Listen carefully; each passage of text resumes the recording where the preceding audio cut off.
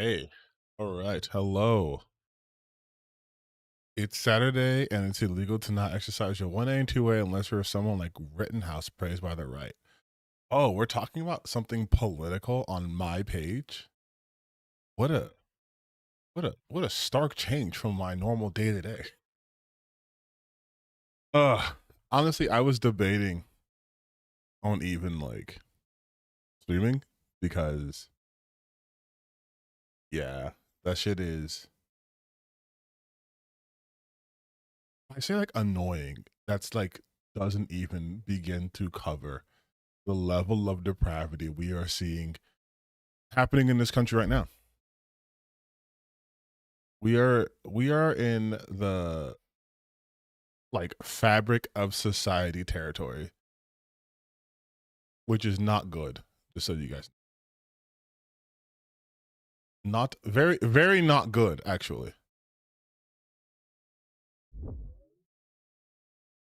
Ugh. But you know, we can push. We can push.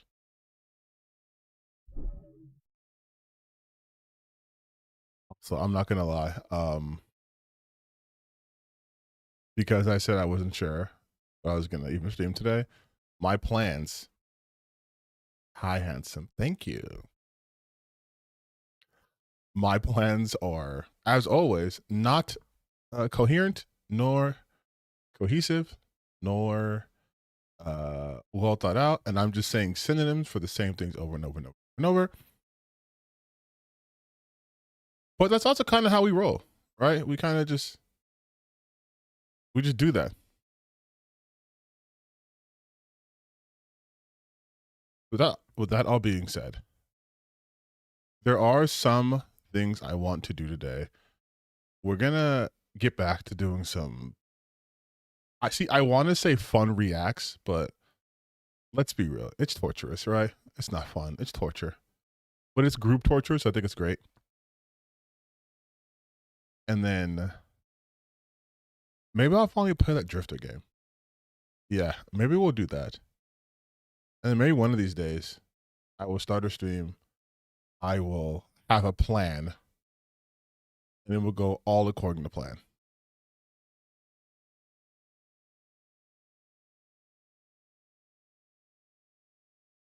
Trauma bonding. Yes, that's what we do here. We trauma bond.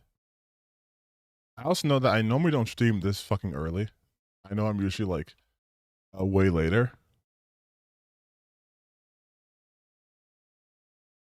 but I like to keep people on their toes. So we don't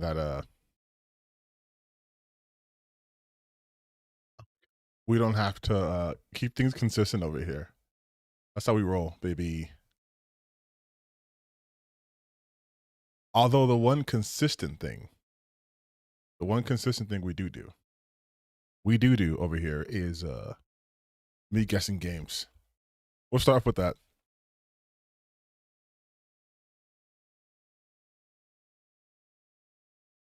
I feel like it's so quiet. Yeah, we'll play some games and then I'll just do some shit that's bothering me and then we'll get into some other stuff. How about that? How about that? How about that? Rest in peace, Alex Renee, all the fire systems. Yes, just so you guys know, I am fully aware of all of this shit, and it makes me indescribably mad. But I feel like if I say things, I will get banned either from YouTube or possibly put in CCOT. So I'm trying to keep calm, but I am very upset at the state of this country.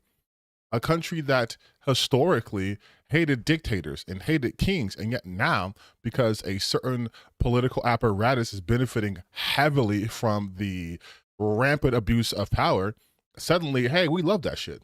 Actually, it went from, oh, what? We want to own our guns. We love our 1A and 2A expression because we get to fight against a tyrannical government from overreaching, to maybe you should just comply. Comply with ICE, an agency that does not have the judicial powers to arrest people. They are not investigators. They cannot be doing what they're doing at all. That is out of their purview. They simply are there to make it very basic, clerical errors. If you've overstayed a visa, ICE can come visit you. But if you're walking around the fucking streets, they can't interrogate you, like, show me your papers. But now they love that shit. Oh, we actually love having no freedoms. We were really mad when our old, mean dictator president was like, we're going to shut down the country because of the pandemic. That was against my rights. I was caged like an animal. Oh, but we're actually caging people like animals? Well, they don't look like me, so it's fine. Oh, one of them did look like me. They shot her in the head. Ah, well, she was a liberal Antifa member. Like, oh, what a fun way to start off the stream. Okay. As you can see, I have, this. Don't want you guys to see my notepad. And if you get that reference, you're terminally online like me. But right now I have the chat box closed because sometimes when I'm editing stuff, let's be real with you guys. Sometimes I give you new things. Sometimes I reheat the nachos, but it gets in the way. So I'm still reading the chat. I'm just seeing emojis right now. But you know what? Fine. I'll put the chat up. I'll put that chat up right here.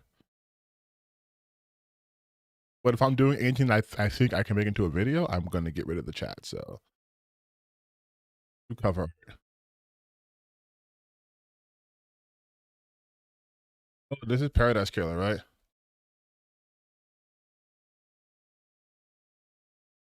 Bitch. Okay. We starting off good this time. Oh, let's see if that momentum carries over. No. Immediately no. Wait, this looks like fake. This looks like cardboard. Wasn't there a game like a not Teardown? Wasn't like a Kirby game? The Kirby's Kirby not Kirby Epic Yarn or something.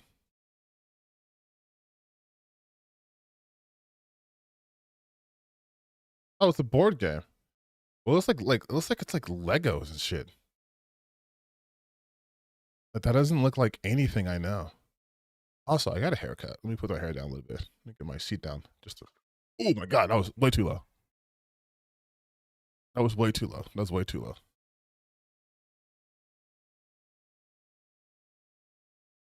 Animal Crossing? Does Animal Crossing have a fucking board game?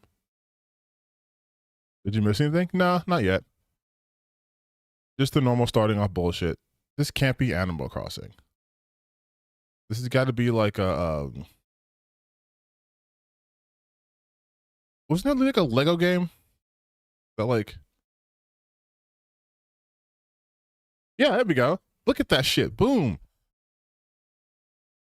Doing it on my own today.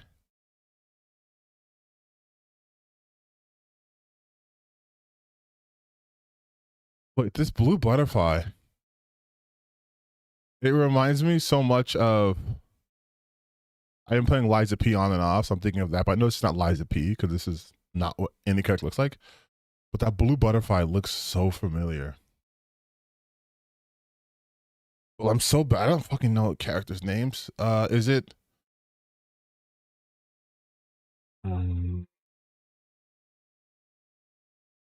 They have some red shit. They have some red shit happening here. They got some red shit going on. The image is so far away, even from my screen. I can't tell what's happening here. Okay, we do like the game. If I do take like Fatal Frame. Okay, whatever. I know it's not, I know it's not that. Wait, what? Oh, is this a little sister?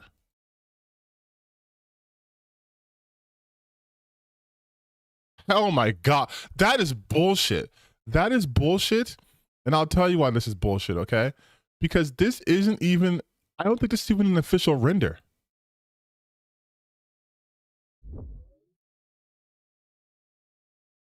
This is a fan art. Bro, that's Bro, that's not even an official render. They try to get me off of fan art. That's crazy. What are the fucking regulations for this? I mean, they didn't get me because I got it, but like, what is the regulation? You can use fan art now?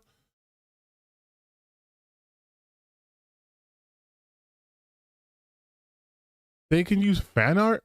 That's crazy. That's crazy. That's crazy. Snow, train, Aurora, desert. What the fuck? Huh? No train. My first thought was Snowpiercer. First thought, not even a video game. Aurora, like Colorado, or like Aurora, like the phenomena. And it says desert train. Oregon Trail has no trains. Desert, Aurora, train, snow. Oh, maybe it's it was just train simulator. Isn't there like a train simulator game? Like a conductor simulator? What this? I swear to God, there was a train one.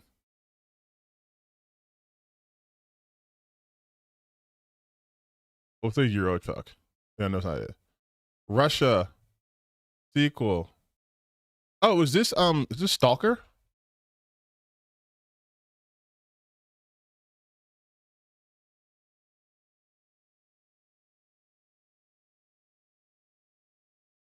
What's that? What's that? It's Metro? That's what I was thinking. Oh my God! Correct franchise and saga, but not the game. uh, Exodus. There we go. I was like, it's either Stalker or Metro. Heroes and Metroid. Exodus. Don't worry, you guys. I got it. I've been thinking this through. All right. You know what? We've been doing so good. We've been doing so good. Let's see if we can get it. Our favorite one, where you just fucking guess a game.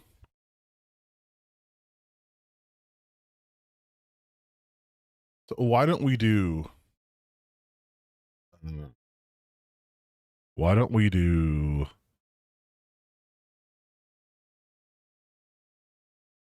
Minecraft Dungeons. Minecraft Dungeons. I'm not starting with Minecraft Dungeons. I'm not 12. I'm more like 13. Oh, let's do game that came out yet. Okay, let's do Silk Song. Silk Song. Okay, so it was last year. That makes it a lot better. It's definitely a multiplayer game. Okay, if it was last year, let's say action fantasy last year.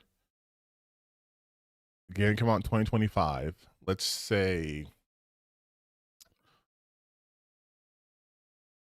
action game 2025. That shouldn't limit things at all.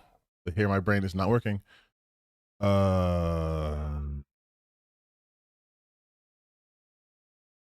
Multiplayer. Yeah, we could do Night Rain.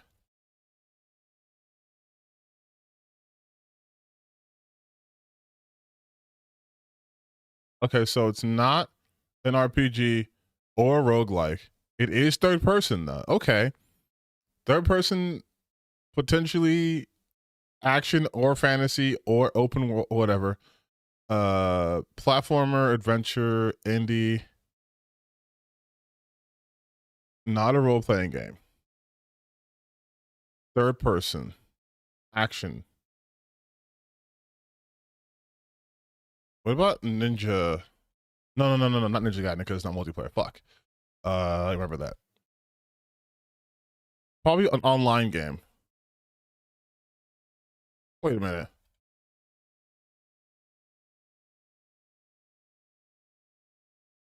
Okay. Nope, not Arc Raiders. I already guessed that before you wrote it. Not a shooter.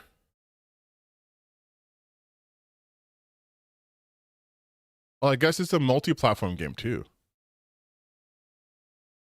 Unreal Engine third person 2025. That is still an action. God damn, dude. What's a multiplayer game? Third person Unreal doesn't help at all, honestly. It's third person. Came out last year. Could be.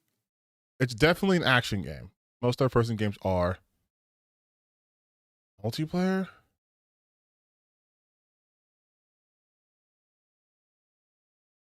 What about Peak?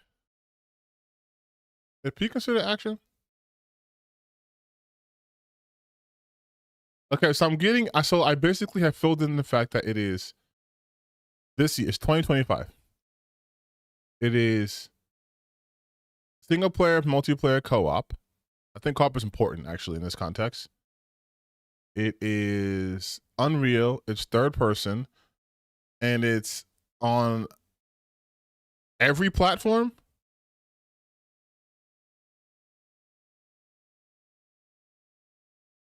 It's on the Switch too. Probably VR also. I don't know if VR game came out last year. No, it can't be VR. VRs aren't third person. Never mind. Shit.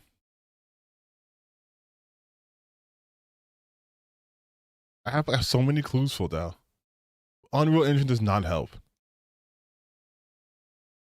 Wait, wait. It's for sure.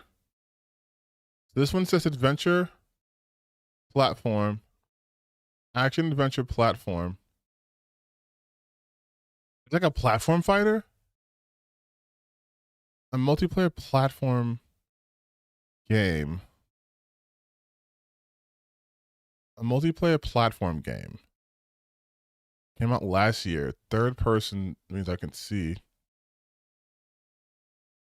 Wu-Chang Fallen Feathers is in fact an RPG. I played it, but it's not multiplayer. You can't do co-op either. I'm trying to think. I don't play many co-op games. That's the problem. I play games mostly by myself. So what if we do? I'm trying to figure out the genre. It has these are the themes. Themes, action. Could be potentially indie. It's the same shit as this one. Platform, adventure. So why not just do a game that I know for a fact is just like one of those things from last year? Which is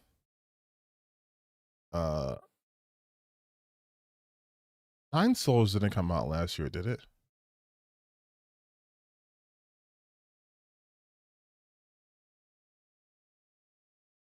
No, it came out year before. Fuck.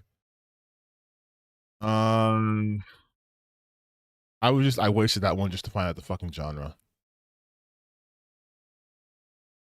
I do think it's like a platform adventure. I think it's a platform adventure.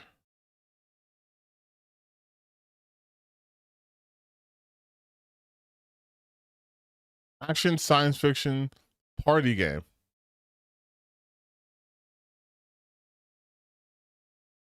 It's a party game? That makes the most sense.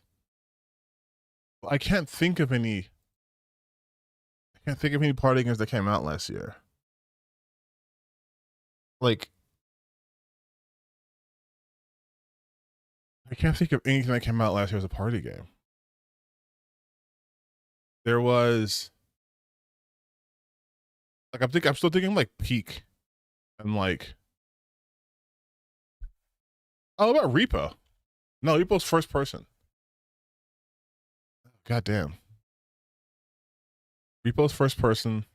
Because now I'm thinking like the friend slop genre, but Repo was first person. That doesn't work. It's not really a party game.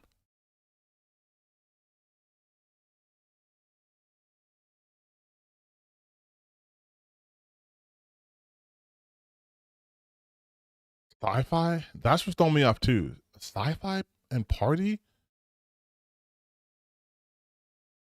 Action sci-fi party game. Split Fiction didn't have multiple. It's not multiplayer. It's just co-op.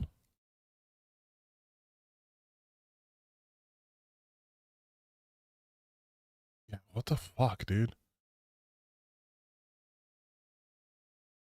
Unreal Engine 2025 multiplayer co-op single player.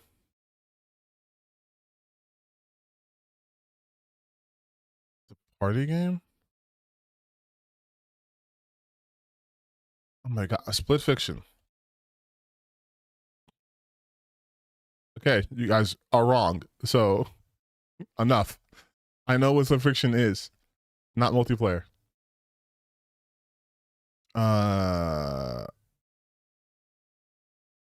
Where Winds Meet is not a sci-fi party game. Oh shit. I need to focus on the genre. That's what I need. The themes don't fucking help. The genre seems to be platforms, adventure platform. At minimum, adventure platform.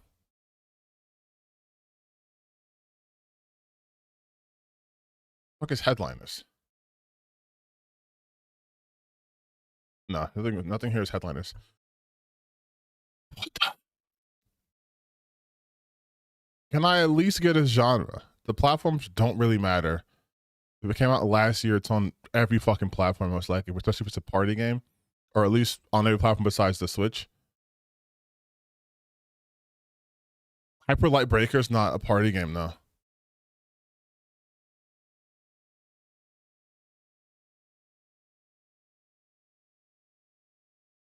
Wait, sci-fi?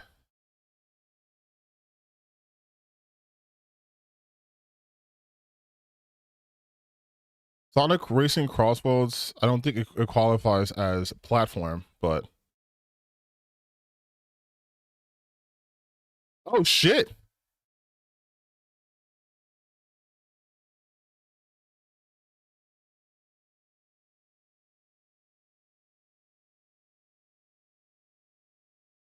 Whoa, Big Jerry always coming through in the clutch. Okay. The genres were this makes sense. I guess adventure, but to be like it's an action, sci-fi, and part those are the themes. The fucking racing game.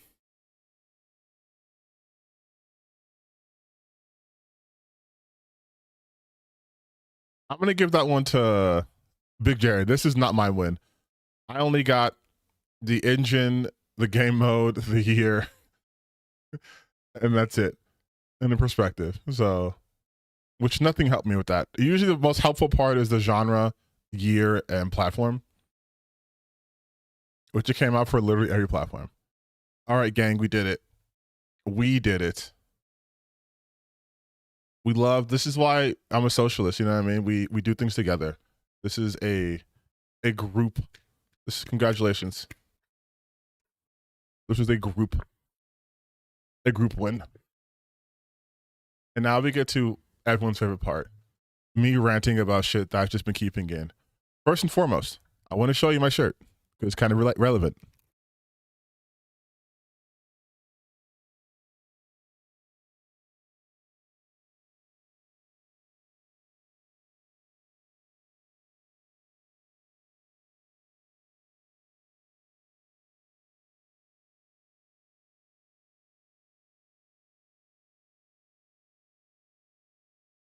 Okay, so that was my shirt. If you didn't see it, I'm wearing a Toji inspired shirt. And the reason I want to talk about that is because I like Jujutsu Kaisen. I do. I like JJK. I like anime. I like a lot of stuff, right? You guys know this about me. What I don't fucking like, though, is the fact that I feel like no matter what space I'm in, I am dealing with the same kind of audience. What audience may that be?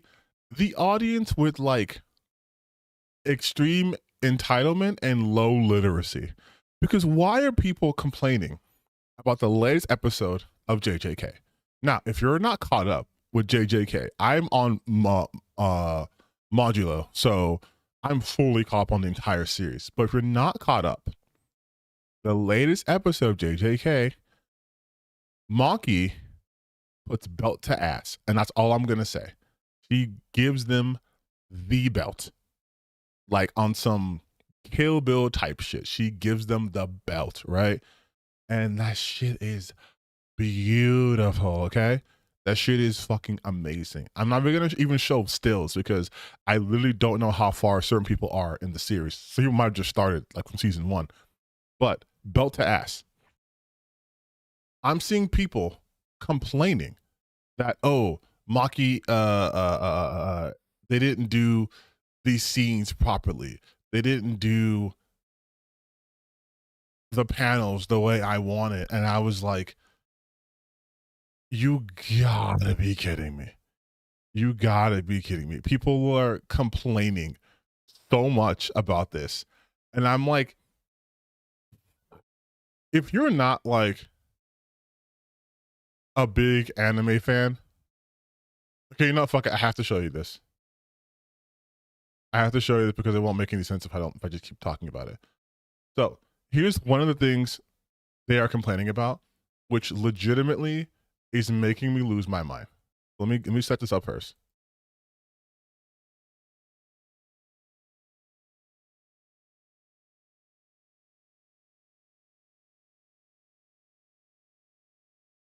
Is there a way I can make this bigger?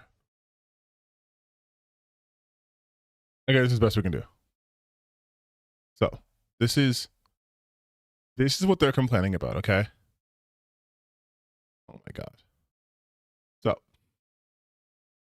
this is the manga panel, right? This is the manga panel. You have Toji and you have Maki. Spoiler alerts, I'm so sorry. I know I lied earlier. But spoiler alerts, yes, Maki basically completes her heavenly restriction. So she has not even a hint of curse energy. She is, for all intents and purposes, from this point going forward, the equivalent to Toji. Whatever she does, Toji could do, right? From a physical standpoint. This is what they saw in the manga. This is what happened in the anime. And what they were saying was that this is bad because this doesn't look exactly like this. And I wanted to taste lead. Do you understand what I'm getting at? I wanted to see what a buckshot felt like up close. Because once again, look. This 2-page could have been adapted better. I want to show the scene, but I don't know if I'm gonna get clapped for like copyright, whatever. But when I tell you, this entire episode was art from a visual standpoint. They're being so creative with their choices. They even like a Kill Bill homage. When I'm telling you, I'm gonna block this part up. I don't want you guys to get spoiled over there. I had that reaction like Speed, okay? But when I tell you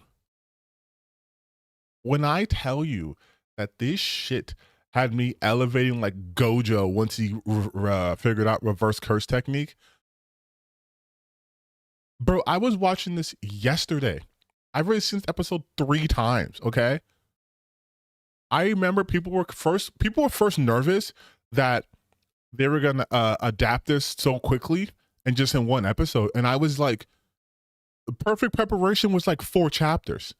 The average anime goes through 2 to 3 chapters, especially because most of those chapters are just fights. You could knock that out. And then speaking of the fight, when she fights against Naoya, people were mad because one of the scenes wasn't exactly frame by frame the same thing. A pink flash. That's just my curse technique hitting you not as hard, otherwise it'd be a black flash. But I'm watching this stream. I don't see anything pink on screen. But when I tell you that these people have such insane expectations and they just, you know what's so funny? They just want a slideshow, which I'm like, if you want a slideshow that looks just like the manga, Go read Record of Ragnarok, okay? There was no animation in there. Or hell, go watch Sakamoto Days. Because the anime, to me personally, doesn't do a lot of the manga scenes justice. Doesn't really elevate anything. And most tries to match it, which always doesn't, it's not always a good idea. What these fans don't understand, right, is that this is a different medium. And I know I'm coming off very pretentious here, but I don't think they understand that this is a different medium. Things are going to flow differently. Like, things are going to flow differently here. Every fight that's happened so far, I would say, has elevated the source material. And then people were even upset that when Yuji fought against Yuta, that Yuji didn't throw the car. I'm like, okay, that was a cool thing, but you got to stop nitpicking on that shit. Like, they gave you so much extra stuff to work on, to chew, and you're mad because this wasn't a side-by-side. Is it not the same information coming through? Does it not invoke the same feeling? Ogi's feeling terror. That's why this version of Toji looks fucking nightmarish, because he's feeling terror that he experienced from Toji, from Maki, his daughter, that he literally threw to be devoured by curses, and she's not dead. In fact, she's very much alive and stronger. And he's like, what's going on, right? Why is he feeling a sensation? That's why I told you, like, here was a bit more like obvious, obviously, because it's a literal side by side. But look at even like Toji's stance. He looks inhuman. Like, that was the vibe that Ogi was getting from Maki. Maki's stance looks relatively similar to this right here, but the way that Toji is looking and like hunched over and looking insane, like, that's what he feels. It's highlighting that, because it's a visual medium. That's the benefit of visual medium. There's no point. There's no point in having the manga being adapted into an anime if it's going to adhere to the same restrictions as the manga. Manga can't do this. Doesn't move. It's stationary. So you have to do it in your head. The artist has to do a good enough job paneling to give you the idea of motion and intensity and all that stuff too. That's why when we look at certain mangas and they have like those intense faces, see if I can do like, first off, let me make sure I don't want to get again clap, but like if we do like for an example,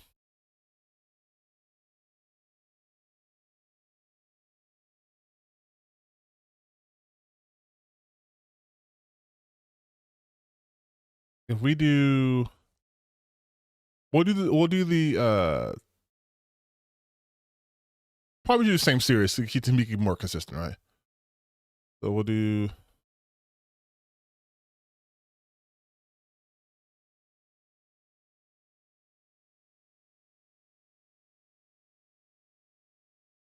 like, look at this, right?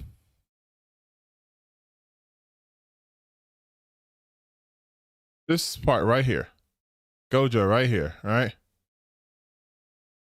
That's cool. If we do Gojo stare, so not that's the oops, spoiler. Right here, right? That's awesome. This is how new hairstyle. Like, it's the same hair, by the way. I just got a drop fade, but thank you. This is how it looked in the manga. This is how it looked in the anime. So when you do stuff in manga, you're going to lose detail. You're going to lose detail. Again, anime looks different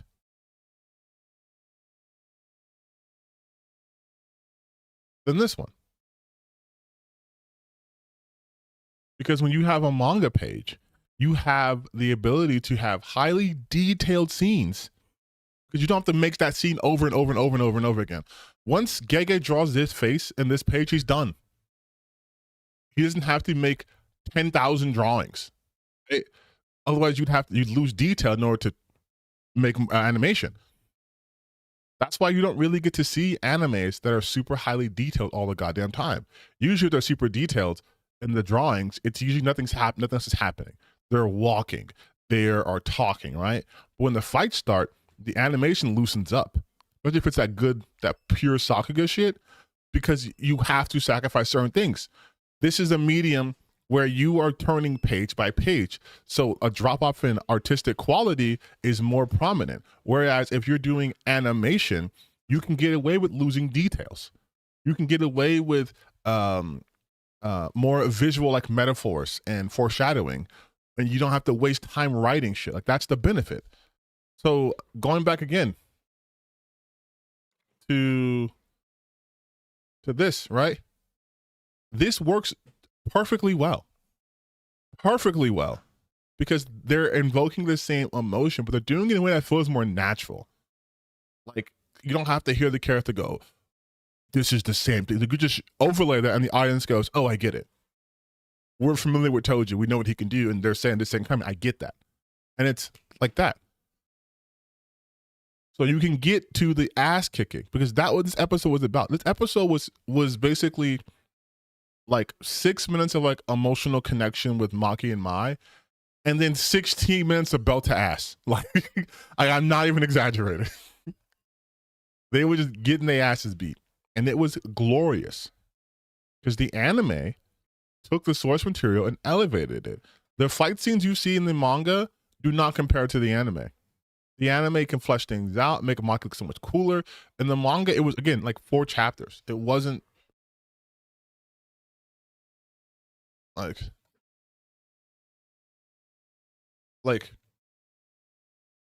this is what you were getting in the manga. Like stuff like this, right? Like this is what you were getting in the manga. Scenes like this.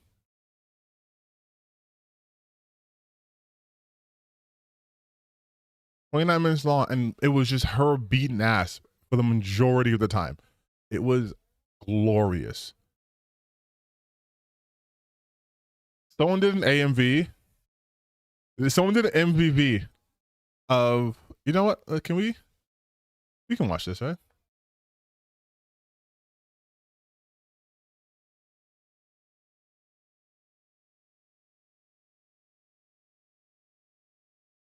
So you'll see.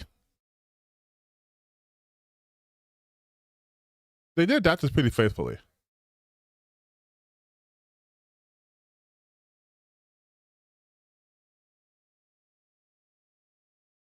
I'll get music, so I don't think I need music. And yeah, they have this scene. And so like here, you don't see much. You get that very quickly. In the anime, that shit was like 5 more minutes. And they basically showed her killing every member of the Hay. Gloriousness. Gloriousness. Jujutsu Kaisen Season 3, Episode 4 is the anime's most cathartic and visually inventive entry yet. Like, yes, like this shit was gas. This shit was pure gas. You guys should watch it, like not right now. Watch it. This shit was gas. Look at her fucking arms, too.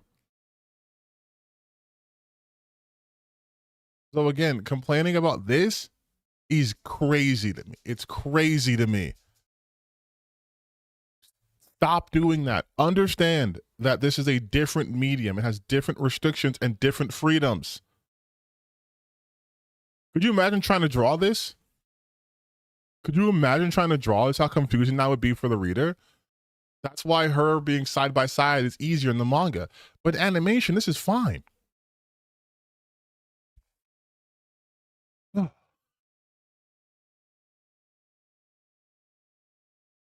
God damn.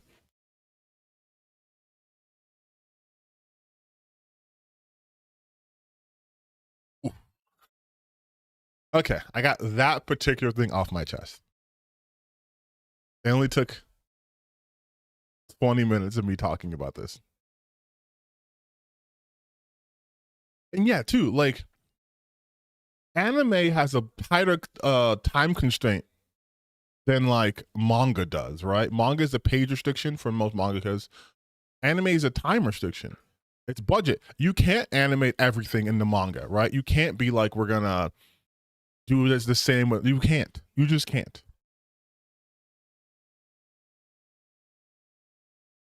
Like there's every anime you've seen where they're like, even the most perfect ones, like, yeah, we have to cut some corners here. But it's fine because it's a cohesive, it's a visual narrative. It's flowing. So you're like, oh, okay. When things are like abrupt in chapters, for example, in mangas, you can feel shorted. I read so much goddamn manga, but there are manga out there, right? There are manga out there where you will be anticipating it and it's 10 chapters. Like, listen, Bleach, love Bleach. Bleach had a lot of chapters where it's like 12 pages and then like one thing happens. But in like the anime, they can stitch those things together to have a much more better flow for the fights, which is like, thank you. 1,000-year Blood War arc. Thank you. Thank you so much. Exactly. This style flows better than them being side by side. It just does. Like, oh. God, maybe we should do like anime videos too. Yeah, maybe we should do anime videos also. But like, I'm just speaking of anime. Speaking of anime though, guess what, baby? They're they're doubling down. They're doubling down. Anaheim. Amazon is doubling down on this shit. Let me make sure once again though that I can show this and not get, because you know how Reddit is. It might be some weird shit. Okay, we're good. We're good. We're good. We're good. We're good. Did I answer your question? Amazon doubles down on AI dubs for anime despite backlash, and I feel like this is a microcosm of what's happening in our society, right? Like, I know, shocking. I'm going to tie this back to the politics of our country, but this is the time that we live in. You have people who are so beholden, so tied to this ideological dogma that technology must always go forward and break things no matter what, because we want to make a profit. That's it. No one wants this. No one wants this. I'm so sorry. This is bright. Can I change this? Oh, thank God. No one wants this.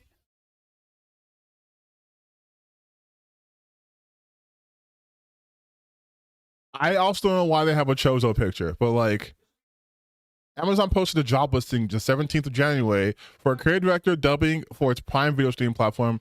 The creative director would join Amazon's localization enablement and accessibility program and would spearhead the creative vision for its AI-enabled dubbing platform. Why?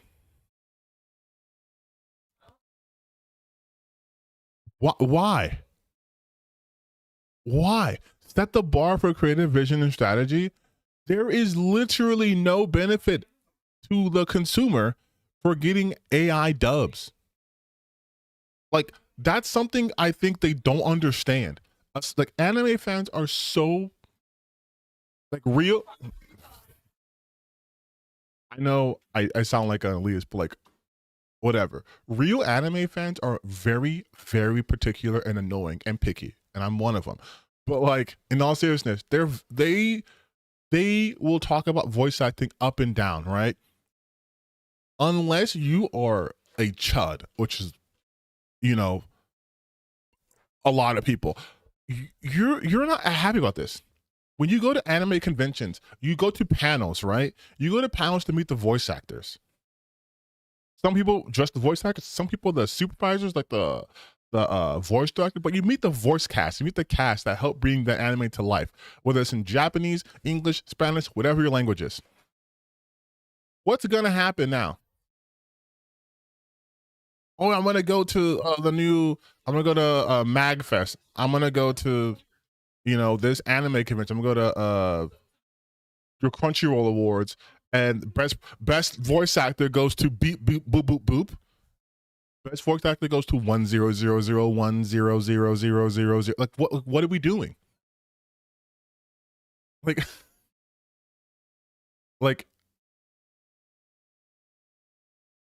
like what is the benefit to AI dubbing? Yeah, you can save money, right? You can churn out slop, which is where we're at, but the product is going to be inferior. Because also, whose voice is it going to be? Because AI doesn't have its own voice. It uses voice samples from other people, and then it either like synthesizes that, right, or it just copies their voice. But like again, I failed to see the draw.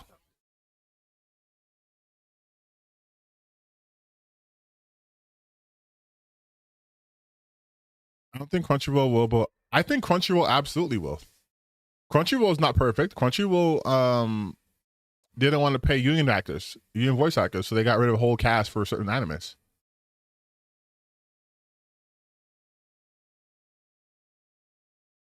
Oh, that's what happened, right? They got Crunchyroll operates using non-union. Like Crunchyroll's not great. Crunchyroll would absolutely fucking use AI. You kidding? But with this, I'm just like look, Amazon is joined by several streamers versus AI localization. Crunchyroll, Disney, Netflix. They're expanding AI to subtitles. Again, all of this is fucking awful.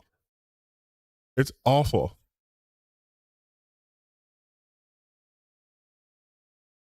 It's and it's like, okay, let's say you are the animated fan, just like, I just want anime. I don't care what the quality is. Just give it to me. My eyeballs need to watch something, which would explain all the isekai, am I right? But let's say that's you. You're willing to have computers doing the subtitling, which are prone to make errors. You're willing to have computers do the voice acting. What are you watching the anime for? Hey, listen, we're all trash here. I'm shonen trash. I was actually talking to Crimes New Roman way before streaming, and we were venting about the current state of some animes. So I'm with you on this. But if you're the guy who just like, I just want to watch anime, what are you getting out of this?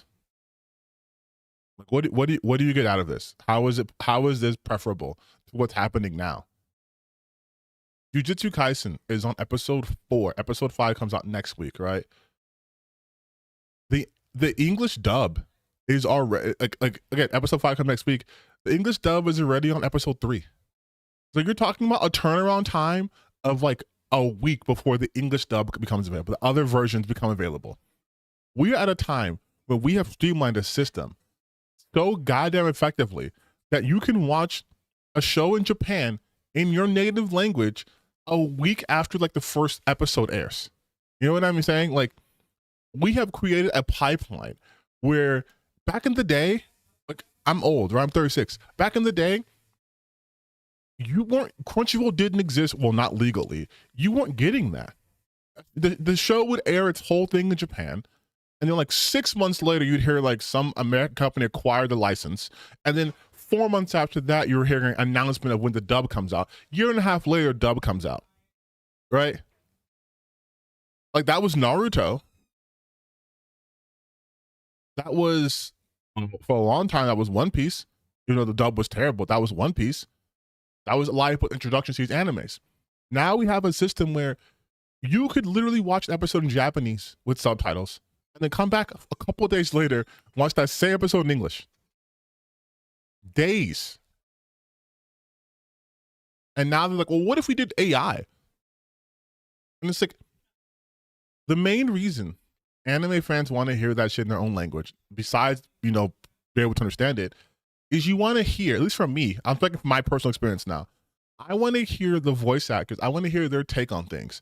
I want to hear how they pronounce certain lines or how they read certain lines. I want to be like, okay, they decided that, like, I don't know, this character should be voiced by Troy Baker, right? Grease should be voiced by Troy Baker. And it's like, I wonder what he puts into his voice to make him sound like this character that I have in my head. That's the fun part for me. Like, oh, they kind of voice match the Japanese and English. Oh, wow, they went in completely different directions, but I understand because in Japanese, this character is supposed to become arrogant, right? Sound arrogant. So in English, we associate arrogance with like a certain cadence and, you know, a certain calmness in the voice. So I understand that. I'm like, okay, that's a cool choice they picked, right? The robot's not going to do that. The robot's not going to understand the character. It's not going to match the character's emotions to what's happening. It's not going to do that. It doesn't understand the certain inflections. It doesn't understand when its voice should break. It doesn't understand when it should have like a quiet rage or, you know, a burning hatred or anything like that. Because those are human emotions. Voice actors act through their voice. AI can't act. I know I say some actors can't act, but like AI literally can't act.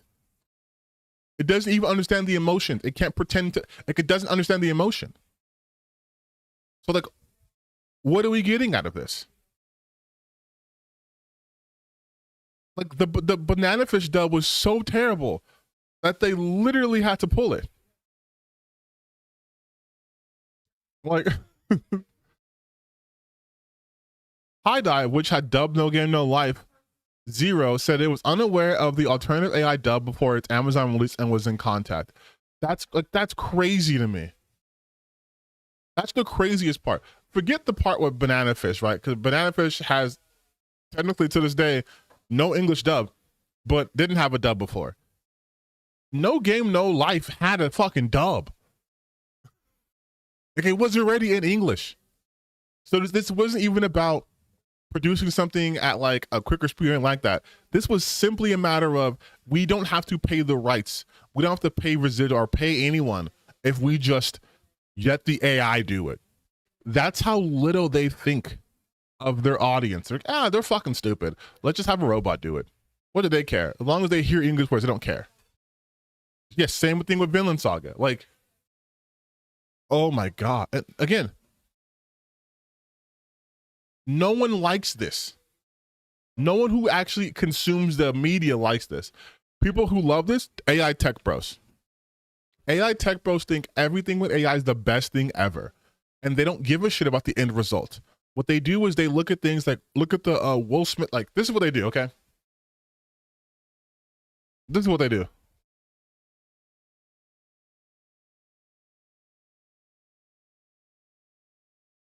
This is how they view shit. They go, look at how he used to eat spaghetti. And now look at how he eats spaghetti. Isn't that awesome? Look how Will Smith used to eat his spaghetti as AI. And now look at Will Smith eating spaghetti as AI. Isn't that awesome and cool? Isn't that great? Doesn't this make you want to use AI to make people eat spaghetti? Doesn't this make you want to use AI for videos?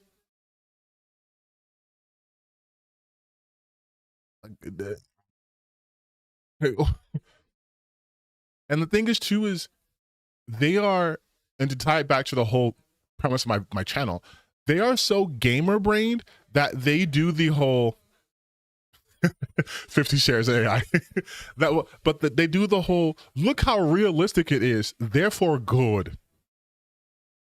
Look how realistic this video game looks, therefore it's a good game. Look, this looks like Will Smith, therefore we have shown our value. We have validated our own existence. These video games look amazing now because look. It's like when they do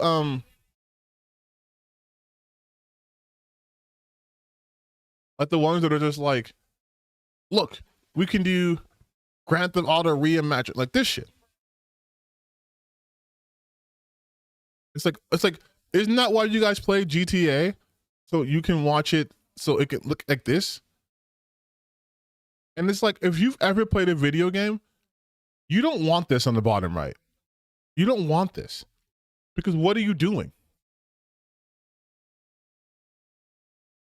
It's, oh, it's hyper realistic. And Like, what does this do for the game? What does this do? Does this make it better?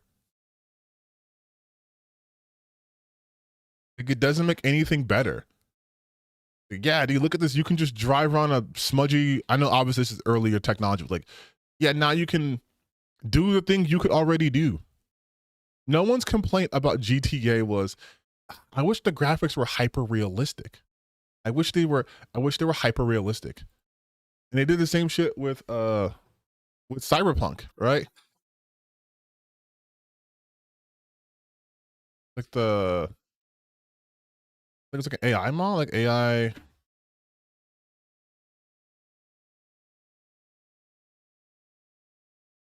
No, not AI. Sorry, it was Cyberpunk realistic graphics, and I'm like, this gets rid of all of the visual identity of Cyberpunk. What game is this? Is this fucking Forza? Like, is this? This is not Cyberpunk. Oh yeah, it's photorealistic. Yes, because most of your computers can handle that. Most of your GPUs you guys have right now can handle this. And it's like, this looks drab and boring. This is not the aesthetic they're going for. Art direction. You've heard me talking about this for a couple of videos now, but really for a while. Art direction is important. Otherwise, everything gets homogenized into this. I literally could not tell you what game this is. Like, just looking at it, I could not tell you what game this is. And I know people are allowed to have their preferences, but what game is this? What game is this? What about this makes this better? 8K real life graphics mod? Mind you, this is what Cyberpunk looks like.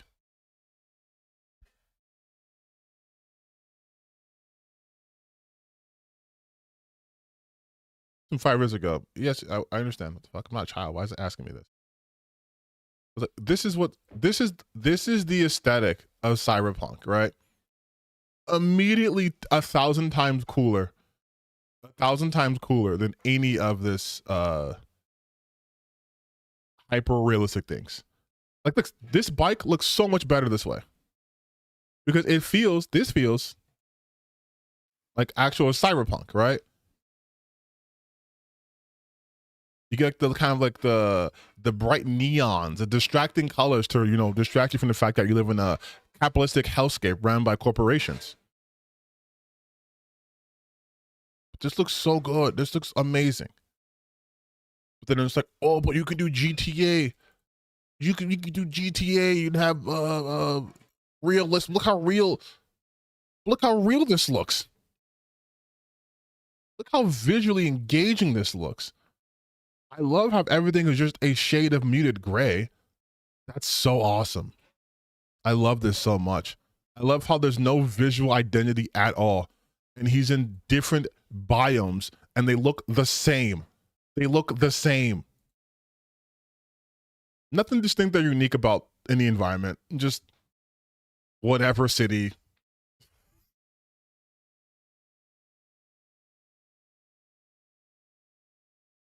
not even a realism of graphics thing. It's a readability thing. Exactly. That's what I'm saying. Like, these are video games. You have to make concessions. Readability is important.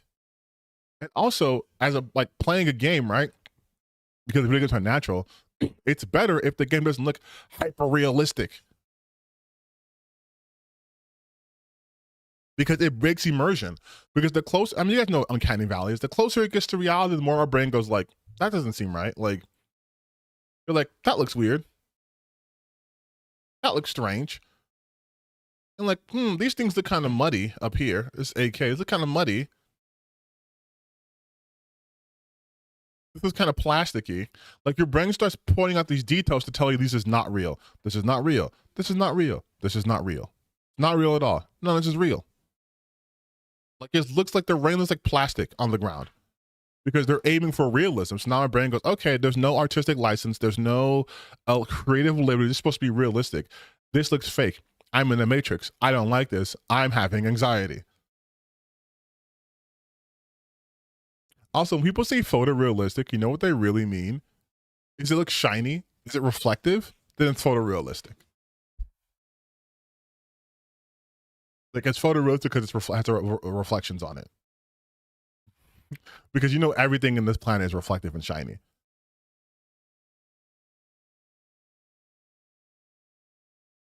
You know what? This actually brings me. Yeah, I'm saying the uncanny valley is what messes it up. When games aren't trying to be like that, you can just enjoy it being a game.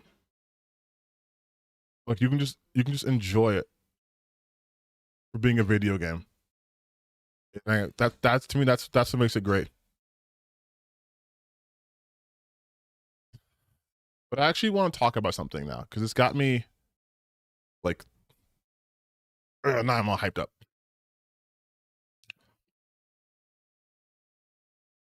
So a couple of days ago, I made a video talking about what a certain developer, they have developers on Knight's Path, that their tactic seems very bad to me of their advertising for the game, right? And one of the criticisms that I saw that I highlighted in the video, which side note, if you guys, whenever you're watching this, whatever, if you guys have seen my post, my community post asking about, do you guys actually watch the videos? I'm going to show you exactly why I asked that question, because I have been getting what I can only describe as like, I guess, bot comments repeatedly on this video. And I'm just like, I put this in the video. This is in the video. I promise you it's in the video.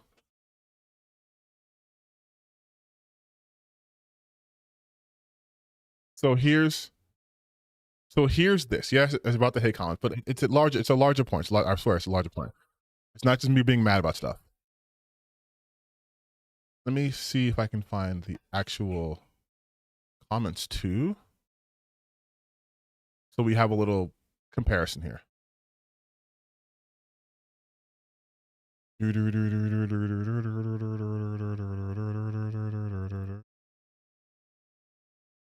I just want to get to one of them, because this is basically indicative of everything else.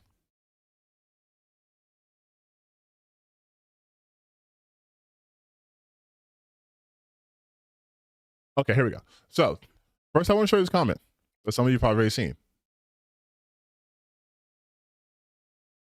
This is about this video, which I'll briefly play. Make sure it's not muted. The comment to this video where I'm talking about, I can go to the exact time where I mentioned it, by the way, and I'll play it for you guys. So we'll go here. This is them. This is the video, right? You see this visually. You see it, right? You're looking at it.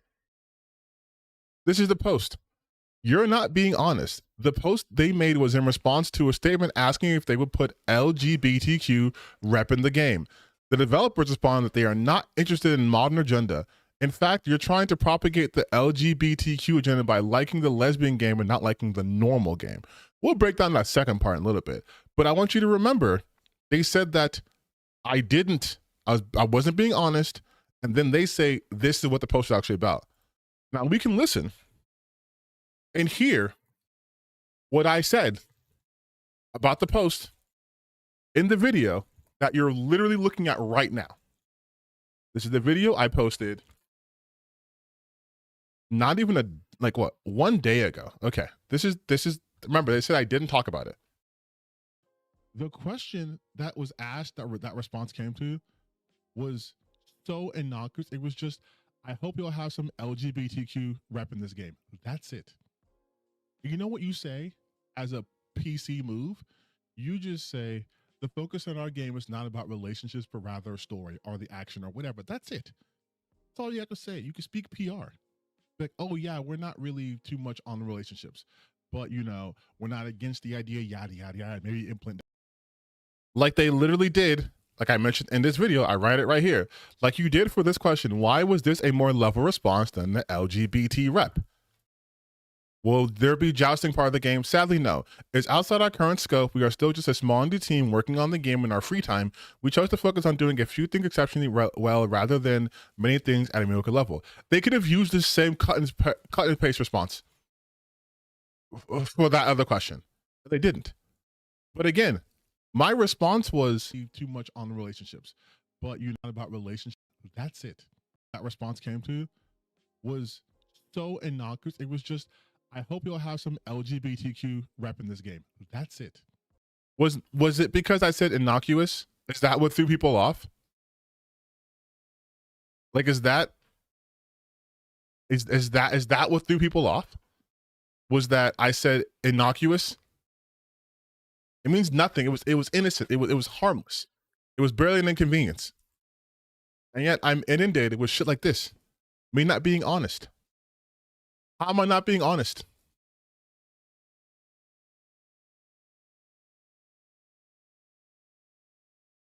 And I had another comment where people were like, they're forcing it. They're forcing, you're ignoring the fact that they're forcing. I'm like by asking, by saying, I hope you'll have some LGBTQ rep in the game is not forcing. It's not demanding. It's not even asking. It's them making a statement. They are declaring that they hope it's in the game. Like, you could use that about anything. If I said, again, man, I hope you guys, you know, are able to have a good night. And now, am I now telling you better have a good night or else? Am I putting a gun to your head? I hope you guys enjoy my videos. Am I telling you now you better enjoy it? It's like, that's idiotic. So how was this? And then their response is, we care about gaming and fun, not modern agendas. What in what world is that a valid response to anything? Because now you're saying is not only is someone's sexuality an agenda, but it's not fun. What? What are we talking about? What are we talking about? Oh, you guys, it's not. We're focused on fun. We're focused on fun. I'm like, okay, cool. And if you get to see my other videos, you know that fun isn't this universal concept. So what if fun is playing as a gay person? Like, and then this guy just coming here saying that by liking the lesbian game and not the normal game. And not the normal game. And this is, now I'm gonna kind of go big face for this. This is something that I truly hate, okay? I grew up in the 90s. I'm an old man. I grew up in the 90s, which means I had things like, I grew up like watching Barney, Power Rangers, Spider-Man animated series, Batman animated series, lots of superhero stuff, lots of stuff about moralities, right? Captain Planet. Like, and what I learned growing up and what I've held on to is the belief that people are not inherently inferior or superior based off of, you know, race, religion, sexuality, any of those things, right? It doesn't make people immune to certain negative characteristics. It doesn't make people more prone to do bad things. Those things are external. It's, you know, usually your environment, your financial situation, all those things play into fact, right? So being like homophobic, transphobic, it just never made sense to me. It was never in my purview. But to see people say, I'm liking the wrong game, I'm not liking the normal game, is so infuriating because once again, we are kowtowing to the lowest common denominator of people. We used to play video games not because it's realistic or reflecting my worldview, but because you found it interesting, right? That's how shit works. You find things interesting, and then through that interest, you might discover other things. You might have been a really big fan of Kojima games growing up. You might have loved Metal Gear. You, prior to that, probably had no idea about political conflicts, geopolitical maneuvers, like private militarization. You had no idea about that, but you played the game and you liked the game. But then those ideas started to permeate your brain, and you started looking at things through a different lens, and you're like, oh shit, now I have typically a deeper appreciation for what this person was doing, because they were able to introduce me to so many topics in a way that I both understood and enjoyed. We used to not be afraid of learning about other people, other walks of life, other experiences. That was the draw. That was the draw. Guess what? I am not a British woman with dual pistols, but I can still play Lara Croft, unless it's the original one, because I didn't really do too good in that. I had a whole video on it, but I can do that. I can experience that. Guess what? I wasn't bitten by a radioactive spider, but I can still play those games. If you want to take it more realistic, right? I have never been alive during the BC times. So playing a game like Civilization is interesting. Oh, this is how this shit worked, right? I'm not a soldier, but I'll play Call of Duty from time to time. Like, we would play these games because they interest you. And then the genre, right, would typically teach you certain things, even if you're not internalizing it.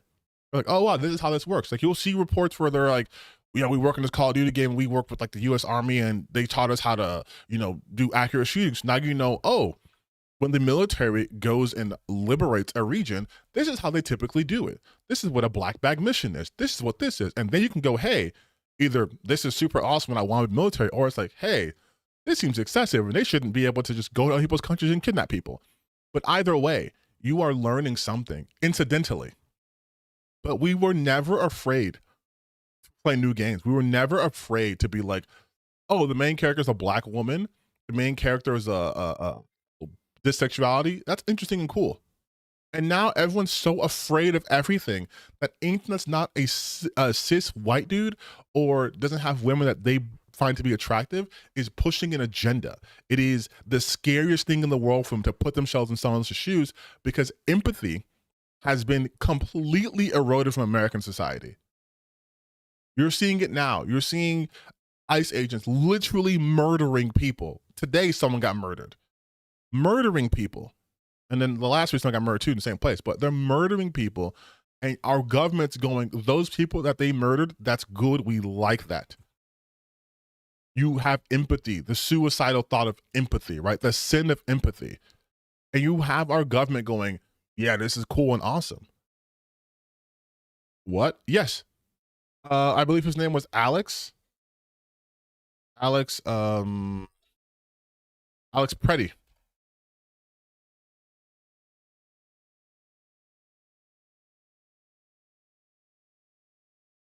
Alex Preddy, ICE, you know, is fatally shot by federal officer. By federal officer, they mean ICE agent. And just to hear what they're saying, here's Pete Hegseth. Instant smear campaign. That's what they do. They smear these people. They don't want. Come on. I remember last video. Come on, dude. All right, fine. Here. I'll have to go on Twitter. So give me a second. But yes, this is what they do. Because we are living in an age where empathy is bad.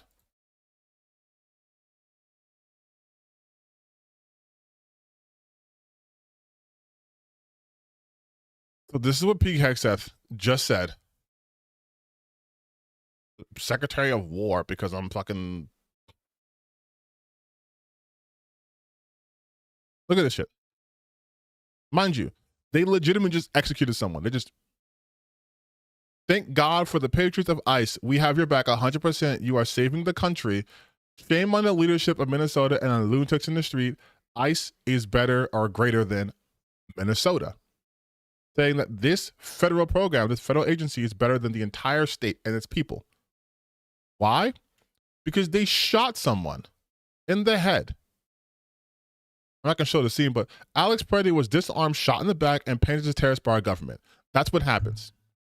And people are going, basically, yeah, based. It is, if we want to make it simpler, we are living in like the Asmongold-ification of our government, where everything response is yeah based, because everything is scary to me and different, and I don't like different.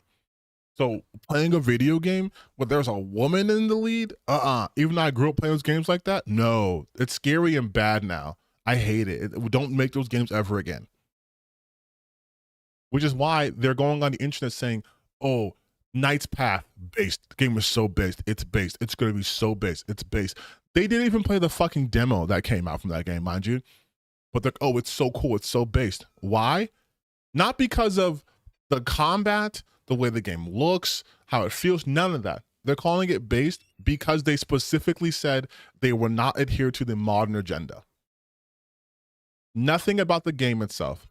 Then you had Ex Voto, which is coming out in March, which has game trailers, which has story trailers, and you have fucking losers going like, oh, actually, this sucks because this looks like a little, a 13-year-old boy, which I'm just like, it's fucking insane to say that, but like, looks like a little boy.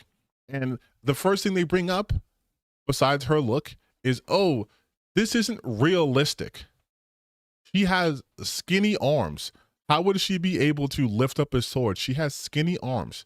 And I'm like, you guys only bring up realism as a gotcha.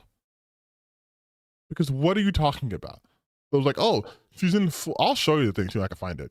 They're like, oh, she's in full plate. How would that be, here we go. How would that be realistic? Mind you, it's the sim bro. If you guys remember, I debunked one of his videos, and I absolutely ratioed him. His video, his little post, 100,000 views, 1,000 likes, saying 7,000 views, 5,000 likes. So I feel like, and I mentioned that video, if you're gonna go off Twitter stuff, maybe my opinion is better. But this was his complaint. Bro, what are these? Chick who looks like a 13-year-old shredding full-grown plate armor motherfuckers in 1v combat doesn't even try presenting it like Plague Tale or Fantasy. Also swinging a sword like a fucking stick. English accents in Italy. Probably a lesbian too. Like, it's like, this is your complaint. This is the complaint of someone who is so incurious, who has no background in literally anything, that they can immediately spot like a Joan of Arc type of character. Like, they're so incurious, they don't look at this haircut and go, this is like the haircuts that they give to friars. I wonder if this game is religious. I wonder if this person is some sort of like religious sect. The game's called Ex Voto. What does Ex Voto mean? And which, guess what? I mentioned that in my video that apparently people didn't watch, but then saw because whatever. But I looked up, because I'm not knowledgeable on everything, so I looked shit up. I looked up what Ex Voto meant, which is why I put it in this video.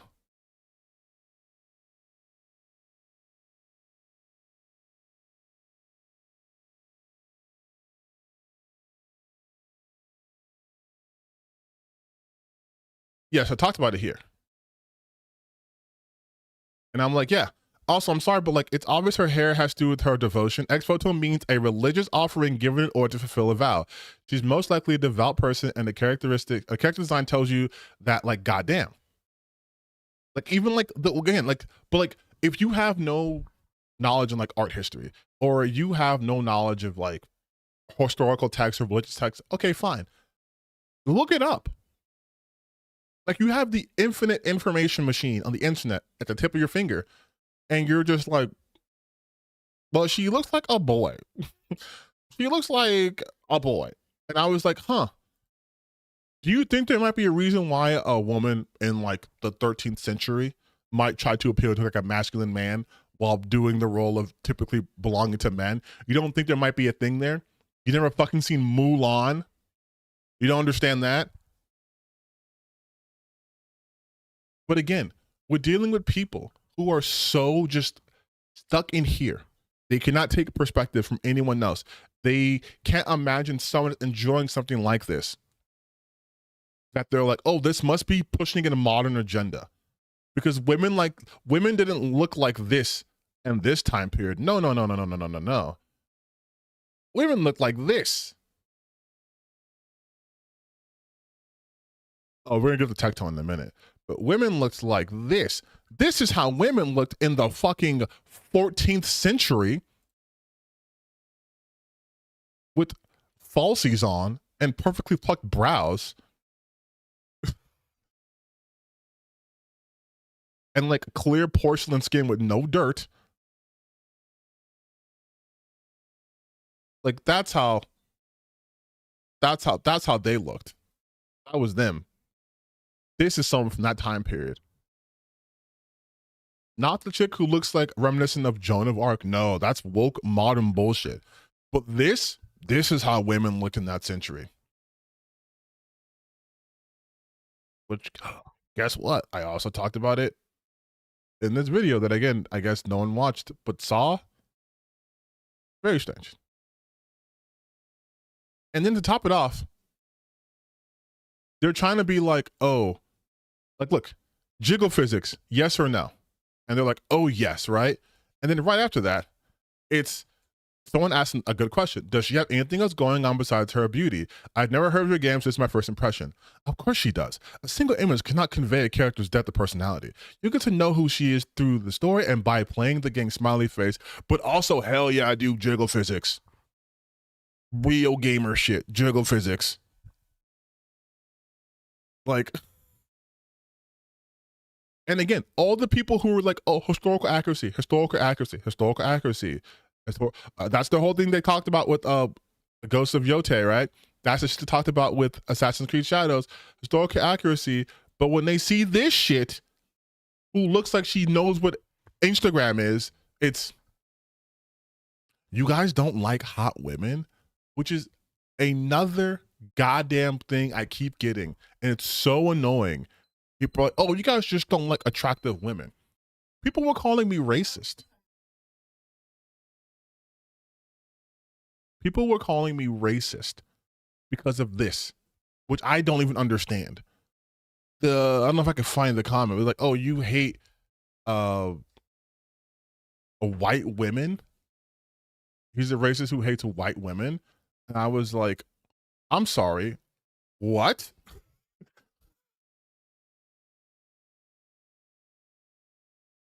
Like, they're like, oh, you hate white women. And I'm like, what are we talking about? How did we get there?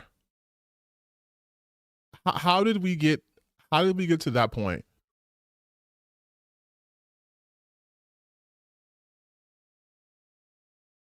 And because some of these comments are, I'll make sure these comments are.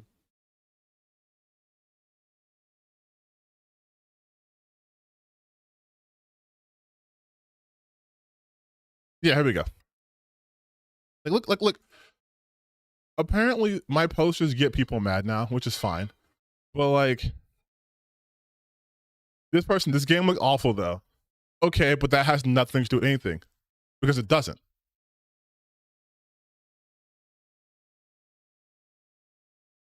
See, it's just a Jean d'Arc game. Yeah, but they don't know history. Looks like Wolf from Stranger Things. Okay, dude. Random guitar solo. How does it feel to be a perpetual corporate bootlicker? What? How am I being a bootlicker by saying that these grifters don't think for themselves? I'm a tourist. While this guy is interested in this game, it means he has to be a grifter. Oh, break your fingers and take a walk. Thank God Knight's Path exists. These people were never going to play this game, mind you. And of course, racism. Has he ever proven to have a different opinion besides this? I'm King Grifter. My favorite thing, by the way, is people just say the thing I say. It's that I'm not me. You.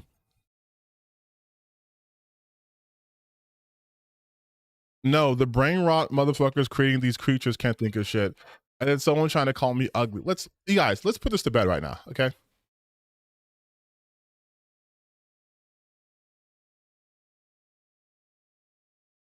Where?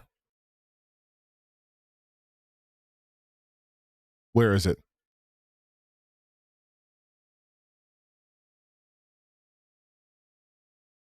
When you try to come from my looks, that's when I know you're delusional. But yeah, someone was like, "Oh, you're racist." And I was like, "Okay, I'm racist even though I'm also the same person who made a video defending Lara Croft, who guess what is a white woman, who guess what is a pretty white girl, right? Because it is Sophie Turner. Sophie Turner is an attractive woman. I can admit that because I'm not fucking blind. And they're like, oh, wait a minute. Like, you guys saw the video. You saw me talking about, so recent. Like, you saw this. First look at Lara Croft for my Lara Croft video in which I defend Sophie Turner. To which I literally say, I'm like, this is what they're complaining about. Like, I actually show Sophie Turner, don't I?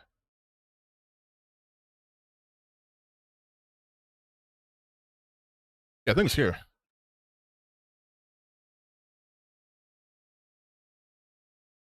For that 1% of losers who are very vocal on the internet, this is the end all be all of a show they absolutely weren't going to watch. Like, they weren't going to watch this. And you know that. We know they weren't going to watch this. Hold on, me. Do you have shut up for a second?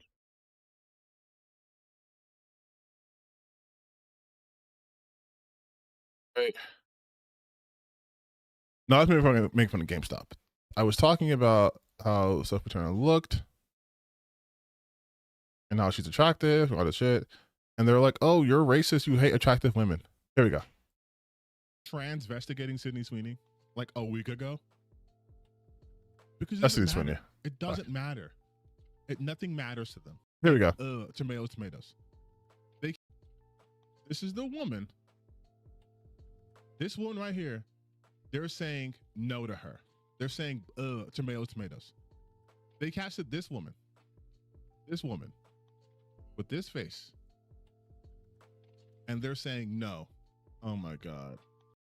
Like, I am consistent. These motherfuckers aren't. So everything they say, it's nonsense. I'm a grifter now. I'm racist against white people. I don't like attractive people. That has never, ever been the case. No one has ever said, we don't want attractive people in games. No one says that. But these guys have no argument. So they break things down like, oh, you're just mad because she's not ugly. Because she's not ugly like you. And I'm like, again, bitch, where am I ugly? But also, that is the dumbest argument for anyone to make. Because no one's contesting that. You don't have anything of worth or value to say. So your response is, you guys just hate her because she's ugly. You guys just want ugly people in video games. And I'm like, if we wanted ugly people in video games, we'd face scan your bitch asses, okay? That's not what this is about. What this is about, though, is you can't just have people who look attractive in games and be like, we're done. We're done. Otherwise, like I've always been saying, if this was the truth, if having attractive people in anything was a guaranteed hit, that's everyone's going to buy it, then those games, all the porn games, would be making $1 trillion. Code Violet would be beating the shit out of games like Elden Ring in terms of like sales and overall revenue. The First Descendant would be the most popular free-to-play game of all time. But people don't understand. Yes, attractiveness is subjective. And you want to talk about me being consistent. I have a video on this from over a year ago. Talking about this shit. And people were mad. This is during the height. Of the Sweet Baby Inc. shit, right? And people got mad at me for this. Hi, it's me. Your girlfriend.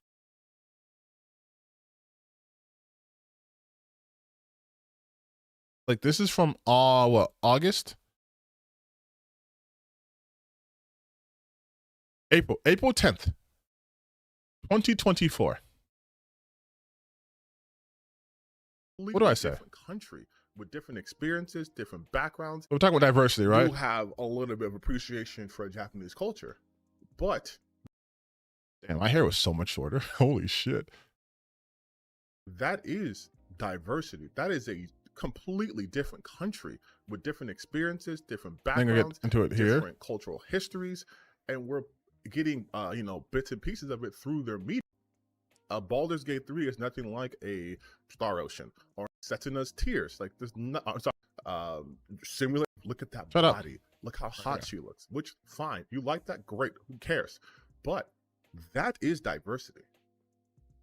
Diversity of body types is equally as valid. Which is why it's so strange when people get so mad about diversity. Because what you really mean is you don't want diversity, right? You want one particular type of game allowed. You want one particular type of body type, one particular type of gender or race or expression. If there's room for Eve, then there's also room for Abby. That's basically, that's like the whole summation of this. That's my point, right? And you see shit like this. Like, these guys were mad about Aloy, which it's so weird, but they're mad about her because they don't think she's hot. And it's like, if she doesn't appeal to your sensibilities, then simply do not play the game. Go play more games from Korean developers. They tend to have more of like the Stellar Blade-esque type, right? Go play Magna Carta from the same character designer for Stellar Blade. Like, go do all those things. Play those games. But to be upset that, again, in a wide breadth of genres, that this particular genre has diversity in it and you don't agree with it is wild to me. Like, what does it take away, right? Okay, you gotta watch the whole video. You can do it your own time. Why am I acting like I'm annoyed, like someone forced me to bring this video up? But yes, I've had the same point. Posted it April 10th, 2024. Had a bunch of losers in my comments mad at me. I listened to 11 minutes. You don't even know the argument of the issue. If you're trying to de-escalate, I applaud attempt, but this video is white noise. No, that's... Oh, shit. Thank you, Nick Critic, for the subscription. Thanks for the sub. Why did I say subscription? You're not paying for me. Whatever. Thank you for joining. But, yeah, people were like...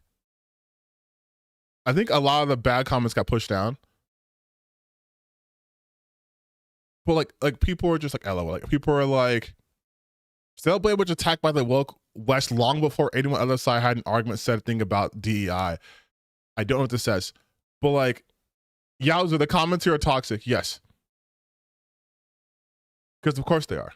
But people were going insane at me for having this talking point a year ago, and we're still dealing with this today. Sorry, not a year ago. We're almost 2 years. 2024. So this April will be 2 years that I put this video up. And we're still having the same conversation. But I have been consistent. I have never once said that Eve as a character from Stellar Blade was terrible or bad or anything like that. What I've always maintained is that you can have different body types and that just being attractive is not enough.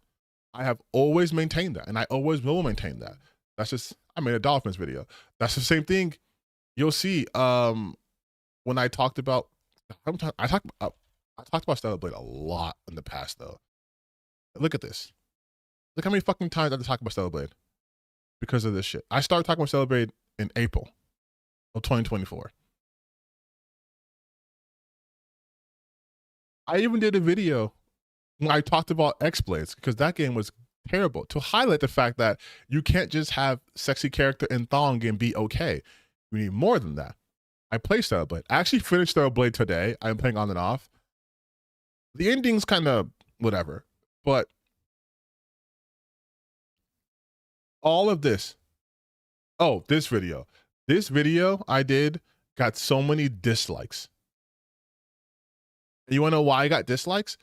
Because I said there is a difference in the sexiness and way it's presented between Hades and Stellar Blade.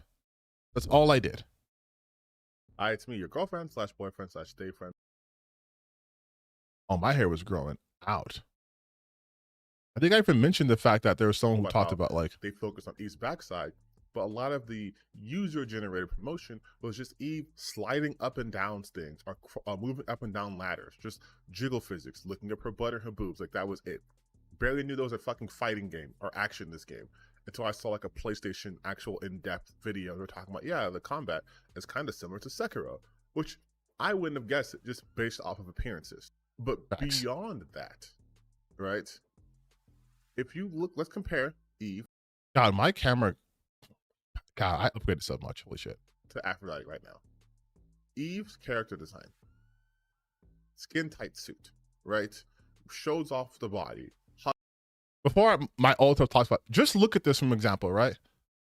Game journals praising design on the left while simultaneously bashing the one on the right. No one was bashing the one on the right. But again, these people take any critique of a thing that they find as sexy or entertaining or hot or whatever as everyone hates you and they hate that thing because you like it, and we hate when people enjoy things. And there's like, no, dude, have been inundated. Again, I grew up in the 90s. We've seen skin tight shit all the time. We've seen sexy women all the time. It's not just one type of thing that's sexy though. And that's what people understand. This person right here, Gen Z, amazing artist. She's the artist of the Hades games. She does a remarkable job of modernizing the classical like Greek like paintings and imagery, right? And back in that time period, the beauty was considered more of like things about like striking features, right? Like still to this day, like, supermodels have striking features, right? But these guys are gooners, so they just see titties and tights, they like it, but then they hated Hades. They were so mad about the Hades art because it wasn't like horny inducing, even though Hades is way more horny. The waist snatched, everything, right? That was made with the express purpose of appealing to the audience, which sounds dumb to say, but well, of course we want hot girls. Let me finish. But as far as it goes within the game, it adds nothing to the actual characterization of Eve, right? Because Eve isn't this character, at least from what we've seen. Maybe later on in the game she becomes that, but from what we've seen in the game, she isn't like a Bayonetta, or even like a 2B or a Lara Croft, where they are aware of their sexiness, they play into it. She doesn't even have like idle animations that like, you know, have her stretching or talking to the player or anything like that. But then you look at like something like Bayonetta, where Bayo is clearly actively like that was, and that was killing them and then striking a pose and winking at the camera. And so for her to be built the way that she's built and look the way that she looks, it doesn't play anything to her character. And if we compare it to other characters in the series we've seen so far, there's some, I guess, conclusions one could draw, right? Like if you look at what's her name? I was gonna see if I was right about this because I just played the game. I just finished the game today, so it's fresh in my mind. Compared to Eve, look at color scheme. Eve has like predominantly, she's wearing like that kind of like silverish white green outfit, right? Whereas Taki's wearing black and gold. So you already have the visual contrast of black to white. You also have the fact that Taki's outfit looks more, I would say, more tactical. Like it looks like it might belong to a uniform group, like a unit, whereas Eve's doesn't. So Eve's the main character. She might be different. Maybe she's not clad in black because she is not as nihilistic or as myopic as Taki might be. And maybe, who knows, Taki might be the in-game bad person. Might be like, oh, she was the bad person all along. Who knows? But again, from a visual standpoint, like body-wise, they have similar body types, but they don't play into what their bodies look like, if that makes any sense. Like, you don't get a sense of like, oh, this is a no-nonsense leader, or she's a naive whatever, because they're just built to be like, they are supposed to appeal to a certain... I would say my assessment for the most part was correct. Muscular, whereas Aphrodite is not, because one is built for retribution combat. She has a shield. In the same way that Nemesis, looking like that she looks, makes sense. Nemesis is the goddess of retribution. She has armor on. She has a shield. She has a sword. She is muscular, whereas Aphrodite is not, because one is built for retribution combat, the other isn't. You have Artemis, who looks childlike, but chronologically, like, Artemis is a younger god, like in Greek mythology, her and Apollo. So like, and then you have Virgil, who looks like he came from like the 16th century, looks like a fucking Interview with the Vampire, like, but that's his personality. He's very reserved. He is more action than words, right? He doesn't need to be brave and all talk out of bravado, but what he is with Dante, it comes out of him, because Dante brings that out of him. But as far as visually it goes, if you were to look at Dante and look at Virgil, you could pretty much surmise their personalities, especially in comparison. Red, blue, right? Okay. But yes, like that was always my point. I've been saying this shit for years. I can literally tell you that I've been saying this shit for years. But yet every time it's the same rebuttal. It's you just don't like sexy women. You just don't like women that are hot. You think hotness is bad. You think hotness is bad. And it's like, no, I don't. The problem is, and it's kind of like my other video when I was talking about people not hating correctly, you guys don't actually like things that are sexy because you think everything sexy is just whatever gets me hard, whatever gets me horny. That is one dimension of it. Like there is so much that goes into these things. That's why you can see a naked body, like an artistic painting of a naked person, right? And not have any sort of sexual reaction to that because they're not doing anything to be like, oh, this is sexy, right? Like you've seen classic Greek paintings or even like sculptures. You're not getting a boner because you saw like Michelangelo or because you saw the birth of Venus, right? Because that's not what's supposed to evoke. And like the older you get, you should have more refined taste. But these guys just see bouncing jiggle physics like, hell yeah, what a wonderful game. The game is so awesome. Look at these bouncing titties, you guys. That means the game's awesome.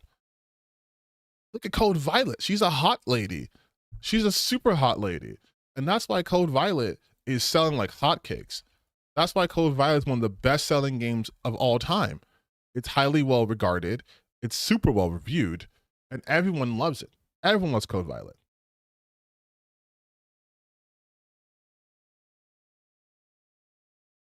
Because I'm wrong, right? I'm wrong, and all you need is a hot game character. All you need is a hot game character, and that's it. People are going to, oh, whoa, what? I beat Code Violet so no one's ever has to. Code Violet is the first Gollum-like of 2026. What? Is Code Violet as terrible as everyone says? Code Violet, I can't believe this released on PS5. Wait, but I thought, hey, it's me. Oh, 10K. Thank you, guys.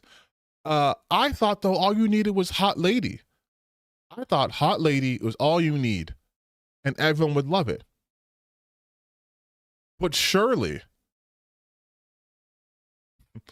though, all those people who tell me, like, everyone needs hot people in games, surely they're the, was that fucking 8-bit, whatever.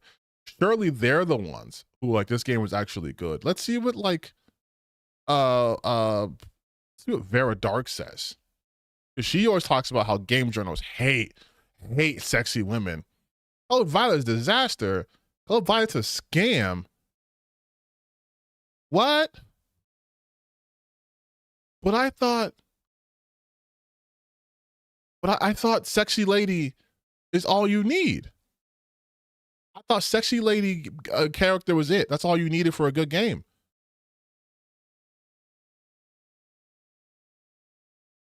What?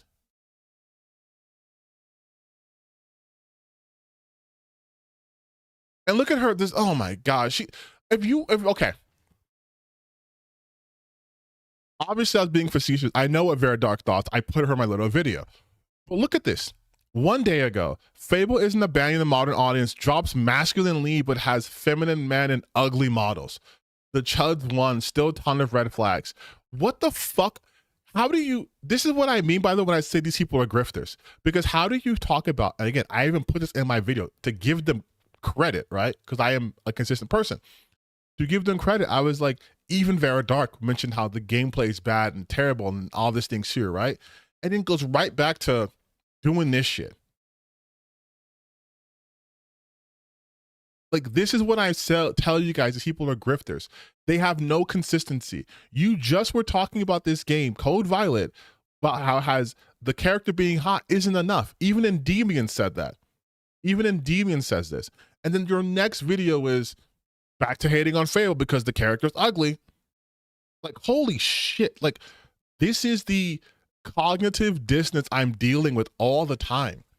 You will not find consistency with these people. You just won't. You won't. You'll have them shitting on everyone's game characters, everyone's character design. And even when people like me are telling you, hey, we need more than that, and you see a game that comes out that proves them wrong, that you can't just have a hot character and that's it. There needs to be something to keep you into the game. They go right back to doing this shit. Let me see what she's talking about. Let me see. Latest look at Fable has been received pretty poorly by gamers. Sure, some are saying we've won because you don't have to play as the masculine, ugly character we saw in the teasers and trailers, and you can customize a new character to a certain extent, but at the same time, there are some glaringly obvious problems with this. Different things to show off, but they're supporting through Patreon, and there are some glaringly obvious problems.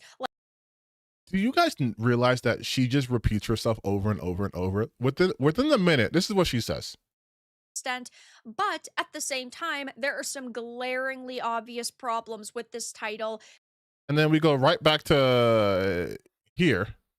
Problems like the glaringly obvious problems, like the way Within literally 10 seconds that the male characters walk, like some of the character customization. The way that the male characters walk, there's no fucking way. In this game and PCs, and in my opinion, what sounds to be AI voice acting. They've boasted about how there's over 1,000 voice NPCs. There's no possible way, at least from what I have heard, that these are human beings. They sound so stiff, so robotic, really bad quality.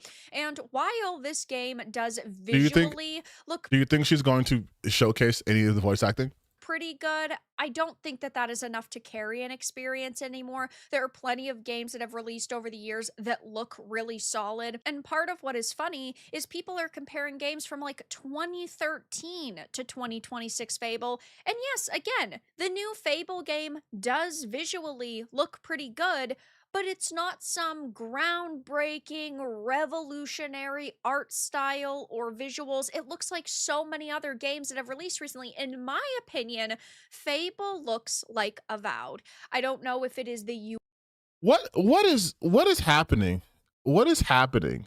What is happening here? Once again, no one was saying that Fable 4 was going to have groundbreaking visuals.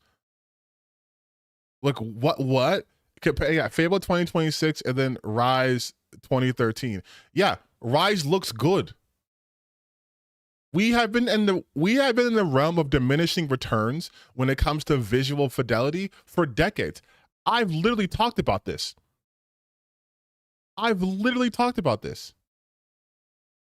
Yeah, you're not going to see leaps and bounds because we're graphically, we are basically capped, okay? That's why things are more about performance, more about lighting. The lighting, for example, is way different here. You have softer lighting here. Here you have the bloom is much higher. You have better shadows happening in this. Like it's not the same as, oh my God, whatever. Screams about, and I didn't like Avowed. A lot of people clearly didn't like Avowed. It did not take off the way that Microsoft anticipated. But either way, we're not talking about something here that is being received extremely positively. Now, when you watch this teaser / this showcase, she actually... They are basically describing you can shoot. They just didn't create animation, males anymore. They're not. It's now she's actually talking. We're not doing a full react, by the way. I'm just curious. To small details like the walking animation, it looks very feminine. It does. No one gives a fuck about walking animations. This is what I was talking about earlier when people wanted to talk about realism stuff. You don't give a fuck about walking animations. You're not playing this game to walk. You don't care. You don't care. You like it, that's the shit I'm talking about. Manly at all whatsoever. And manly, a manly walk. One of two things: either they basically slapped this male skin over. Oh my God, dude. Like, this is when I tell you these people have nothing. They have nothing. That's exactly how these male feminists walk on the work floor over there. This is why she's just on Pirate Nation's page. A fucking 8-minute video with nothing.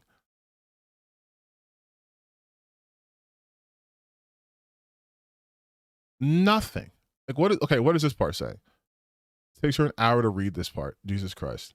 stable, which I agree with. I complained about this several times throughout the event, that it looked like it was 30 FPS and that it was dropping. This is just not the state that you should be highlighting and showing off a game in my opinion. But they say that our male character has a fairly feminine walk, which I looked at, I was hoping to bring attention to ultra team play for application correction. Our male character has a fairly feminine walk, which you can see below, and while I'm happy, who cares? You know, we can choose whichever sex. I do have an expectation of more masculine heroes character strut, and this misses the mark. No one cares. Like, no one cares. She's on one person's page. I just watched the video trailer, and I'm left wondering if there's any canonical reason why white people are apparently going extinct. Here we go. Here we go. Here we go. If you are watching a trailer and your first thing is, there's too many non-white people here, your opinion is automatically void. Automatically void. Maybe Xbox heard Dark Age and completely misunderstood what it meant. This looks ridiculous and this fad needs to die out. So I'm going to do the reverse of this. You never see them upset when the game has fully just white people in it. In fact, do you remember that controversy a couple years ago about Final Fantasy 15? How they were like, oh, there's no dark-skinned characters. And their first thing people were using to defend it was, wait a minute. Well, they don't have to. There must be story reasons why they're in this different region. Even Yoshi P had a really fucking shitty response to that, right? But these people, hold on. I literally think she talked about that. I literally think she was, yes. So she wasn't even, oh, I love how fucking predictable these people are. They make my job so much easier. Not my job, I don't get paid for this. But this is what I was talking about. They were defending this of why the game is so white. They were like, it's fine, it's okay. I'll let her say. It is heavily inspired by medieval Europe and won't have diversity put into it for the sake of following gaming industry trends. I have a bunch of things to show off, but before we get into the... All her videos are the same, by the way, just nothing original. So that is that. The latest look at Fable has been received. Right? You have her defending it being like a super fucking white game. And now we have this. Canonical reason white people are apparently going extinct in medieval times. Maybe Xbox heard Dark Age and completely misunderstood what it meant. This looks ridiculous and this fad needs to die out. Yeah, I don't have a problem with you adding a diverse character here and a diverse character there. It's fine if you want to have a story surrounding a certain group of people within your fantasy world, but at the same time, we are talking about over-representation here to the point. Over-representation. You've never heard her use that term when talking about too many white people. Where people groan and sigh and roll their eyes because we can clearly tell you are doing too much. You are not. And also, just real quick, this is their universe. They can do what the fuck they want. The fact that this bothers you, though, is what I've been trying to get at. We're not watching this whole video, not where we're actually done. But this is what I'm talking about when I say this shit. These people are so inherently racist and they try to massage it by saying, no, I'm okay. Like she literally says, I'm okay when they're basically in the background. I'm okay when I can ignore them. But when I see too many minorities, something must be happening. Something must be going on. About over-representation. Over-representation. To the point where people groan and sigh and roll their eyes because we can clearly tell you are doing too much. You are not introducing inclusivity and diversity naturally. You are doing... Naturally. That's the shit that always fries me. It's a video game. There is nothing natural about this.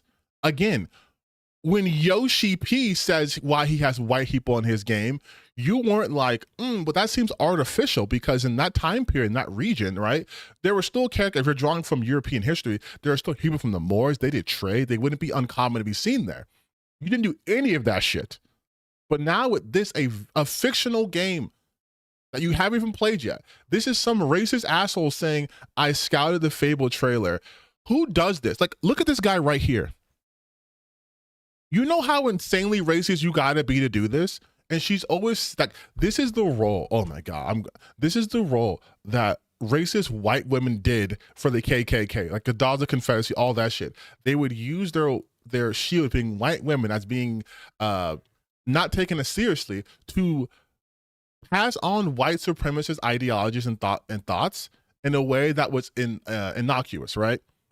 Which makes it more deadly, honestly, because they're going to take this again. This is all from one person's page.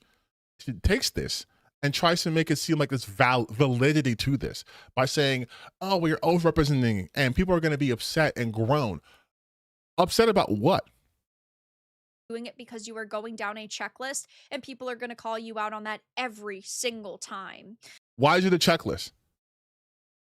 Cabrut is also a racist piece of shit.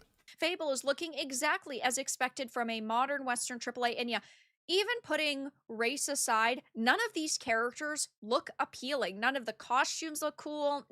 Yeah, dude, 'cause that's what Fable the Fable games have always been about hot characters. Right? Remember? You guys remember Fable being about sexy, hot characters, right? I mean, look at the art style. Does this not get you going? Is this not some pure fucking fat material right here?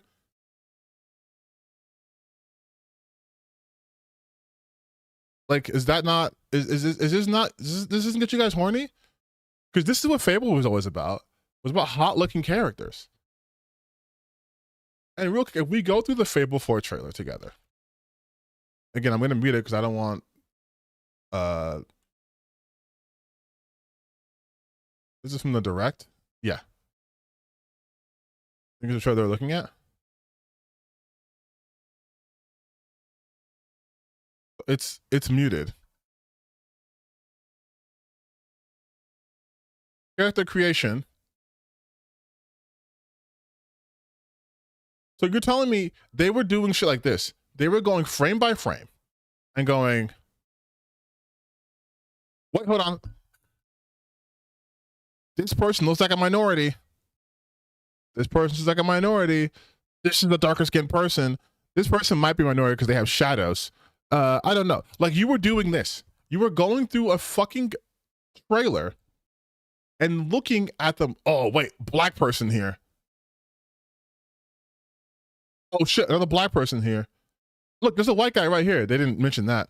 There's a white person right here. They didn't mention that. There's a white guy right here. They didn't mention that. But look, dark-skinned lady here. Oh, look at these kids. This is a multiracial family. No, bad.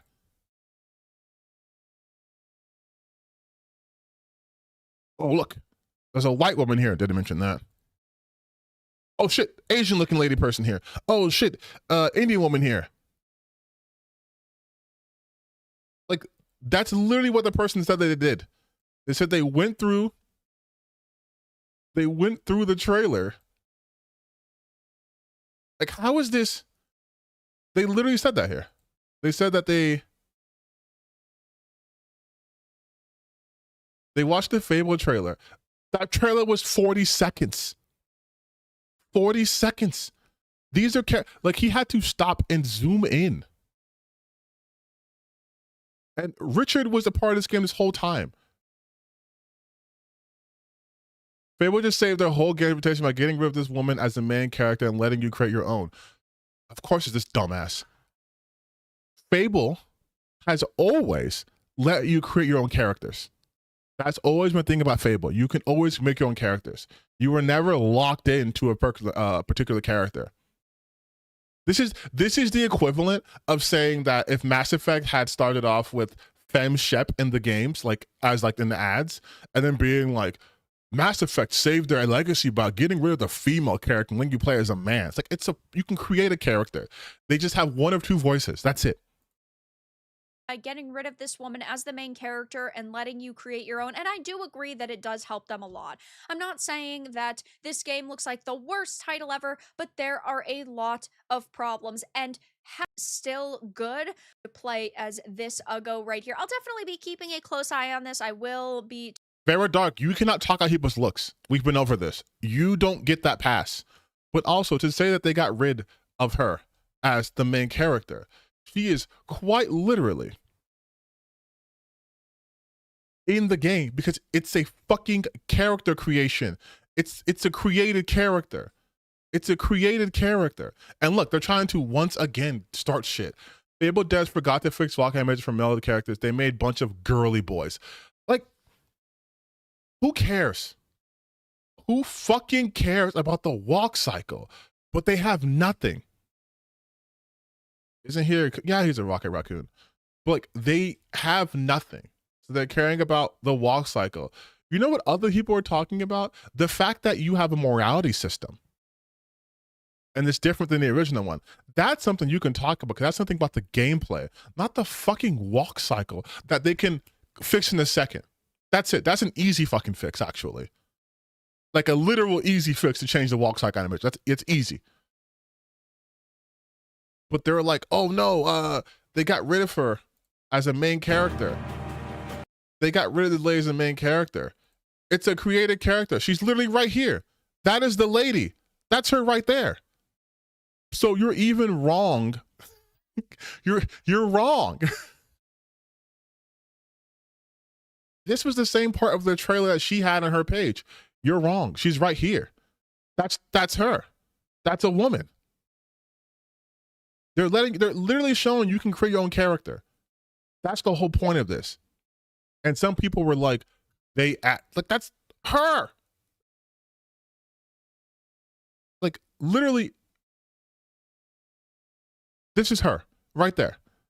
Like, it's these people will be the first ones to call people tourists. And I'm like, clearly you're the tourist because you've never played a fucking Fable game. If you thought that you could only play as one character and they don't have character creation. They've always had character creation. They've always had character creation. You guys are just dumb. You're fucking dumb. And I love being mean to these people because they absolutely deserve it. They're the dumbest fucking people on the internet. The only people dumber than them is their audience. The people who let them get away with this shit.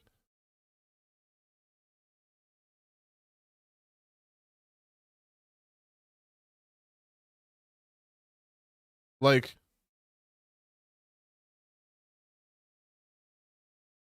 you could always be boy or girl in Fable games. At least from like the second game onward, I believe. Let me double check before I sound like a complete asshole.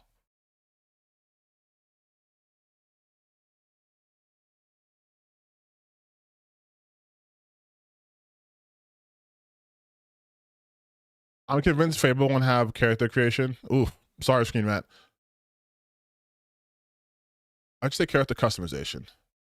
I said, sis, Not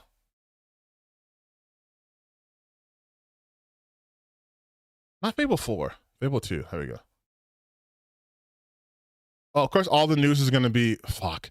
All the news is going to be... About that. Yes, you could always...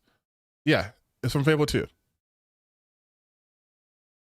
You could always be a male or female. They're acting as if this is something that was not a thing.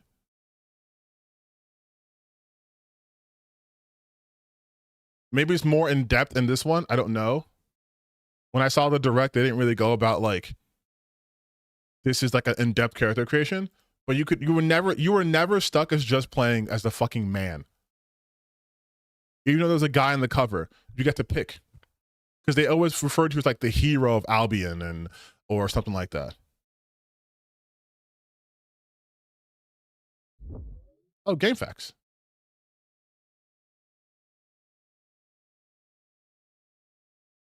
Yeah, you can change your appearance through your actions.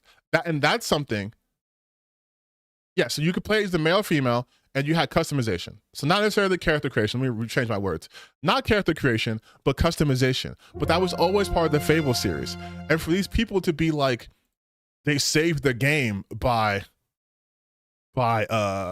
allowing you to not play as a woman, that's always been part of the series.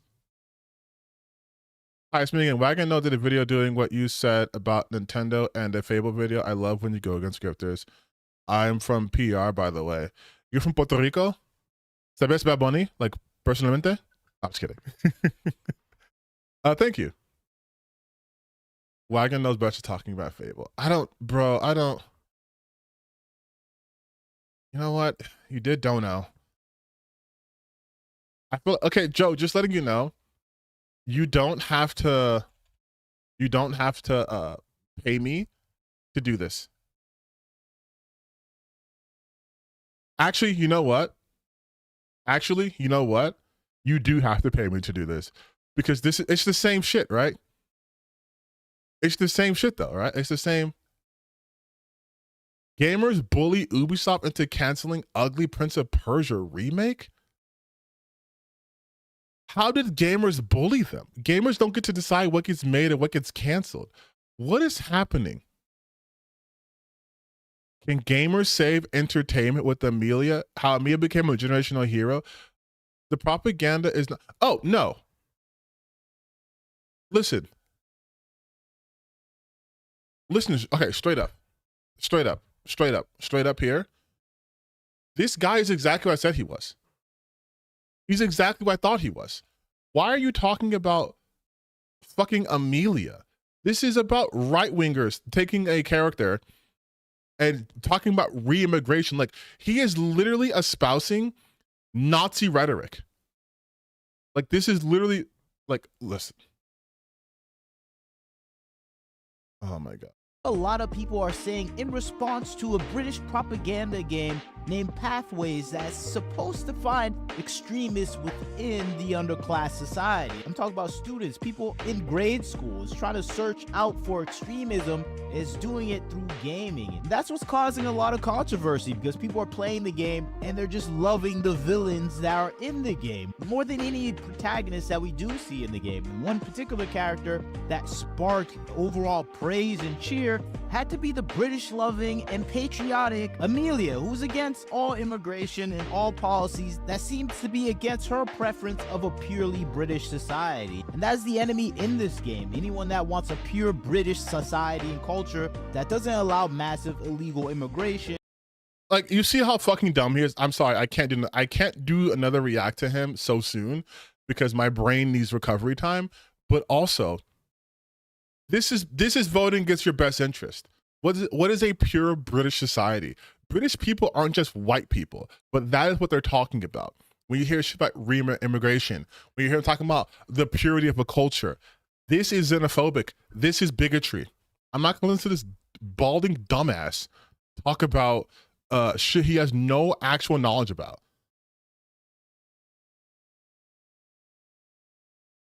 Yeah, it's the whole people are saying, people are doing, but like you're like, no, I'm sorry. I have too many dumbasses in my brain to give this guy another shot. I can already debunk his argument without watching his video, okay? The downfall of modern fantasy RPGs.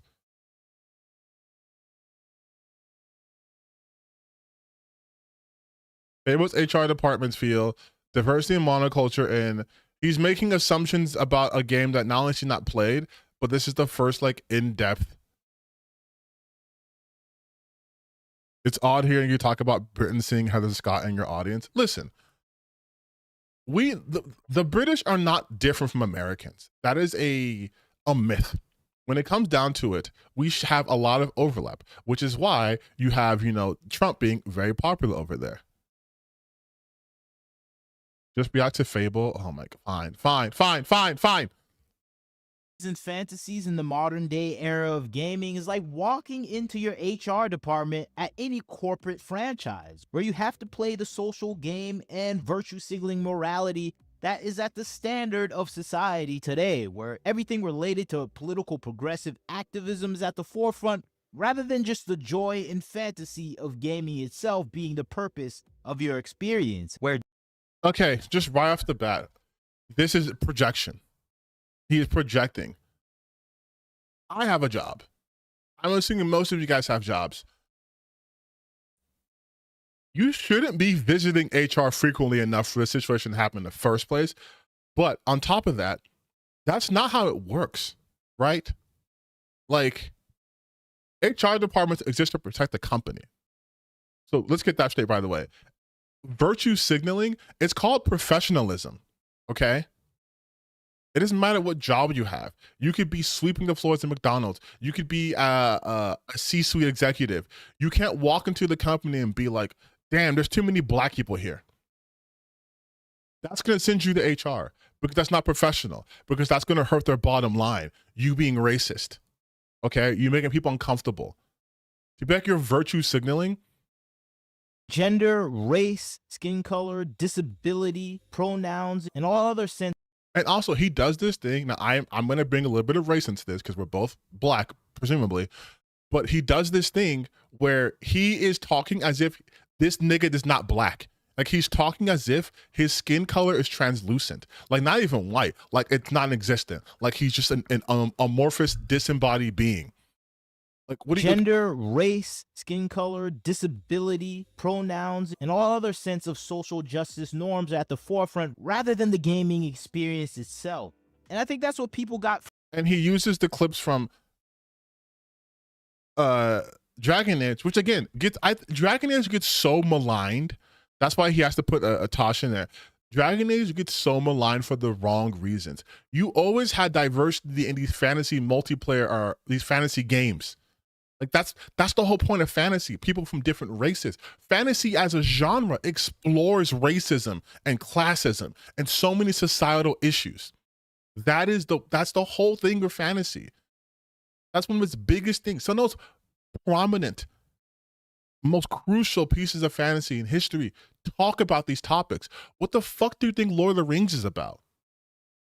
Do you think Lord of the Rings is just has one message? There's nothing else to extrapolate from that? You think sci-fi fantasy like Dune? You think Dune has nothing to talk about classism or exploitation of labor or using religious zealotry to seize power? Like, fantasy discusses these things all the time. The fact that they have different races in fantasy, and more often than not, different races have issues with other races, mostly on the grounds of them being different or some sort of like slight that happened centuries ago. Like, that is literally fantasy. Like, why do you think dwarves and fucking elves have beef? Why do you think they would create completely non-human characters and races to talk about certain things? There's things from different cultures. Like, their fantasy creatures are stand-ins. They're allegories for things. Skin color, disability, pronouns, and all other sense of social justice norms are at the forefront rather than the gaming experience itself. And then he shows fucking Alan Wake. He all shows other sense of social justice norms are at the forefront rather than. He shows Alan Wake. Alan Wake 2. He shows Alan Wake 2 as some sort of proof of they were focusing on identity and not gameplay. The gaming experience itself. And I think that's what people got from Fable in its new recently released trailer, where gamers are looking at this game, looking at the content, looking at everything that seems similar to the Fables that they liked in the past, but they're getting that HR department feel, where it feels like someone's taking you in, sitting you down, and saying, hey, we have an experience that you want, but you're going to have to follow these social, moral, virtue signaling standards if you want to even have this experience. What the fuck are you talking about? New age of HR department fantasy, where human resources and unequivocally identity is at the focus of any gaming experience when it comes to AAA developers when they're producing RPG fantasies. And I think that's what Fable represents, and I think he has so little to say that he's just, because again, the trailer was like 10 seconds long, that he's just looping the trailer. And everything that they're saying has always been here. They're the ones focusing on it, though. They are the ones putting emphasis on that, not the players. Because you know what they see? They see identities at the focus. you can, there's a like HD graphics. Of You have a any cool gaming sword. You can talk to when it comes people. AAA There's developers children. when they're You can producing kick fucking RPG. chickens. You can kick chickens. That's what the players are seeing. They're not going like, oh man, look at the fucking demographic makeup of Albion. Oh my God, what happened to the neighborhood? What happened to the game I loved? Fantasies. And I think that's what Fable represents. And I think that's why we're seeing backlash against Fable right now from the gaming audience. Because for all intents and purposes, this Fable preview and gameplay trailer is what I want to see from Fable. It has all the things that I like from previous Fables, where you can buy property, you can interact with everyone in the town, you can marry, you can have kids, you can have a full life experience in Fable. And this is the things that I love about the Fable world, and I think we're seeing game developers working on that and bringing it to life. But I think in the same breath, we're sort of seeing all the telltale signs of HR department fantasy, where we have a town flooded with diversity, many different cultures that just seem almost out of place. He says many different cultures. You don't fucking know that. You don't know that. That's the thing with you goddamn morons. You're the first people to be like, stop putting real life shit in my video games. And they go, fine. These are just people with different skin colors. Oh, they have different cultures. Skin color is not indicative of culture, you fucking moron. Clearly, right? Clearly. Because your dumbass thinks the minute you see someone with a skin color that's not fucking paper white, oh, their cultures are too different. They're putting so much culture here. You think Asian people exist in this universe? You think black people exist in this universe? No, idiot. Because in this world, there are no Asians. You're Albion, or you're this, or you're that. Fucking dumbasses. Like, this shit gets me so mad. You don't understand the creative process at all. You don't understand how story works. You don't understand how shit works. You guys are just so dumb.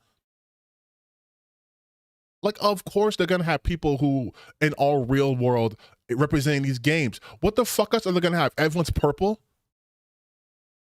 Like, so stupid. Like, it's so stupid.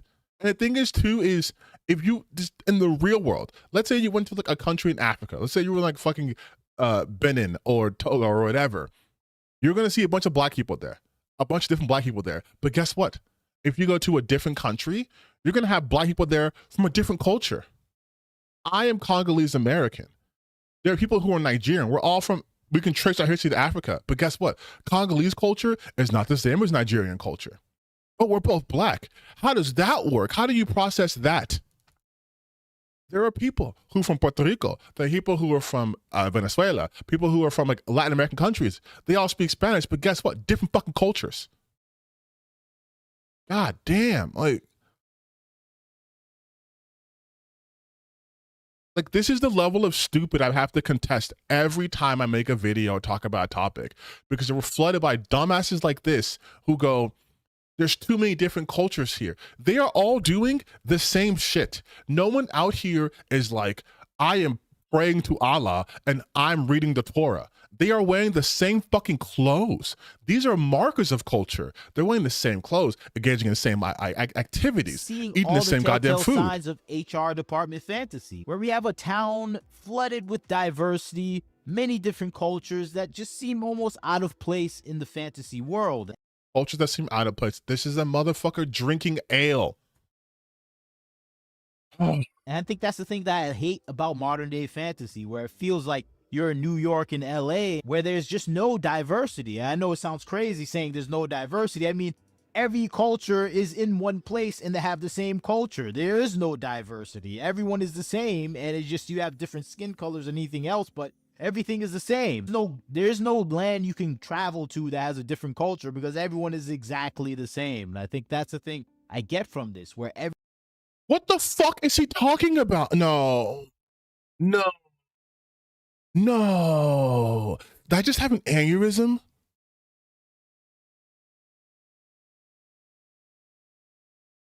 What the fuck are you talking about? Did he just have a stroke? He just did a complete 180. He just did a complete what? How? I'm not going to say anything. I want you guys to digest this. I'm not going to say shit. Town flooded with diversity, many different cultures that just seem almost out of place in the fantasy world. And I think that's the thing that I hate about modern day fantasy, where it feels like you're in New York and LA, where there's just no diversity. And I know it sounds crazy saying there's no diversity. I mean, every culture is in one place and they have the same culture. There is no diversity. Everyone is the same, and it's just you have different skin colors and anything else, but everything is the same. There's no land you can travel to that has a different culture because everyone is exactly the same. And I think that's the thing I get from this, where everything is forced into this monoculture where nothing can be different. I mean, you were just complaining, literally, seconds prior to this, that this had too much diversity. Where we have a town flooded with diversity, many different cultures that just seem almost out of place in the fantasy world. You literally say you are flooded in towns full of diversity that has too many cultures that seem out of place. That is what he fucking says. And he says that at like the 1 minute and 59, let's say 2 minute mark, right? You go 10 seconds in. Every culture is in one place and they have the same culture. There is no diversity. Everyone is the same, and it's just you have different skin colors and anything else, but everything is the same. There's no land you can travel to that has a different culture because everyone is exactly the same. So what are you mad about? Nah, I'm done. I can't. I'm sorry. I can't do this. What are you mad about? What are you mad about then? You're just saying shit. Like when I tell you guys, now I hope you guys believe me when I say these people literally just say shit. There is no thought process. There is no thought process at all. Like this is what happens. I'm going to keep it down much. This is what happens when you are just conditioned to be outraged. You don't even keep your shit consistent. I showed you guys consistency throughout years of my videos. He couldn't be consistent within 10 seconds. Within 10 seconds of his own video that he edited and uploaded. How are you complaining that the game looked like an HR-approved game that everyone has to be diverse, and then in the same breath said there's no diverse, they're in a monoculture? You can't literally complain about both things. You can't say this is too hot and too cold. It can be one or the other. It cannot be so diverse where you call it out of place in a fantasy setting, but also a monoculture with no diversity and feels like LA and New York, but there's no places I'm for sure he hasn't been to, but that has too much diversity, but then say it has no diversity. What the fuck does that mean? Like I have never seen someone who is quite simply so bad at grifting, who is so bad at being a right-wing propagandist. And I'm aware of people like fucking Tim Pool, okay? I've never seen someone so bad at this that they can't even keep the lie straight. Like, holy shit. I am at a loss, dude. Like, I concede I can't watch another Wagner video. There's no logic. Like usually when I do reaction videos, I try to see where they're coming from and then either tell you why that's wrong or why their conclusion is wrong. And I have something to work off of. He has nothing to work off of because nothing's working up here. Nothing's working up there. It's literally a person who's been told what to think. And the most literal example, being told what to think and how to think. No independent thought happening. Just whatever buzzwords come out of my mouth. This is an HR game. This is a HR approved video game. And that is the shit that gets me so confused, because they will always say that the people on the left, or just the wokies, whatever you want to call people like me, right? We all talk about the same thing. We have no diversity of thought. Meanwhile, they use these same exact buzzwords. He's not the first person to attribute woke games to being HR approved games or going down the proverbial checklist. They all say that. They all say, this is the checklist. Go down checklist. You saw Vera Dark in that video say, checklist. Everyone talks about these checklists. They get told talking points. Well, here's how they work, okay? A bigger or more popular, whether in their circle or just online, right-leaning creator says something. Typically, the Roach King. He says something. Or it was Grums or whatever. They say something. They tweet something. And then that becomes the template. When Asmongold said this is an illegal migrant simulator, everyone started making videos. Look at this illegal migrant simulator. Asmongold said this is an illegal migrant simulator, right? It's called a Mount Weasel. I learned that because of Alyssa's lawsuit. But that's how they operate. That's actually how they got caught in that lawsuit too, where you could tell they were spreading information the same way, because they were using the same incorrect terms in the same way. They get literally told what to do. They are the foot soldiers. They parrot what other people say. And then one of their responses is always to go like, you guys are the NPCs. You're NPCs. Oh my God, NPCs, I can't believe you're gonna buy this bot. But they all have the same exact responses to things because they can't think for themselves. You see what happens when they speak out against their, go against the grain, right? They get ostracized and they don't want that. So then they just keep repeating whatever they're told to repeat. Like it's fucking insane. That's why on a bunch of my videos and my tweets, my TikToks or whatever, I will always get people going like, you got destroyed. Take some time off. You got destroyed. Asmongold owned you. You're parasocial. You're this, you're that. They say that shit. They'll even come to the chat from time to time and be like, oh, you're so obsessed. You're this, you're that. And they do it to other larger creators too, right? They do that because that is what's been programmed into their brains. And I'm going to show you right here. This was on my page. I muted the conversation because it wasn't going anywhere. But this is what happened to me. And this is how I know that they just have one brain cell that they just pass around through each other.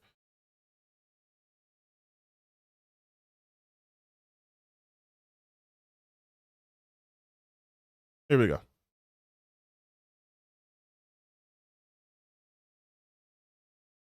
So, nice pass, right? We care about gaming, fun, and modern agendas. I said, yeah, don't do this. Link my video. Prospect watch.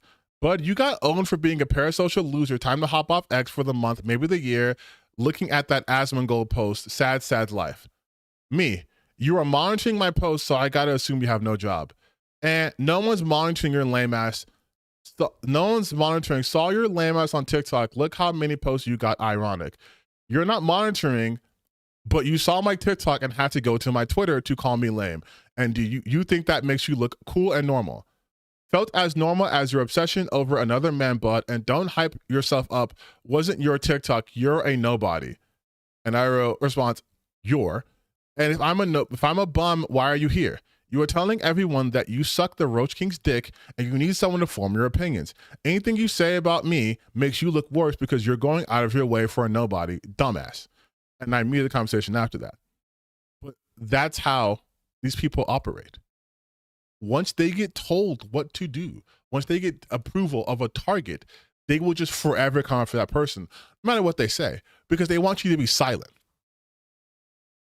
Because let's really think about this though. Like let's really think about this though.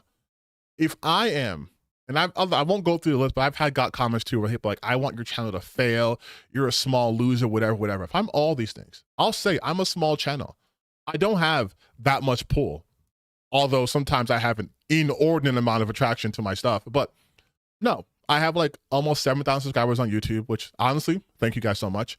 I have like maybe 1,200 followers on Twitter. I'm not big on TikTok, whatever, right? I have a small online presence. So the fact that you've even heard about me is strange, right?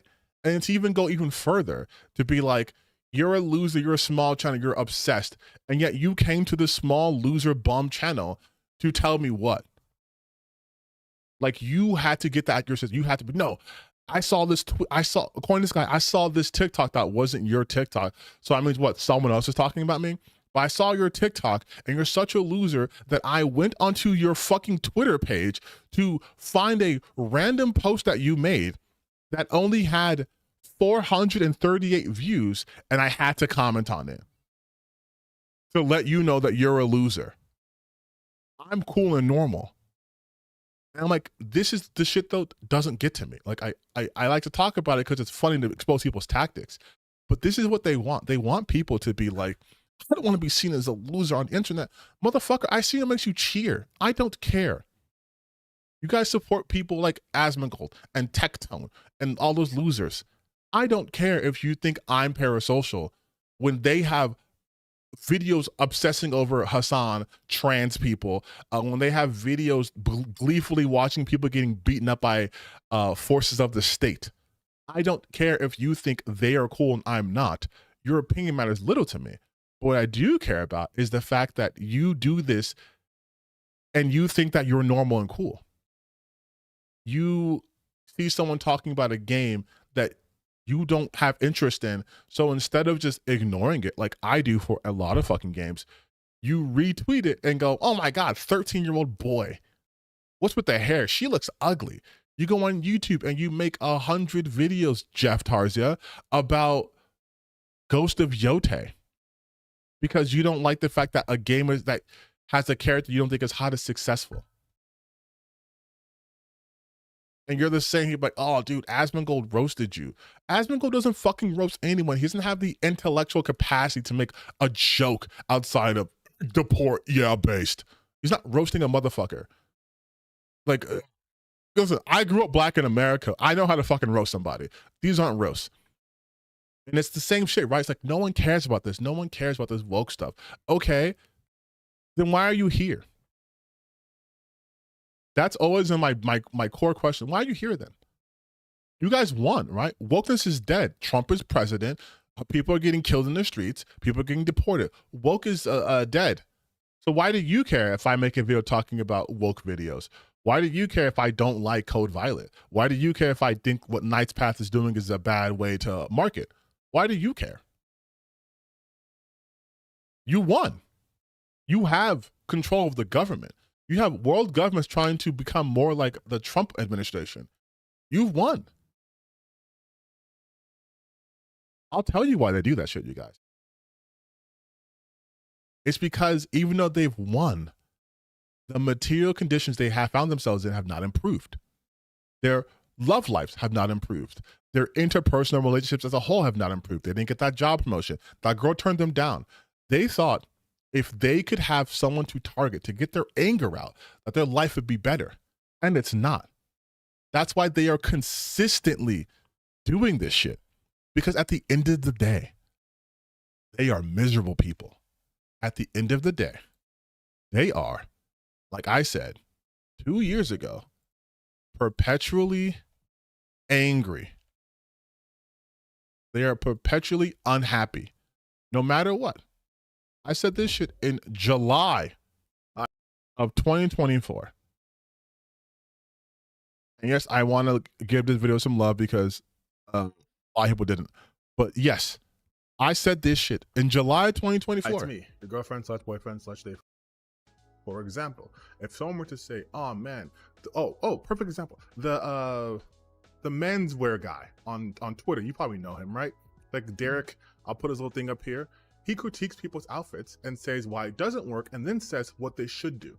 That is criticism. You guys don't do that. You guys just get mad. You're just mad that, and I'm being completely real. You guys are mad because you don't like minorities. Whether it's racial or sexual, religious minority, you guys do not like them. So anytime you see them, you have to suddenly start critiquing. Just going through the comment section of my Star Wars video, not even the one about critiquing or reacting to Asmongold. The follow-up one I did that doesn't have many views is still getting lots of comments where people just saying They're pushing an agenda. The reason why Acolyte's From bad a is year they're ago. pushing an agenda. Leslie Headland has no relationship to the franchise. But you guys should watch it because it still stands, and I would like to get some of my older videos to have more attention. But like, yes, I was talking about this. Like, I was talking about this, right? Like, literally perpetually unhappy groups are draining. They are perpetually unhappy. That's it. And they always will be unhappy. There is no win con for these people. Because to be a conservative gamer, right, to be a grifter in this YouTube space is to be constantly aggrieved. There is no one winning. There is no way. That's why you look at all their content and it's just them complaining about something. Do I complain? Of course. But I at the very least bring my own perspective into things. I don't always have, for example, reaction videos. I do my own kind of videos, but you guys seem to be liking, which I appreciate. They don't bring anything else because they're just angry. They're miserable. They're mad. So a game comes out and it has a female lead and they think she's ugly. That's going to be their content for the next year. Oh, Erika Ishii has a wife? Well, that's gay. We hate gays, right? Okay, we'll post about her for the next 3,000 years.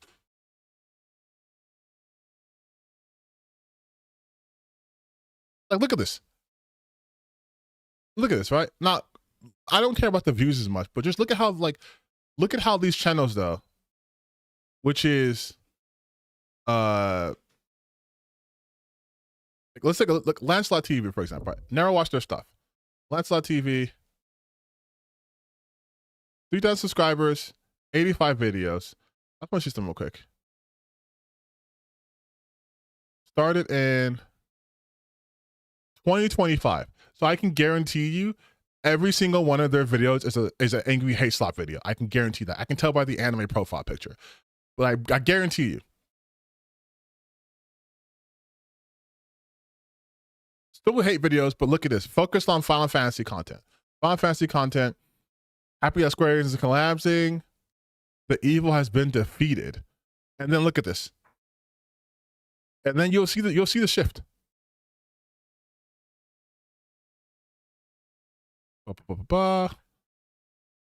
No, I don't want to play as a lesbian night. Who cares? Celebrate diverse ugliness. Again, who cares? Fable demands you worship hideous, diverse NPCs. No, it doesn't. But this is what I'm talking about. It's everyone just goes, I'm mad. I'm upset. Not this guy, though. He's saying his peak. Lesbian night. But people weren't even talking about Ex Voto like this 4 months ago. If we go to Ex Voto, I want to check something.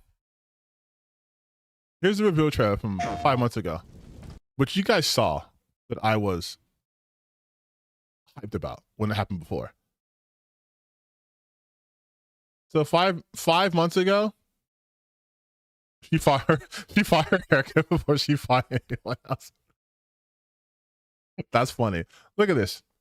Look at this. So 5 months ago, the game was like Playtime. I love it, right? I love it. They're all making jokes. And then look at 4 hours ago. Ah, yes, non-binary. Finally, a me was named Night. Congrats, my lady. 5 months ago. Everyone from 5 months ago, or prior to like this week, basically, you're going to see comments here. Look, 18 hours ago, woke slop art. 1 month ago, can't wait to see a short night defeat 6 foot tall knights. I thought it was a Plague Tale skin. I love how KCD influenced them. Medieval Yuri, I mean, facts, right? But then most of the more newest ones, it's like, is Yasuke in this game too? It's the same thing I was telling you guys earlier.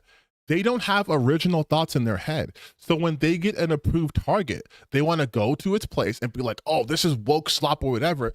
But you didn't give a shit about this game 5 months ago. You didn't care 5 months ago. This game was on my radar 5 months ago when I saw it during the Gamescom. I was like, oh shit, looks cool. And the people who like this game were like, oh, they make comments on it. And then what happens? It gets put into the culture war. And now it's woke slop art. Now with this game is slop. I promise you, you're gonna see people like Smash JT and Demon, all those guys talk about this shit too. Because right now, it hasn't released yet, right? But the closer it gets to March, I'm sure you're gonna see an increase in grifters talking about this shit. And the reason why I say grifters is because what they are selling you is outrage. They're telling you that if you are mad about the same things they're mad about, they will fix gaming. That is a grift. They are selling you something that they have no possible way of actually doing. That's why I call them grifters. Like a snake oil salesman who says this is a magic cure-all, this is a panacea, is grifting. It's the same thing here.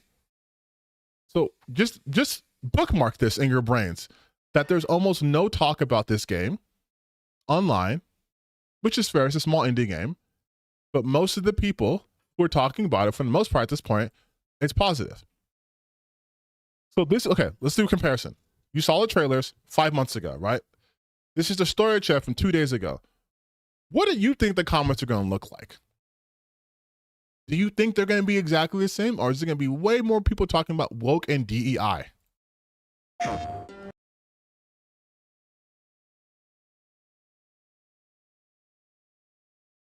It's so refreshing to see devs and investors no longer caring if their game makes money. Many people lesbians. Very cool for Will Byers to get his own game. Is she swinging a sword with one hand? Lloyd Christmas haircut, you pumpkin pie haircutted little falk. Jennifer English again. It's Will Byers. This will end up for free on PSN Pride Month. What in the kingdom come to lesbian is this? Think I'll stick with Knight's Path. I've always wanted to play as Simple Jack. Her special move is cancel the opinion. Girl boss DEI slop. Like, you see what I mean? You see what I mean? It is, and guess what? The Will thing I also saw on Twitter. They have nothing original to say. This game is so brave and stunning. Will from Strength, literally, they have nothing original to say. Because this is from 2 days ago. They do this all the time. These people are the least creatives you will ever run across. They have to constantly be told what to think, what to say. They have to get approval.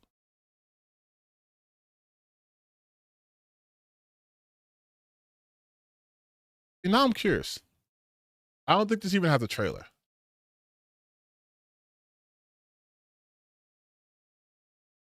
Okay, it does have a trailer. So now 4 days ago,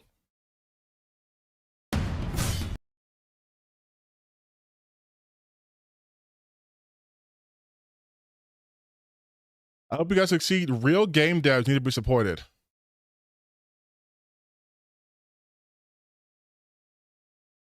Looking good. Wishlisting this. Actual sword fighting. Needed to buy day one. We must support devs like them people. Wish it and buy the game. Like, it's so fucking pathetic, dude. Shout out Dr. Disaster. Like, it's so fucking pathetic, man. It's so pathetic. And you know what's going to be the funniest part about all of this? If this game does anything that even smells like woke. I'm talking if they have a character that has dark skin, if they have a guy who's a little too chummy, like, they're gonna be so fucking mad, because this is the same thing they did with Kingdom Come Deliverance 2.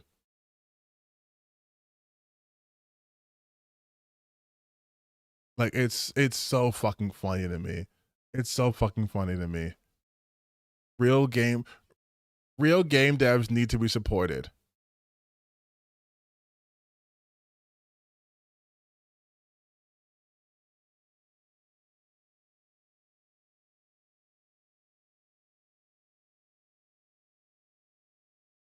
And this is again, and this is another, I like this here too. We're doing a lot of talking today. This is another microcosm of the shit I hate about gamers. The whole thing where they're just like, These companies are so bad. You're gonna like literally, the person said, "Real game devs, this is shovel with LMAO." More real than literally any and all AAA studios. Cope harder.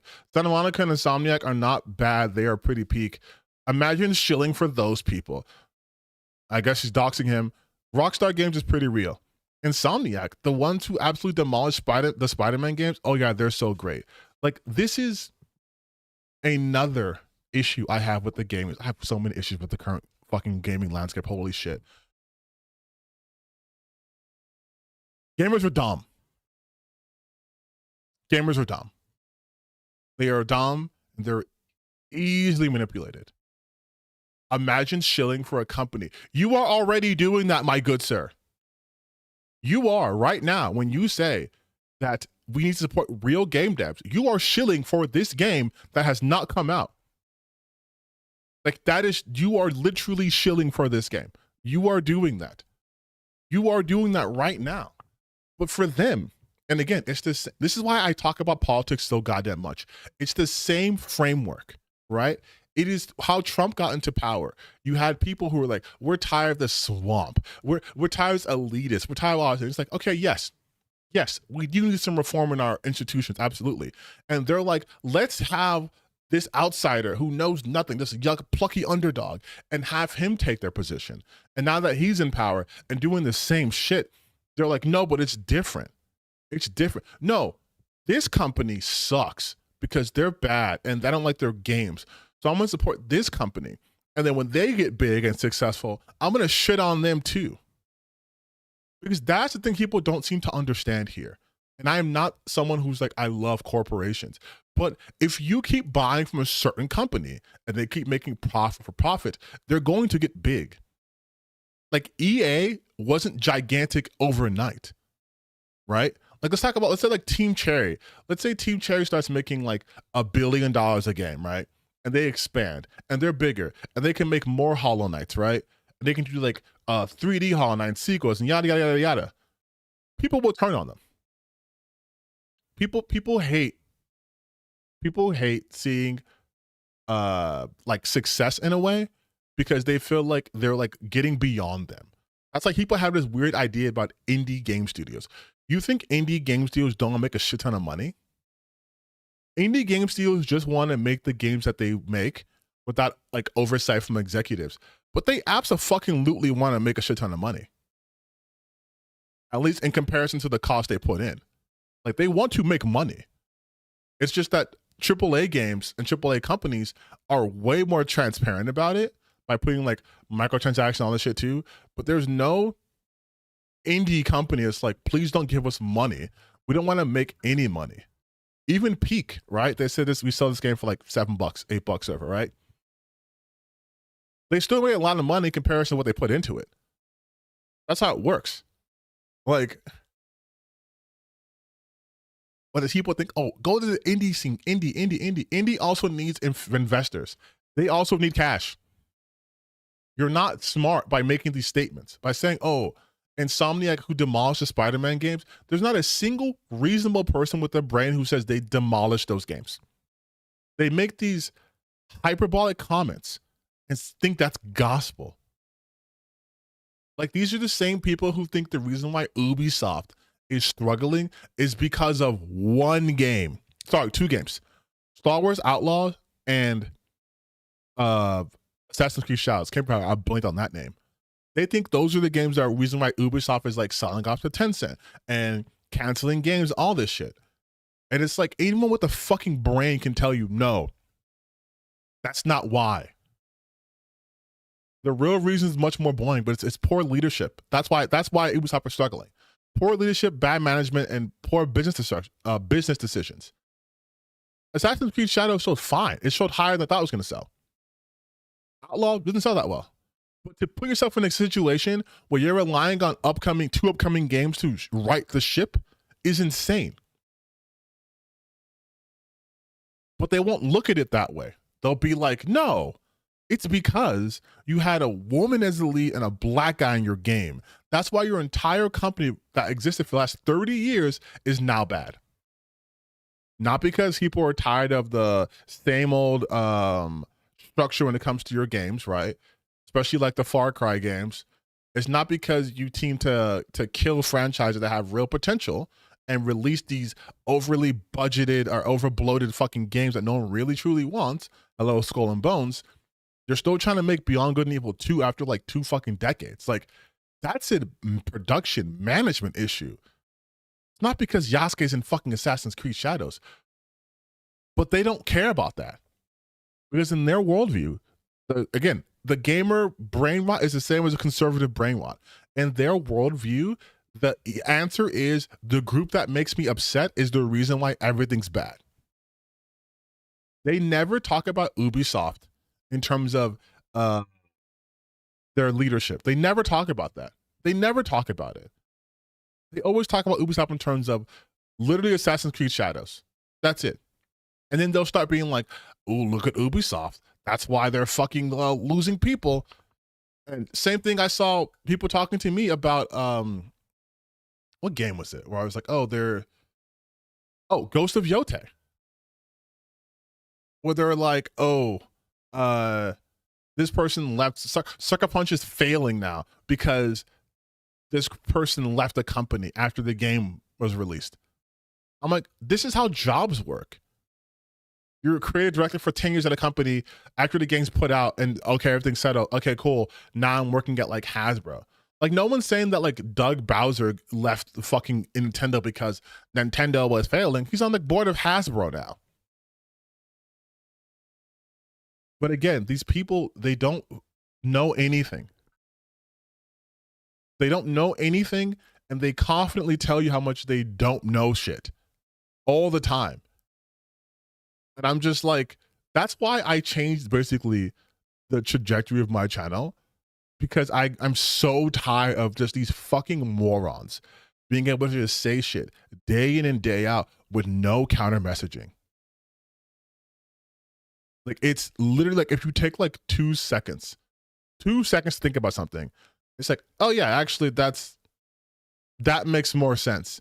And they're like, no, it's because they put an ugly girl in the game and that's why the game failed.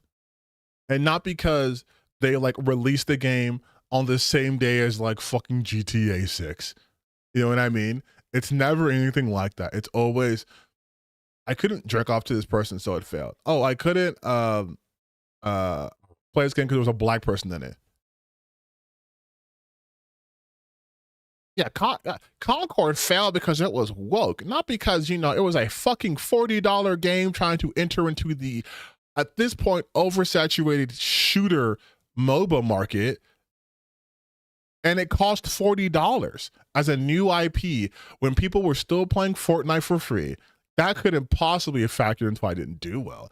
No, because the character designs were ugly. Ah, yes, because that's the main reason why a game fails. You're right. Hey, you remember how popular PUBG was? PUBG, you know, the game that kind of really took over and started the whole, on a larger scale, the Battle Royale, which led to Fortnite copying it wholesale. PUBG was popular not because of the fucking character design. Like, and they're just like, oh no, it's like, it's just, their reasoning is always the most basic shit. And I'm just like, why do you guys think this way? Like, it's so fucking funny to me.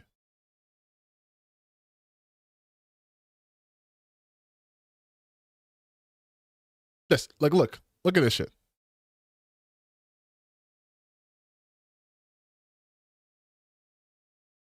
Again, we're back at Nice Path, but look, everyone in the comment section saying they'll play this are lying their asses off because they don't play anti-woke games. They really don't. Apparently, there were games that woke didn't play either. Assassin's Creed Shadow was a flop after all. And I'm like, stop getting your opinions from gifters. Good things I didn't. And his just say their standard for being a flop is Ubisoft has confirmed it no longer plans to launch a second major Assassin's Creed Shadows expansion, something that was previously would have formed part of a game's now abandoned season pass.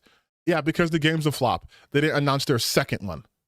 That's how we measure flops. So I said, you think that means a flop? I guess Baldur's Gate getting no DLC and Elden Ring getting 1 means they're flops too. Yeah, 4 million copies is pretty bad for Ubisoft. No, it's not. Like, these people don't think about anything critically. They just say shit and that's what it is. They make a decree and they're like, must be true. It's just like with Jeff and his inability to understand how Circana data works, where they're showing you this is what these are the games that are doing the best right now. In February, one of the top selling games was Assassin's Creed Shadows. And I think it ended up being like 18th related, like 18th highest selling game of the year. And they'll be like, you guys said it was going to sell well, but it's not even top 10 anymore. It's like, no, what they said was, it was, when it released, one of the best selling games of the month, because it was. Much like how Ghost of Yote, when it came on October, basically end of the year, was the top 3 best-selling game of the year in the United States. That was true. But they concoct this reality, and then everything that goes contrary to that's like, you're lying, you're wrong, you're bad.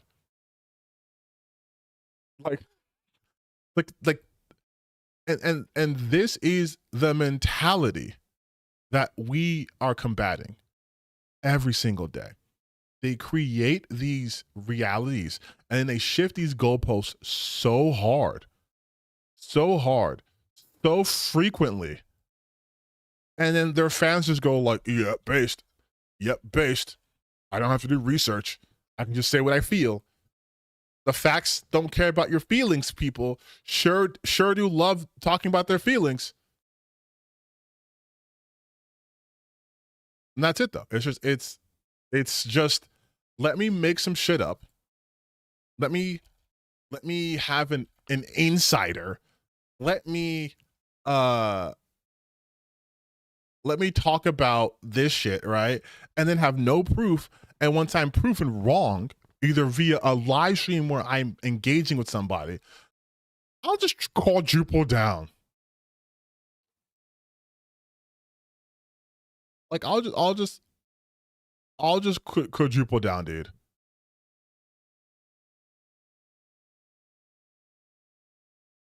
And it's the lowest common denominator, people. All the time.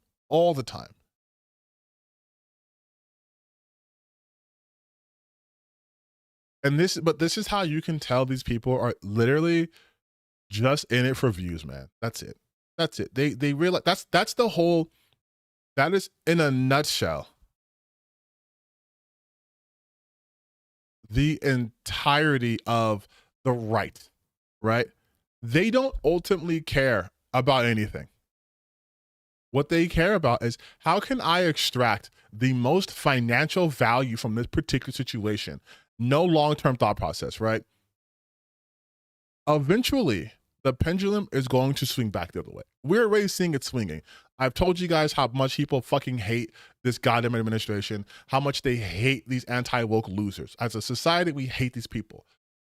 Even fucking Roach King has to walk some shit back, because now his audience, now that Trump is trying to attack Greenland and it's not in the global south and it's not brown being dominated, it's them being dominated, now they're like, he's gone too far. We don't like this, right?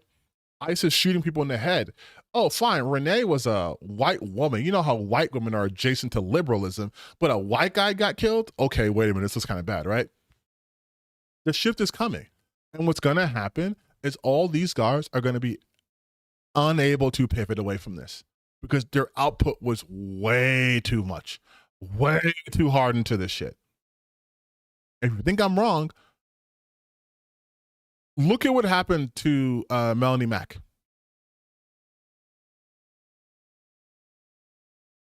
Look at what happened to Melanie Mack. Leopards ate her face. She had to leave. Look at any of these like consistent culture warrior guys' YouTube pages. They get tons of views when it comes to talking about shit about the current culture war. But whenever they dip their toes into something that's like, oh, this new game I like, fucking 2,000 views. Like here, we're on the, we'll go to this guy's page, right? The list of contest #1 super fan. Look at this. Talking about Emilia like now that Amelia is a thing, oh, Amelia. Oh, but this one only 8,000 views. This one got 17,000 views. Oh, but this one got 63,000. Okay, I'm gonna keep talking about Amelia now. Oh yeah, ban her. The UK government hates Amelia. Oh, Amelia goes mega viral and it's hilarious. Oh, she saved the UK 200,000 views. This is a gaming channel, right? Jeff, you're a gaming channel, right? You're not a social commentary channel.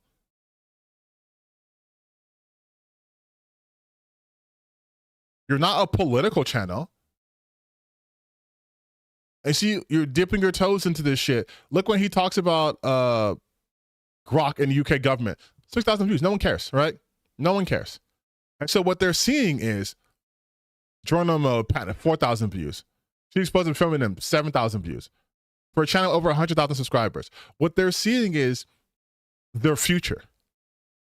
This is all they can't go back and talk about like video games because that's not what's getting him views anymore now, right? That's why he shifted towards always talking about now like the LGBTQ mafia and they want me dead. And oh, look, Hassan is doing this because that's what Asmongold said. And oh, AAA Gaming is dead. Who knows? Oh, but she saved the UK, you guys. Like, this is their future. This is their future. They don't have anything. They don't. Even like the quartering, right? Yeah, I don't even go to that guy's fucking page, but you look at like the quartering, 1 million subscribers.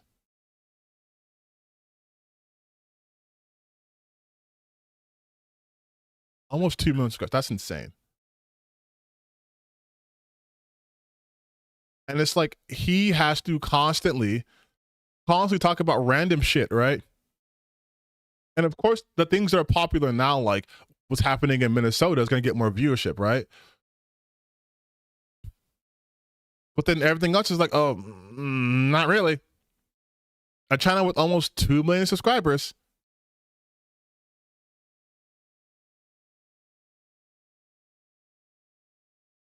And geeks and gamers and all that shit. Like, this is what is happening. These people are losing it. And you want to know why? Because the people are tired. I think geeks and gamers is being hit the hardest too, though. Nerdwalk and Critical Drink are attacked over Starfleet Academy disaster. I think I know Eric did a video on this, but like, just look at this. 400,000 subscribers. Their biggest thing was the Stranger Things talking about like SNL. But like 5,000 views. 15,000 views. I know they stopped uploading freaking on this channel because the channel was fucking dying. But like, people are tired. People are tired, man. Like, you know it's bad when like they can't even get like the Rachel Zegler bump. Like, that's when you know it's bad. Are we back, chat? No. Can't even do the Brie Larson bump either. Damn, dude. Even when they make shit up, they can't get the bump. Because people are tired. People are tired of just being fucking mad all the time. And so you're going to see that. You're going to see them struggle. They're not consistent. But again, everything is about the now. It's about immediacy. It's not about building up something. Everything for them is about just viewership. It's just money. It's just money. And I'm sorry, I'm not one of those people who are just like, hey, you got to get the bag. I get it. No, there are so many things you can do that are both fulfilling and financially stable. Like I hate the whole just get the bag mentality. Okay, cool. I'm becoming a hitman. Yeah, get that money, dude. Get that money. I'm gonna just kill people for money, right? Like, no. Oh, I'm gonna go work for a fucking Department of Defense or make these weapons that murder people. You don't have to do that. You don't. I don't support just clout chasing, bag chase. I don't. I think it's fucking stupid. I think we've ended up in this situation because we've been so allowing people, but oh, chase a bag. That's why you have these fucking clip channels on Twitter. All they do is lie. They literally, and again, because media literacy and reading comprehension is so goddamn low, they know they can make a tweet that could talk about, like, I think one of the ones I saw recently was like, they were saying how like Duke Dennis was shitting on public workers because he's like, man, y'all don't make no money or whatever. And people are like, fuck Duke Dennis. I never liked him. He sucks. And you watch the 20-second clip and he's just like, yeah, man, I never really had 9 to 5 because this streaming shit popped off for me. And that's it. And they'll be like, Duke Dennis says that people who don't stream are worthless. And they'll just do that. Because, hey, get that bag though, right? Hell yeah, dude. You can put out videos where talking about how women are awful and shouldn't be allowed in any spaces. And they're the reason why your games are bad. And we can be super misogynistic towards them. I gotta get that bag though. I need to get that money. That's why I make videos talking about Erica Ishii eating popcorn. I need all that money, you see. That'll make my life better. I will be a happier individual when I get on the internet and just show how miserable I actually am. And I'll say that I'm playing a character. And my dumbass audience will be like, he's just playing a character, as if they are competent enough to understand the difference between someone playing a character and someone just being who they are. You want to know a guy who's playing a character? Dom Mazzetti. This is Dom Mazzetti, okay?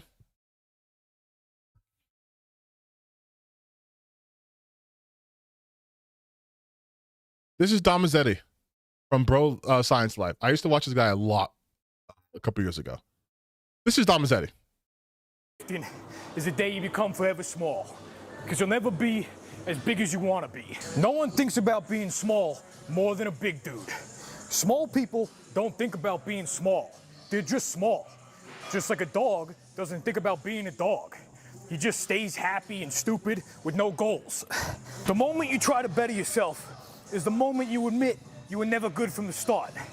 And lifting is just a cycle of self-improvement fueled by self-hatred.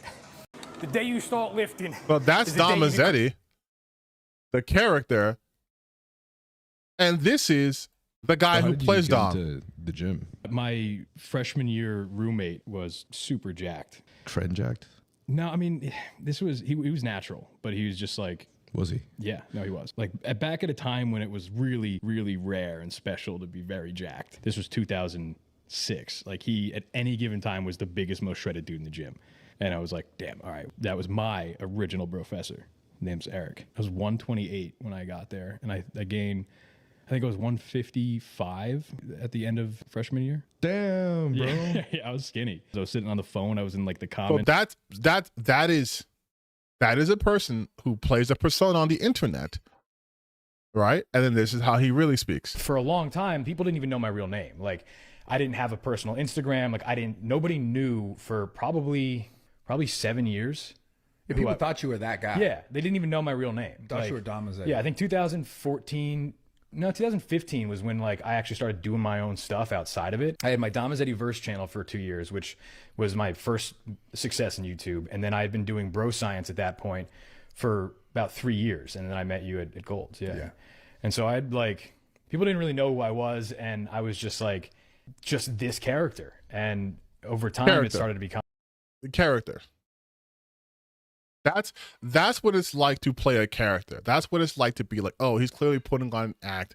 So even if he might, his name is Mike, by the way, even though he might be like saying some shit that's kind of real, kind of not real, right?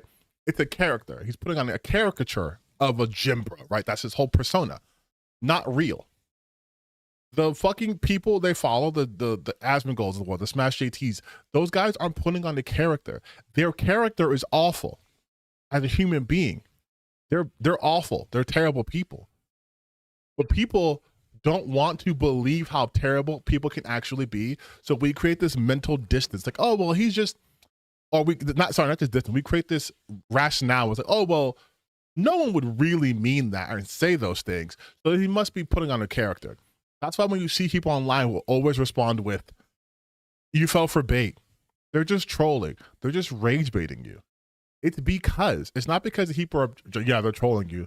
It's because they can't fathom someone actually like living that way.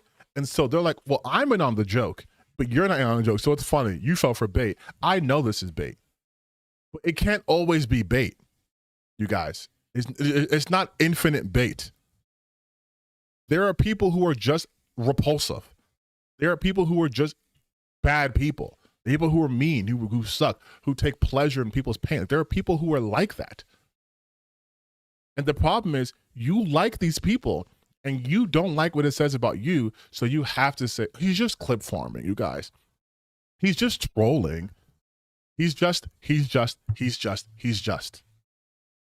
And then when you see people who aren't like that, who have any size audience, whether it's a large audience or a small audience like myself, you attack viciously because you're like, no. If you're gaining any kind of traction, you also must be putting on an acting character. You also must not care about these people's human rights. You must be doing it because you're a grifter too. You're grifting to the left. You're a left-wing grifter. That's like an oxymoron. That's how they function. So like when I'm seeing those comments on my page, I'm looking at it from that angle where it's like, you believe truly in nothing. So you believe that everyone must be also putting on an act, whether it's virtue signaling, right? That's why they talked about that for years. Oh, you guys are virtue signaling. You're virtue signaling. You're virtue signaling. But fucking Matt Walsh living his life, but also showing you a log cabin where he has a cigar and whiskey. Vice signaling. No, that's real though. Because people drink alcohol. People don't care about gay people. People don't care about trans issues. You play video games. Why do you care about these things? You're not supposed to care about that. You're virtue signaling. But if I was talking about how, oh yeah, man, these girls are ugly. He's a real one. He's authentic. Look through my output. I have been consistent. I've been very consistent because it's easy to be consistent when you actually believe in shit. But when you don't, you end up like Wagner Knows Why, who within 10 seconds completely does a 180 on his own talking point. These people believe nothing. That's why everything is just so at a drop of a hat for them. That's why they could support Kingdom Come Deliverance 2 for years as their anti-woke game, and then the second there's a possibility of being gay in that game, they drop it. Because their support of that game wasn't based on the game's ability to be good. It was based on it being anti-woke, which is a nebulous ideology to begin with. Because they're anti something they don't understand. They take wokeness to be literally anything progressive. Anything progressive is woke and bad. So they're against that. Right? But if you're just against progress, you're setting yourself up for failure. Because you're mad about progress. So are you mad that like, okay, let's talk about the trans issue for a second. Usually that falls under gender affirming care. But they say they don't like trans people because they're violating biology or whatever. God made you this way, you're perfect. Okay, do you hate people who wear glasses? Do you hate people who need hearing aids? Because God made them that way, he's perfect. Oh, you don't? Okay, so now we're going down the list. So, okay, so I can't do gender affirming care because you think it's wrong. Okay, cool. But you can get a haircut. You can get a hair transplant. You can have your Viagra. You can get testosterone. You're a look smaxer. You're taking T. You're doing HRT too. You're also doing gender affirming care to make you feel like the gender you're aligned with, right? Make you feel more masculine. You want to take steroids to get bigger muscles. You want to take more testosterone to go facial hair. You want to take your Viagra to have a better sex drive because you're a man, you're testosterone. You should feel this way. That's gender affirming care. But you're not against that. You see that? Like it's easy to defeat their arguments because they don't stand for anything in particular. It's just whatever. If we can break it to most simplest terms, whatever owns the libs. Whatever owns the libs is what their whole thing is. That's why you see the people who are all about the Second Amendment. I will never give my guns up because I want to go against a tyrannical government if they ever overreach. Fucking crickets are happening right now, right? Where are those Boogaloo boys? Huh? Oh, you're going to the newly elected Virginia governor's home because she wants to put tighter gun controls out. So you'll come out in force for that. But a literal tyrannical government overstepping by using ICE as a Gestapo because ICE, again, does not have the federal or legal authority to do what they're doing, you're not busting shots. You fantasize about the opportunity to do that. You want to have your own Waco, Texas, and then when you have the opportunity to do so, nothing. It's never about that. Own the libs. They'll join ICE within a heartbeat. People who say they love American citizens, I love my country so much. And they will do things that actively tear the fabric of the society of the country they're in because they don't care. In a weird way, I'm more patriotic than any member of ICE, than any fucking right-wing conservative, because I actually do care about the fabric of our society. That's why I do like the idea of universal health care. I do want free colleges. I do want free childcare. I want those things. Those would be better for the citizens of this country. Objectively so. That's what I want. And I'm considered un-American. I'm considered, oh, you should leave this country. No, I want to make America a great country. I want this country to be the best goddamn country in the world. And it has both the potential and the resources to do so.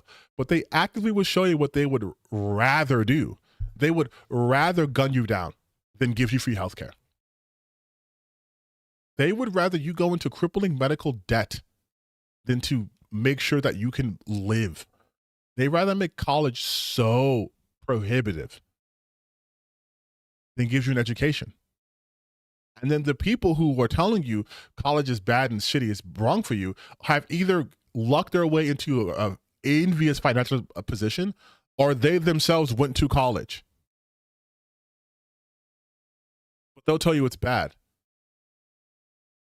The people who are telling you these games are terrible because they're pushing an agenda, right? Because they have queer people in it, are the same motherfuckers who were like, actually, this game is based in awesome, and it's the goddamn Great Rebellion, a game made by a white supremacist group.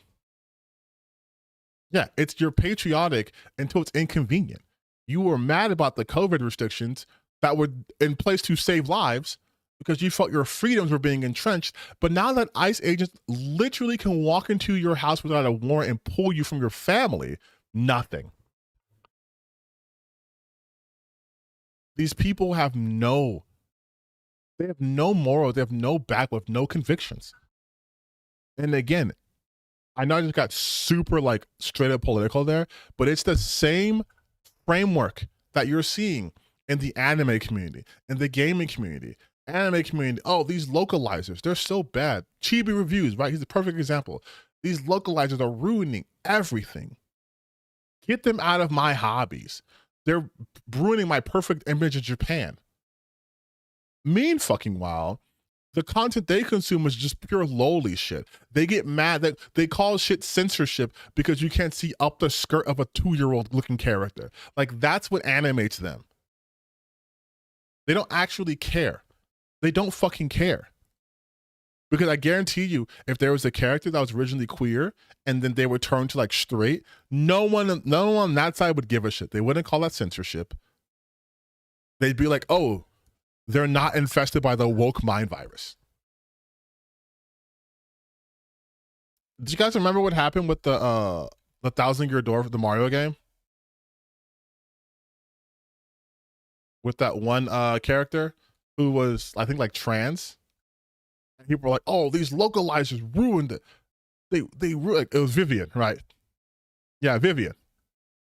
And it was like, oh no, they're lying. It's like, no, the character is trans. Yeah.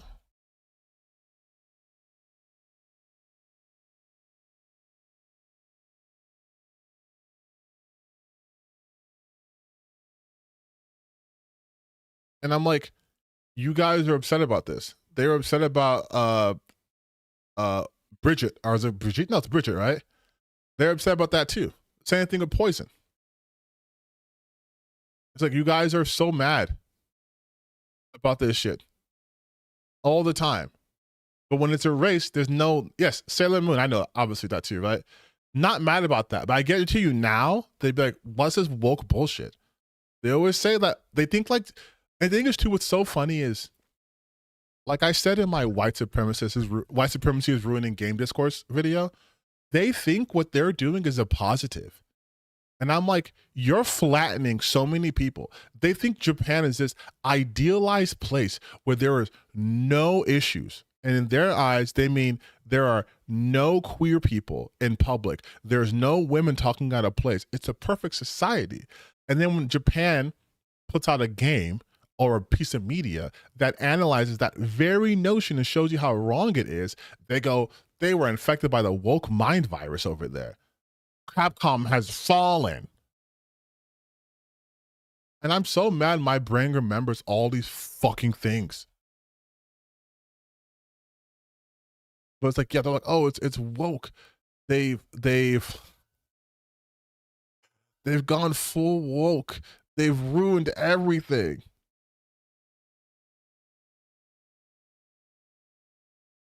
Like, look at this shit. Look at this shit. This is from a year ago.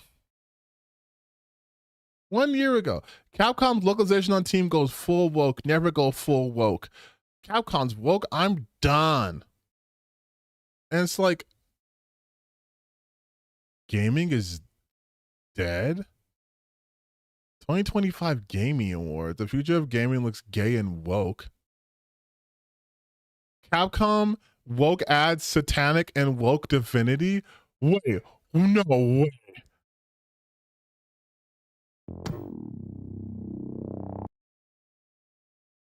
Latina Parfait. Why does that sound so familiar? Wait.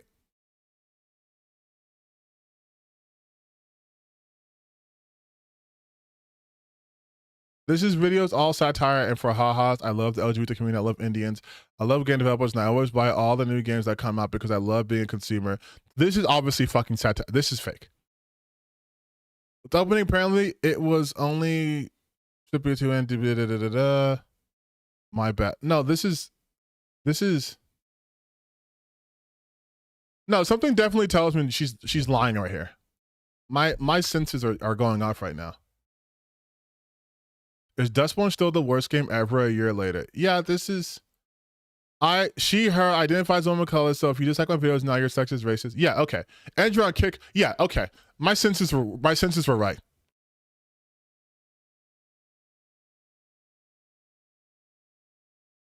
Jesus Christ, dude. There's no way you're proud of yourself doing this shit. There's no way. But again, I'm sorry. They always have the worst fucking thumbnails, dude. They always have the most, like, graphic design is my passion looking ass thumbnails.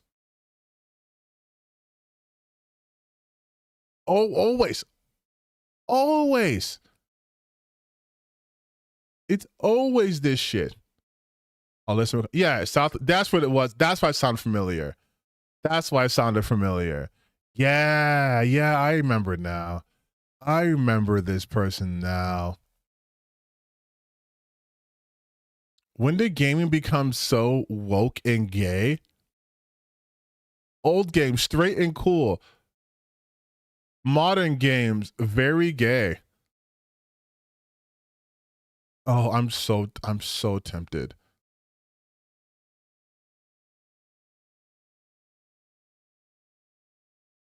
He's a man. It's a no. I can listen to you guys. I'm not. I can tell. I can tell what's happening here. I know.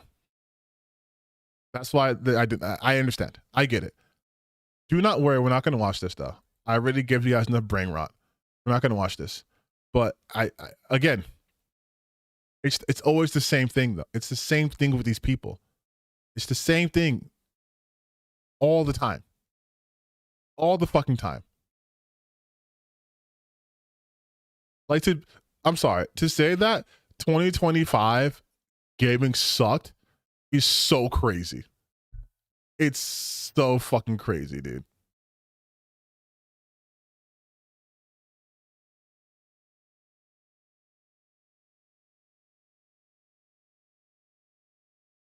Wait, never. Why are you talking about Never Not June? It's how conveniently and definitely knocks down that Never Not June makes a video crime about racism and all the forms of it's only 5 hours after my post went up. I love how he says to clarify he's a POC because obviously we couldn't tell by his voice. Obviously, you're Latina Parfait. You're such a pussy, dude. And it's so obvious. It's so obvious you're trying to be like Andy Pants. Oh my God, these people are such fucking losers. Dude. It's so funny to me. You know what's even funnier though? If you guys type in Andy Pants Gaming, I'm like the first one. I'm like, no, I'm second. Like, you know it's bad when like if someone types in your name, it's people talking shit about you. Like it's not even you. Like it's not even you. You don't get to him until you scroll down. And it's mostly people saying how fucking cringe you are. Like it's not even it's so funny. It's so fucking funny, dude. It's so funny.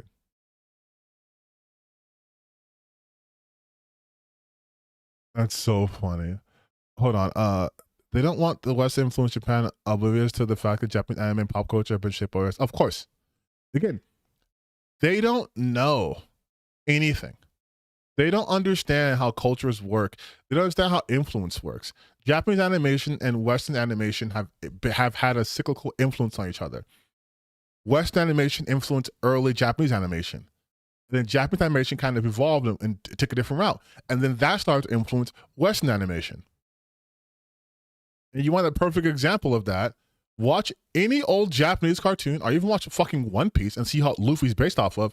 And then watch like Teen Titans. Right? You'll see what I mean by the influencing each other. But it's also so fun. Like it's, oh God. It's so fucking funny that what I was talking about earlier, how they all do the same thing. Now things, okay, we are going to watch a little bit of that Latina Parfait video, a Parfait video, because the fact that they're like, oh, this is satanic and lame and whatever, right? Like, all right, so this is a last minute edit since I've already recorded most. Oh God, that's how they sound like. Oh man, okay, whatever. Okay, like this. Craft. Afterwards, we were shown a Capcom ad for a sale on their games, and it basically has all the Capcom usual shills like Maximilian Dude, and then there's this guy, which I'm pretty sure is from one of those RE channels who only really covers RE content, and then we have Susie Sphere Hunter, who may or may not be a body type 3, and like I said earlier, may or may not have a 3-letter disease. He legit sounds like may or may not have a 3-letter disease. Like, bro, you can't. I'm sorry. I'm bringing back bullying from the 90s, baby. You can't be a fucking nerd and try to come for people. Listen to him. Body type 3, and like I said earlier, may or may not have a 3-letter disease. May or may advertising their games. We also got this lady who looks like a troon, which I think somebody in my chat said she was Lady Dimitrescu in Resident Evil Village, which if that's actually true, you gotta be real down bad. Like, you gotta be real fucking down bad to 30. What a fucking loser. So you don't even know what Lady looks like. Anything, but considering it's implied the city burned down, it means one of two things. Larian is actually based for killing these sexual degenerate, definitely not sexually degenerate. I want to see something, because this is just someone trying to be Andy Pants, right? Woke clown claims woke games don't exist, you're just a bad person. This is him just trying to be Andy Pants, right? Well, with the most recent video game of the year, that being Mid-Pedition 33, I thought, what better time? Okay, yeah, so this is just, oh my God, your heart's not in it. He's doing the whole anti-Semitic thing. Anyone else getting sick of these grifters? Based shills grifting on success of Hollow Knight. Wait, Over what? the past few years, we have seen games with absolute further and say that nobody watches any body type 2 content creators for their insightful information, but rather for the fact that they are simply put a body type 2, saving you 10 minutes of your life. This guy's a loser. I don't even care if he doesn't like these people too. This is loser shit. This is loser shit. Body type 2s. Body type 2s. Like, that's just shit that always gets to me too. Like, they don't even just say shit. They always have to say shit in code. Stop being pussies. Oh, there's these hood weaves, these body types. Nah, if you want to act big, say the word. Say it. What are you afraid of? I call you guys pussy all the time because you are. I'm not going to censor myself. You're being pussy. You're doing pussy shit, dude. No, real talk. If they're going to be like, we want to bring back anti-woke and say this, then fucking say it, bitch. Stop beating around the fucking bush. Like, I'm not saying she might have a 3-letter disease. Say it. Like, goddamn. I have too many tabs open. I have too many tabs open. I close this one. And this one. Jesus Christ. Why did you guys let me have so many fucking tabs open? Holy shit. Ran out of memory. I had so many tabs open, ran out of fucking memory. Oh my God. It's not too late to save these beloved gaming franchises that become too big to fail. Where was I going with this? Oh, probably because of Ubisoft. Whatever. See, I always plan to be like, look at me being all organized. I'm going to have multiple topics to talk about. And then the ADHD fucking kicks in. And I'm just like, oh, okay. Oh, I have Dexter toe up. Our games. What the fuck? Oh. Okay. All right. Okay. So, if you guys were here in my last stream, you probably saw me talking about this a little bit. It was later in the stream, so maybe not. And I didn't cut that part out to make it a video, my mistake. But I made a community post like a couple of days ago talking about these like developers. I feel like the best way to call them is like scammy developers because of the whole thing with Code Violet. I'm like, there really needs to be a better, like, robust vetting system for these people. And there's just not one, right? And I got to looking at this one company because, I mean, obviously it is AI fucking slop shit, right? But they have this game. Okay, hold on. They have this game. And yeah, I went to Reddit to look at shit. So like, they have this game though. It's called Cyber Routine. Mind you, the only information you can find about this game, the only info you can find about this game is from the PlayStation Store. That's it.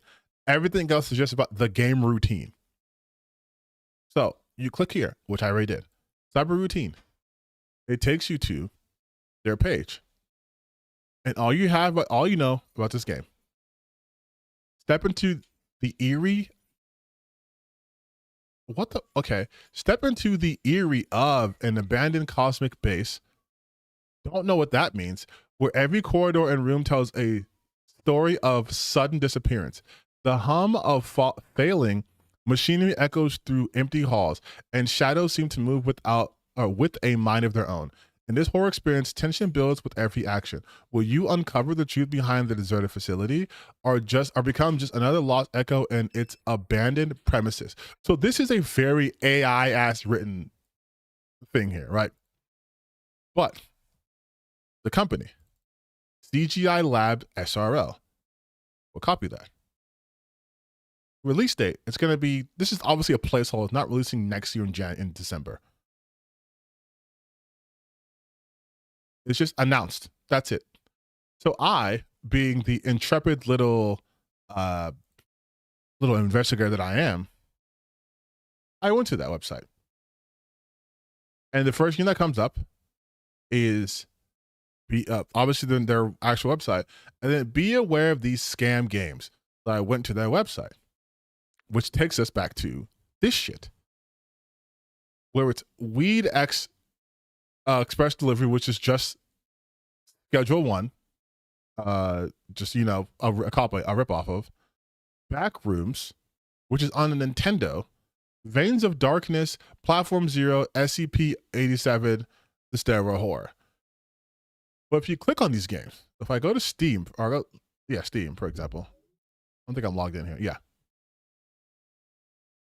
You look at the publisher, it's not them. It's someone called Langanier. And this game came out last year. Developer too, same thing. So it's not they help publish this game. So okay, maybe they reinvented and became a new company after a year. Okay, cool. Dog Brew. Also not published under them. Published under Yuli Oneshko and S-Grade Games. S-Grade Games have their own games they've released.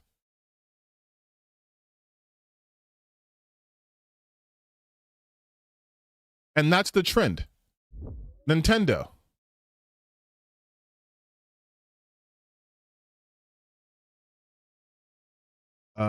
Support modes.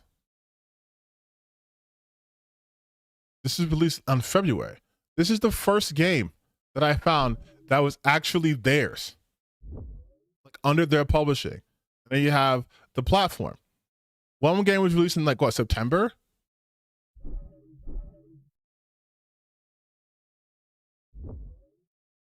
This is released February of that year. This was released November of that year.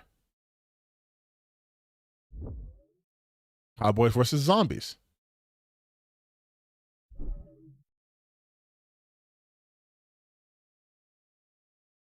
Has it even been released? December 12th, 2024.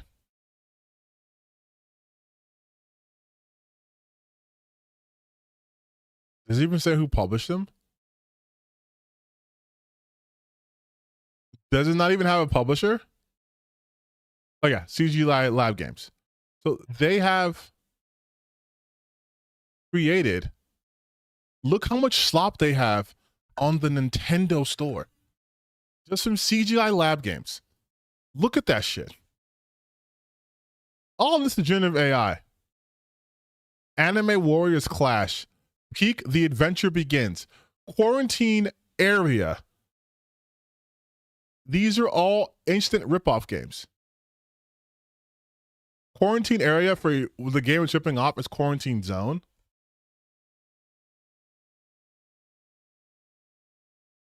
This game came out. Oh, it's a mobile game too. This game was released. That's for PC.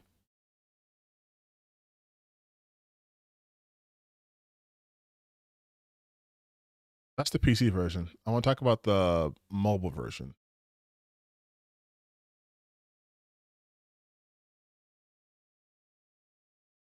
It also came out mobile. That's why it's on both platforms. Google Play.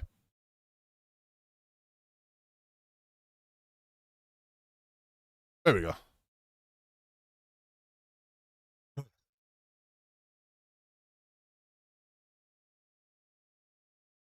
When's the release date? Quarantine. Okay, so October 15th. This came out like around October.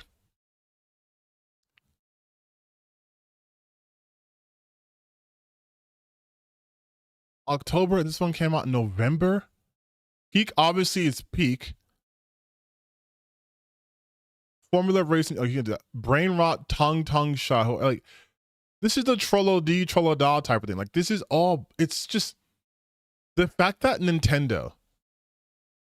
Just look how many. Look at this shit, dude. And then the DLC. Is there even? You know, let's see this battle royale shooter, which was released What's the trailer? Let's see. Fantasy violence.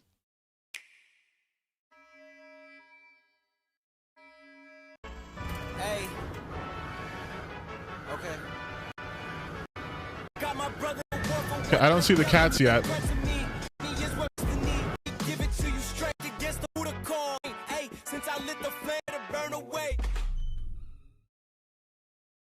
You gotta be kidding. You gotta be kidding. That was...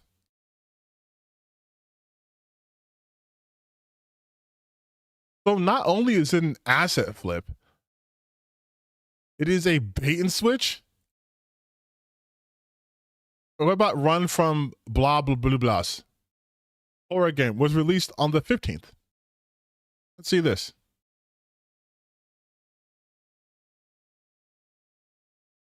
Yes, there's no cat. Assets.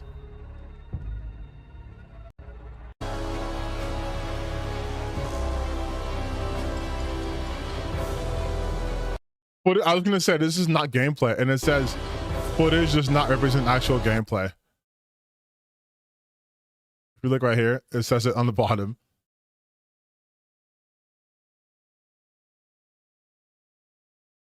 Yeah, these are very clearly footage does not represent gameplay.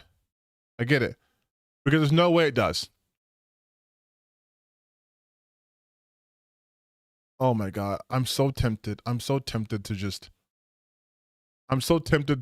hold on.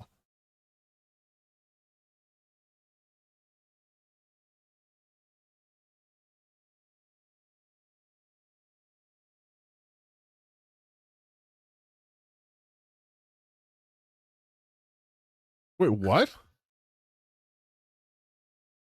Okay, let's see the game. He actually played it. The full game is 12 minutes. It's a 12-minute game and it costs how much money?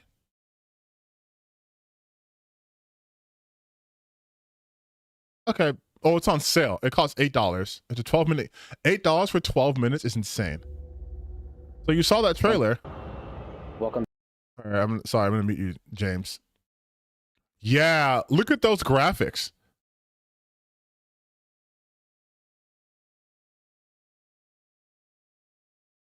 You don't even have the flashlight. Look at this shit.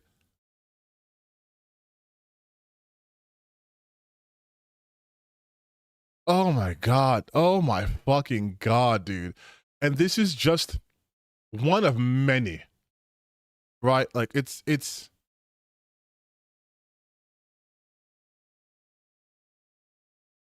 and they just fucking flood the market. I want to see if the PlayStation Store actually has this too. Weed X. Oh, you can't search by developer? That's crazy.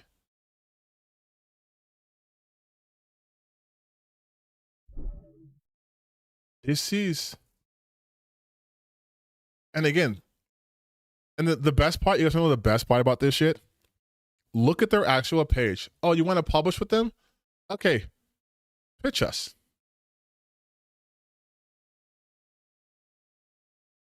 I want to show you something. Okay, this is something that, let's see if we're still here.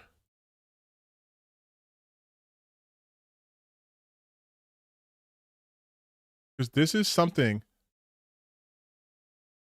Okay, cool. This is something that I caught on one of my streams. I did this last time, actually. I have to go to my video real quick. Okay. Go to live. Last week, right? I want you to watch this. Maybe a little bit Inception-y, I guess, but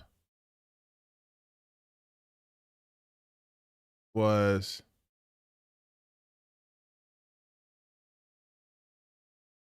here. They changed something. I had looked into them before.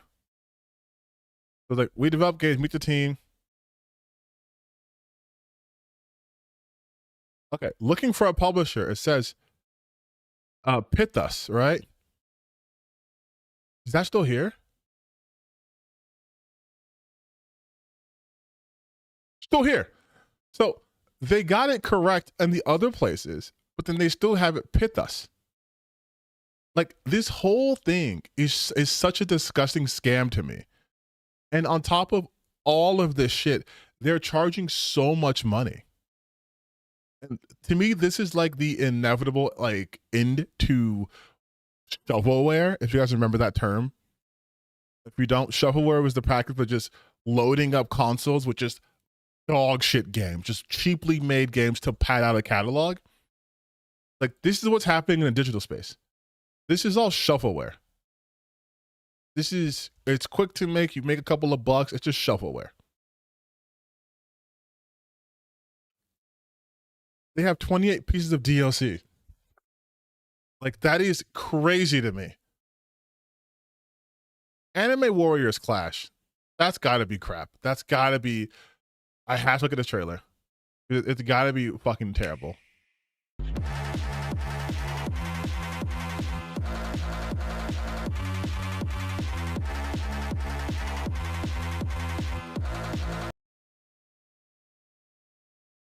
Shira Bimono. I'm not even sure that's even a Japanese. Choju. Kongo Fu. And then just Bear. Anime Warriors Clash. Wait, let's see if there's... Apparently people are buying this shit.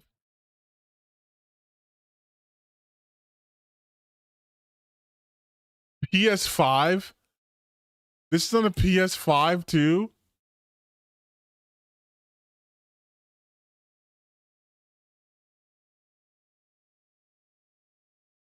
You streamed this for 54 minutes? Bro, I thought I had brain rot issues. This looks less than shit. This is... Oh, wait, what the fuck? Look at that loading screen.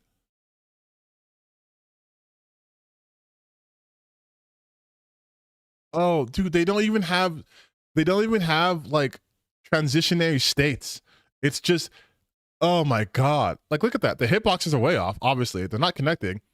He got hit and is still jumping.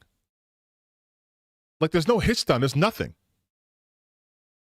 Oh my God. And look at this part. Look at the loading. Clipping to the ground. There's no jumping animations either.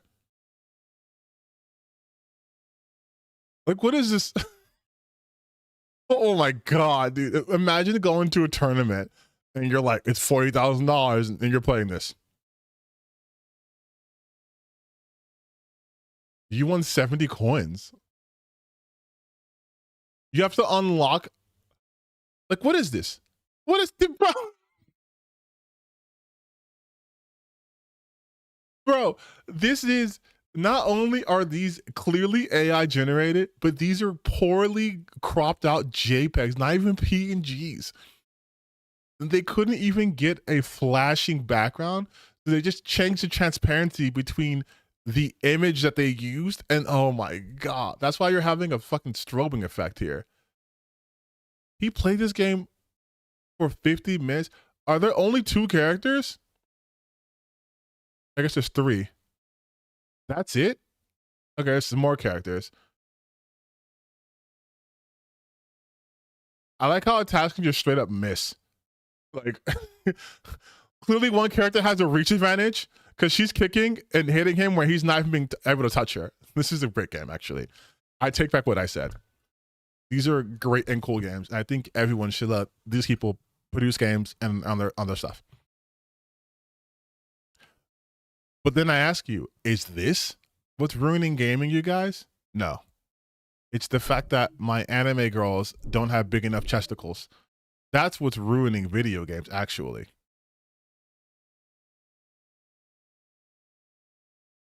Let me get rid of some of this stuff.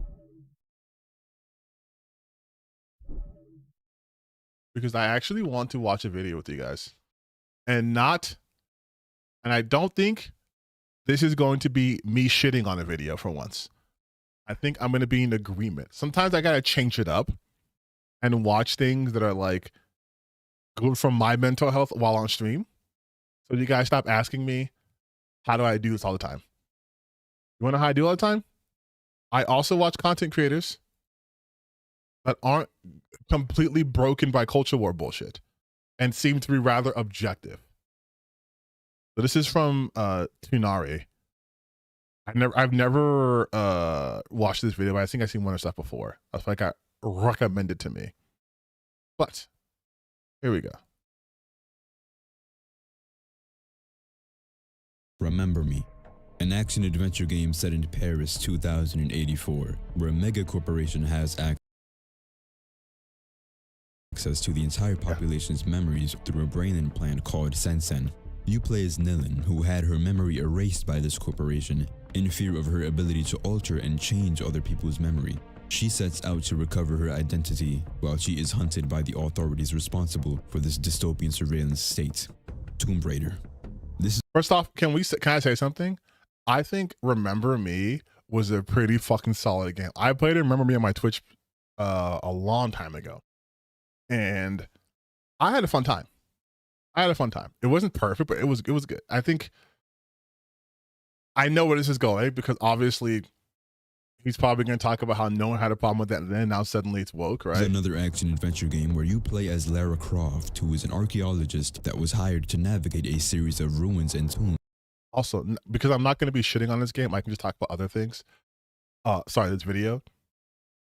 I get so jealous when I hear the audio quality of certain people, because I'm just like, how the fuck do I do that? How do I make my voice sound like that?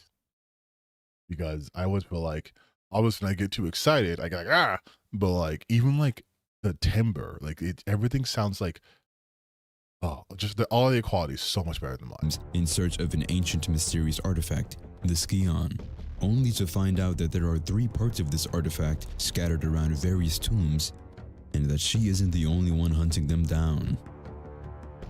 What is my point with bringing these 2 games up, you ask?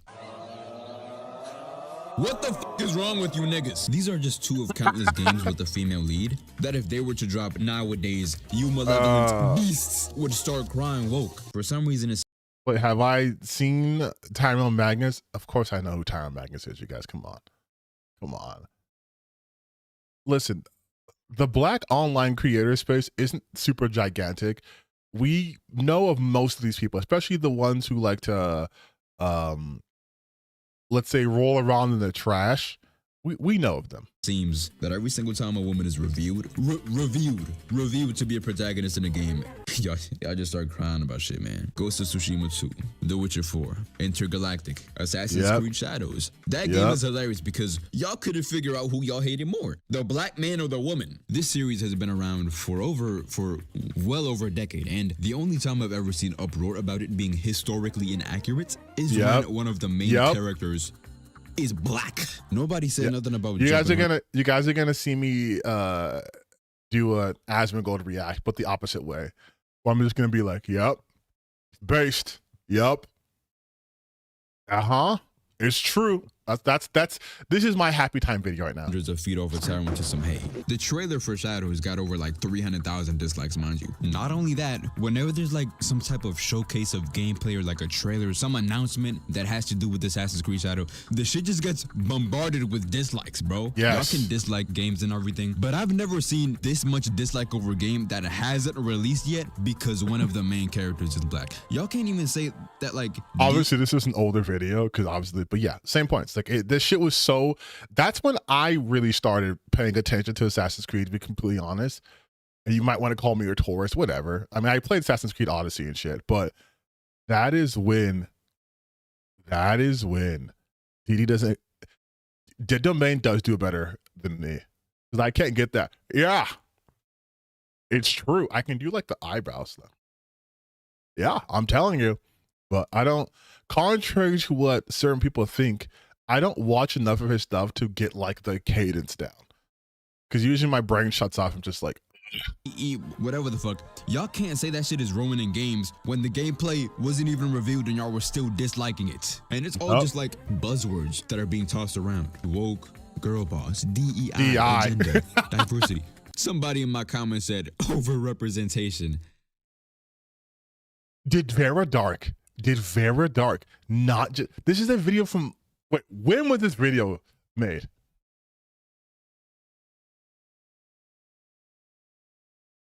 When was this video? This came out. None of you could ever possibly. 11 months ago. 11 months ago. 11 months ago. I did watch the Tony Cena video, by the way. That was why I did my white supremacy ruins discourse video. But this was 11 months ago. He's talking about how they're saying overrepresentation. We just saw in this stream Vera Dark complaining about that very same thing, about black people or minorities being overrepresented, like as if that's an issue. Almost a fucking year ago. And they have these same exact talking points. Same exact talking points. None of you could ever possibly hope to be a productive member of society. I know for a fact I'm gonna get a bunch of comments that's talking about he's falling for the rage bait. I don't doubt that there are definitely people online that are just trolling and engagement baiting and grifting and shit. Because it certainly brings in views, and regardless of if it brings views or not, there's always gonna be people that are trolling on the internet. I'm not exactly fazed by that. I wish y'all would stop acting like there aren't dumbass niggas saying dumb, hateful shit. Was I not just saying this? Was I not just saying, did I not fucking say that y'all keep doing the whole, oh, they're just trolling. They're just trolling. I was literally just saying this. Oh, it feels good to see that like other people are just like, hey man, you're not alone in this shit. I also hate this shit. It's also annoying. And it's the same exact reasons I'm giving. I'm like, oh, thank you. Like, because mind you, I don't have any relation to this content creator. We are not, messaging each other. I don't know who they are. I don't know who Tunari is. This is literally my first time watching this video. We are already feeling the same shit. I'm like, yes. Like, this is what I mean when I say diversity of thought too. Like, we don't know each other, and yet we can observe the same reality and reach a similar conclusion. This isn't us having someone tell us what to think. We are looking at the same shit and being like, y'all are being weird over this for no reason. That they genuinely believe in. So another stance that they'll probably take is that I'm saying to never criticize games. And this is where I start to wonder if y'all have any neurons transmitting properly in your fucking brain, my nigga. Of course, I'm not going to take a criticism seriously if y'all niggas are mad, not at the gameplay, just that you have to play as a black fucking man. I absolutely do think that all games have their respective flaws in gameplay or narrative or graphics or art style or general writing. No game is perfect, and some have more flaws than others. I don't think those flaws include black people, and see, that's where our problem lies. I also don't think those flaws include women being ugly, right? Ugly women. Whether or not a woman lead is fuckable. I feel like what Oh No's Alex is doing to me, but I'm not surprised at this. I can't truly put into words how good this feels to see just someone else, especially someone with a bigger reach than me, reaching the same conclusions on this shit. Because it's like, we are not telling you to not complain or critique video games. I do that shit all the time. Even though those are my lesser viewed videos, I do that shit all the time. I have a whole ass video critiquing the entire leadership structure of Ubisoft and telling you where it went wrong. I have videos talking about character design. I have videos talking about narratives and all this shit. I have videos talking about the people focusing too much on graphical fidelity and not about exploring different topics. All these things. Those are real issues you can critique. Those are valid things. But this shit, saying that you don't like a character's fucking face and it'll get you horny, is not criticism. It's just not. It's just grievance posting. You're letting everyone know the shit you jerk off to, and this isn't it, and now it's bad. I don't understand the need to have every single female video game character look like look like nobody that would ever look in your general direction in real life. You will never fuck a bitch that look like Bayonetta, nigga. Relax. Who the hell plays games that gets mad because they're forced to play a woman they don't find attractive?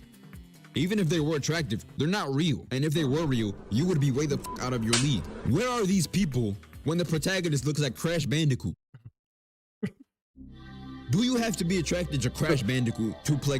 I didn't say that exact thing, but I know I've used that example before. Not the same character, but I think I was talking about like, oh, do you want to fuck Kratos or Nathan Drake or something as a straight dude? Like, because that's the shit they be talking about. Crash Team Racing, yes or no? Another stance that people take is, we don't mind diversity. It's about forced diversity. It ruins the story, it ruins the narrative, it ruins the experience. Forced diversity is not real. I can't seem to think of one example where it was the diversity that ruined the video game as opposed to, you know, the writing in the game sucking straight ass. Saints Row Reboot, Dustborn, Concord. These games did not fail because of diversity or whatever the hell reason that y'all like to bring up. These are genuinely just terrible fucking games that nobody likes. Everything about Concord was 1, generic, and 2, done better, way better by its competitors. The only shit that Saints Row had going for it was the customization. God, thank you so much. Oh my God, thank you so much. Oh my God, thank you so much. Because I've been saying this shit. And they will always take that as me defending Concord or even Dustborn. I played Dustborn and I told y'all that this shit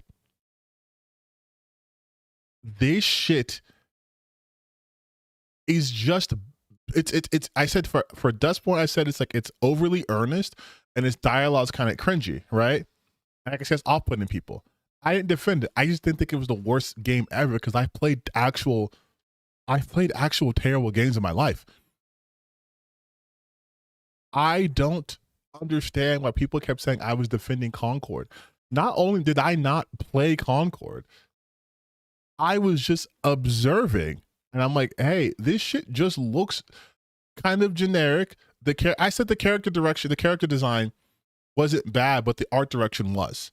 And then on top of that, the $40, and on top of that, it looked like it would have been better as a single player game akin to a Guardians of the Galaxy. But like, it's just nice to hear this shit. Everything else, writing, narrative, the characters, story, gameplay, complete garbage. And I don't even know what Dustborn was. I genuinely don't know what that shit was. But if this was really y'all problem, then I don't understand because y'all love Overwatch, y'all love League of Legends, and Overwatch especially is basically everything that y'all accuse other games of. Yes. It just sounds like you're calling anything that doesn't pander to you specifically to be forced. Because even if that was the case, we have games that haven't even released yet that y'all are bombarding with dislikes when we haven't even gotten a chance to see if it was actually ruined by said forced diversity. I want y'all to notice how often these people use we, us, when deflecting arguments. We never said it was this. We've always stated that. None of us have ever said this. Why the fuck y'all talking like Venom behind that computer screen? Speak for yourself, nigga. You are not Ermac. I can't seem to pinpoint exactly what that word woke even means because of how many contexts it's used in. My first instinct is to go, well, maybe it's the inclusion of characters that are literally anything but disgruntled white men. Why are we acting like women did not exist before 2016? Why are we acting like black people did not exist before a couple of years ago? Bitch, I'm right here. It's as if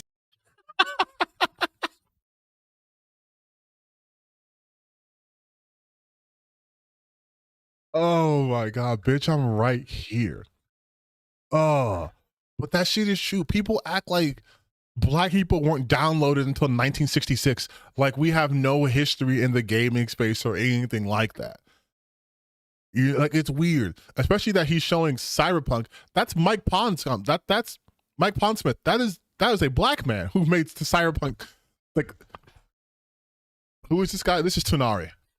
I'm a substance nigga too. Goddamn. See, you know what feels good too? You know what feels really good? And this is don't take this the wrong way, you guys. But when they're black and they're doing this shit, it feels so much better. And I'm gonna tell you why, okay? Because I have been interacting, unfortunately. Well, not interacting, it's been one-sided, but like the conservative blacks in this space, and it's just like y'all are toe tapping like so hardcore. So it's nice to see someone like him, Birdman, like I don't know if Never Not June's one of us. I know he's a person of color. I know he's one of us, but whatever. Like Never Not June, like people who also have a different perspective than even like their white counterparts in the same space on the same side, right? Like I'm gonna have a different perspective on something than like Crime's New Roman, right? And Crime's New Roman's my boy, but we had a different perspective because like I'm coming from it from a different background. So it's nice to see people like in like black people in this space being like, this is bigotry, this is stupid, this is fucking dumb. You should be not doing this shit, and making fun of them too. Like, thank you. I low-key wanted to do videos like this, but I don't have the mental focus to just do the jokes and all that stuff too. I'm streaming of consciousness. Maybe I should let more of my personality show, though. I should roast people more. Portrayals of people from different backgrounds have never existed in a video game atmosphere, when that is the complete opposite for nearly any series you can think of that has a human cast of characters. The creators of Mortal Kombat, for example, have always made sure to include characters of different colors and backgrounds within their games. Not so much for the sake of representation, I don't think, but like, that's just how it is outside in the real world. For some reason, I'm not surprised that it hasn't clicked for some of you. Then that brings us to their go-to argument. Oh, but video games are supposed to be an escape from reality. And that's... okay. Again, you guys know I haven't seen this video. Anytime I hear the whole it's escapism, I always say, from what? Is there a universal like viewpoint on what is escapist fantasy? Are all fantasies, have they been flattened to just being one thing? Like when they talk about how, oh, we don't want gay people in fantasy, but what if someone's fantasy is to be able to be openly queer in a magical setting and not be persecuted? What if that's their escapism? What if their escapism is they are a trans person and they're playing a game in which their transness is not even core to their identity and they can just exist? Or people know they're trans in the game and they don't fucking care, because the Earth's gonna end in 3 days. No one cares about, like, what if that's their escapism, right? They always think escapism is this universal thing where no, escapism means I get to kill the dragon as a knight. It doesn't mean black people get to be here. That's not escapism. Like, I mean, come on, like, women, their escapist fantasy could be like a man who doesn't beat me. It can be not having to deal with misogyny. It can be being a woman who doesn't have periods and have no like. There's so many different ways of escapism. I personally, if we're doing like non-serious shit for a second, I would love to play a game where me being tall does not elicit people following me and want to ask me a bunch of dumbass questions or secretly record me. I would love that. I would love to be able to exist in a space and simply exist in that space and get to take it in without also being treated as othered. I would love that shit. That's my escapist fantasy. That's why I can play RPGs and I don't care about the race or the sexuality or the gender of the character I'm playing as, because my escapism isn't, I want to see the person who's me exactly in this game or need to see it all the time. But I want to get away from certain aspects of reality. That isn't to say that representation is important. Of course it is. I do want to see more black people in spaces and more queer people in spaces and more women in spaces. I want to see all that shit. But the escapist point isn't just seeing yourself in there. It is everything in totality. But for these motherfuckers, the escapist is simply just, I want to play as a powerful white person and be able to do whatever. That's why you'll see them be like, why can't I kill them fucking children in Fable? Oh, the new GTA 6 game's gonna have a pride rally. I'm gonna run them over. I went on a complete tangent. I probably took it from this guy's point. Tells me everything I need to know about you as a person. That's why, just like in 30 years ago, like in real life, we got black men and black women, white men and white women, Asian men and Asian women. We got robots and reptilians. This fucking ugly ass kid, man. I'm just like, this nigga looks crazy, bro. I see they gender bent Cyrax and Sector, and also Molina's in a relationship with Tanya in Mortal Kombat 1. Who cares? I'm more concerned on how these characters are written, as well as Chaos reigns in Mortal Kombat as a whole. And I have to say, I'm not really the biggest fan. Me personally, I just want Cyrax from Mortal Kombat 9 back, just because his design was cool as fuck. But I'm not gonna lose sleep over this. There ain't no damn agenda niggas is forcing by including gay people in video games, stupid ass boy. Nobody's forcing you to be gay through a video game. Maybe you just are. What's funny is just how many people are already calling GTA 6 woke, and we literally have one trailer and nothing else. GTA, according to these people, has always been everything that y'all accuse other games of. There was a mission in GTA 4, for example, where one of the side characters, you beat up a homophobe, was walking in the park and he got assaulted by some guy with the baseball bats. And as Nico Bellic, you had to chase, the game literally said, chase the homophobic guy down. This is from a game that came out in 2008. That's just one example of GTA going out of their way to do stuff like that before it started to get more normalized. And I have no doubt that GTA 6 will do similar things. And I also have no doubt that I will not give a damn. Damn, these bitches are thick as fuck in GTA 6. Maybe I should be excited for GTA 6. Go back. Hold on. Look at that twerking technology. God. I have no doubt that GTA... Is that mocapped? I am streaming. I'm so sorry. Do similar things, and I also have no doubt that I will not give a damn. GTA 4 also had a DLC called The Ballad of Gay Tony. Yeah, and they had to play as a Dominican named Luis. I'm not biased or anything, but in my opinion, we should be playing more Dominicans in games. I think they are really good people from a cool country. Just don't ask them how they feel about Haitians. This is just one of the current reasons why I'm so confused on the current gaming discourse. Y'all know what's the worst part about this? Half y'all people are not even real. Y'all lack the backbone to say what the fuck y'all be saying behind that screen to somebody's face. You could never fathom the thought of saying half the shit you say online to somebody in their face. You could never fathom the thought of physical intimacy with another being that has feelings for you. You could never fathom the thought of looking a cashier directly in the eyes and ordering a Big Mac with a side of fries, nigga. Y'all do not say this hateful, racist, misogynistic shit in real life. Y'all lack the backbone. Anyway. Not editing this shit Anyways, I really just don't like that side of the internet. I feel like some of y'all have not been outside since the pandemic and y'all forgot what real people look like. No, not every man and woman looks like Nathan Drake or Joel Miller. I place lots of value on constructive criticism, and I'm a firm believer that nothing is exempt from it. But I'm also a firm believer that not all criticism is good criticism. And a lot of you people have no business criticizing anything. Because I be seeing the shit that y'all criticize games for. Somebody was mad you couldn't buy pizza in Spider-Man 2. Nigga.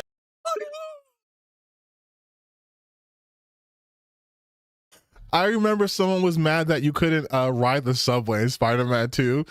And people were like, this nigga want to just play man do the game. Oh. You're Spider-Man. Go be Spider-Man. Spider-Man broke ass wouldn't be buying pizza anyway. AAA gaming these past couple of years has sucked for gamers and also the people behind these games for so many reasons. What with the constant layoffs, fear of missing out, the constant remasters and remakes, and the greedy ass practices, but the loudest people are the loudest people always be saying the dumb shit, bro, and that should just be killing me. Intergalactic receiving this much amount of hate before even seeing gameplay is the craziest shit to me. But it's also like a good part of why I wanted to make this video. I don't know how I feel about the bald look, but I love that actor to death. I think she's gorgeous in real life and I loved her role in You. Not that I'm playing games to beat my shit to anyway.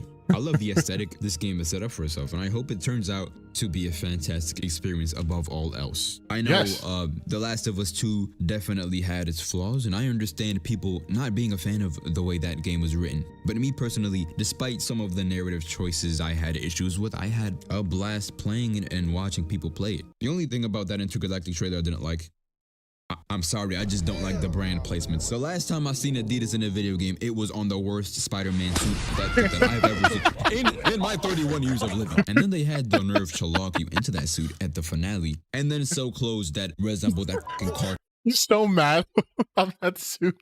He just said, "Fuck it, I'm gonna sneak that into this video." It has nothing to do with it. I love this so much. Crash in real life. I will never forgive Adidas for that unless they sponsor me. My DMs are open. My DMs are open, and I'm not above shilling for the worst sneakers y'all have ever seen in your life. I know that Adidas money go crazy, and these bills not gonna pay themselves. I'm not gonna lie, the Porsche spaceship looks really cool though. Trash. Anyways, I spent a lot of this video mad as fuck, and I'm sorry about that. If you've watched all the way up to this point, thank you for your time. I hope you enjoyed the video. Wait, people can make videos that are only like 12 minutes long? I like this. You can do that? Wait, for real? Not even 12 minutes because you put... I see the vibe aesthetic. Damn, that was 12 minutes. Barely. My shit be like 40 minutes. And we covered the same information. I am not 31. Off of this video alone, I'm subscribing. I'm sorry. I have to. That shit is so fucking funny to me.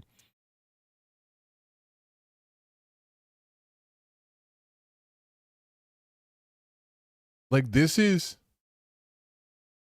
Oh, can we please retire this hairstyle? Wait a minute, nigga. Did you copy me? Hold up. Hold up.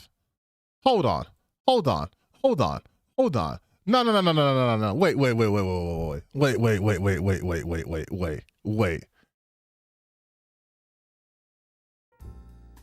5 months ago, I made a video on black hairstyles. Still a great video, as well as a topic that I'm very passionate about to this day. But in that video, I voiced my concerns on the impact that Killmonger's hairstyle has. I will say, we are finally free from the Killmonger haircut.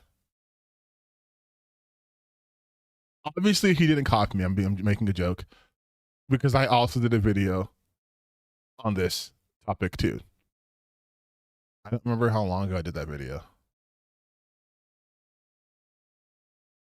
I said developers? Like dear developers? Yes. Okay, so I did this January. I made my video in January. This is weird, right? 2 years ago, I did this video. Obviously, it's got a little more traction than mine did. 1 year ago, nah, nigga, tell me the actual day. What is the day? What is Mac? I did mine 2 years ago. He said he did one 5 months ago prior. So even 5 months prior to that was not 2 years ago. So I'm going to say he copied me. Damn, dude, I subscribed to you and you copied my shit? That's crazy. That's crazy.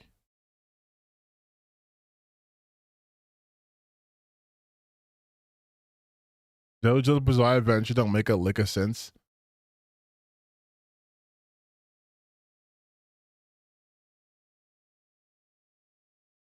He's like into fighting games and shit too.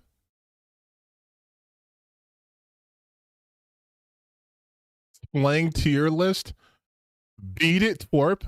Beat It Twerp is real quick. I gotta see where you put that. I gotta see where you put that. Because to me, saying like Beat It Twerp is fucking like top tier.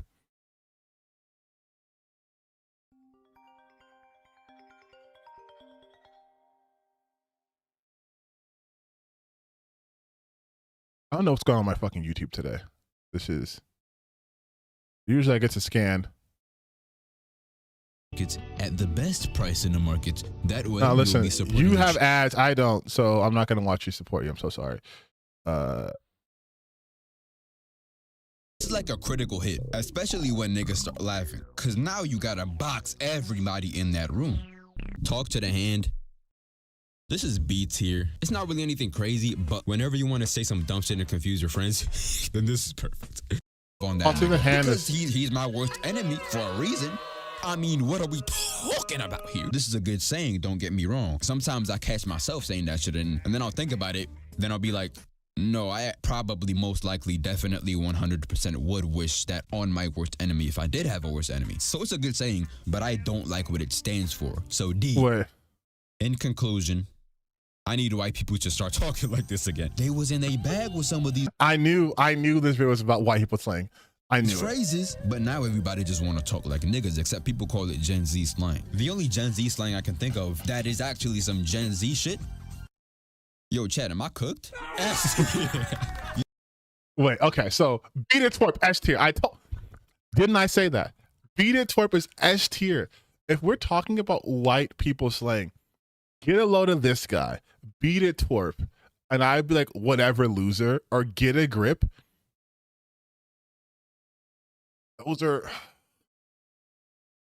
Those were foundational, okay?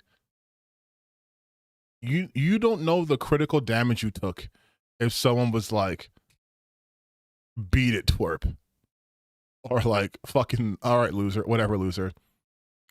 Emotional damage beyond repair.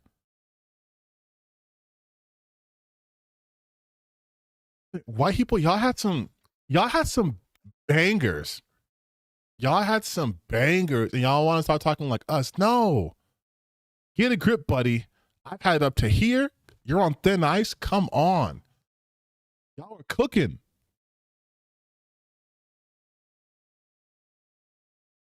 Y'all are cooking. Now y'all want to be like, look at these YNs. No. Quarter zip. No. No. I need white people to get back in the garages. All right. Start making those banger music. All right. We need more alternative punk rock music. All right. Get back in the garages. Don't get in the booth. Don't get on Spotify. Get in the garage. Go on fucking Bandcamp. Get back to that shit. Get back to the slang, bro. I've had it up to here with this guy. But he's on thin ice. That shit is bangers. Beat it, twerp. I'm not even joking. That shit is good. Like, y'all were cooking. Y'all were cooking. Oh my God, dude. That was so beautiful. What are you guys even talking about in the chat?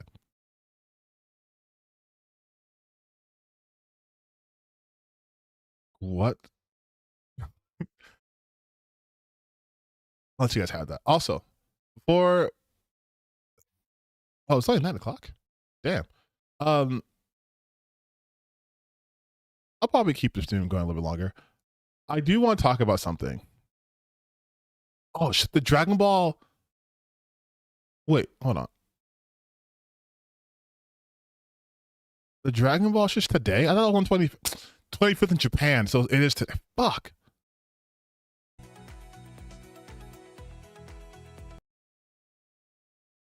Why am I clicking on this as if I speak fucking Japanese? I don't know what the hell is going on here. I don't know what I'm doing. All right. But I did want to talk about something. And it ties into the greater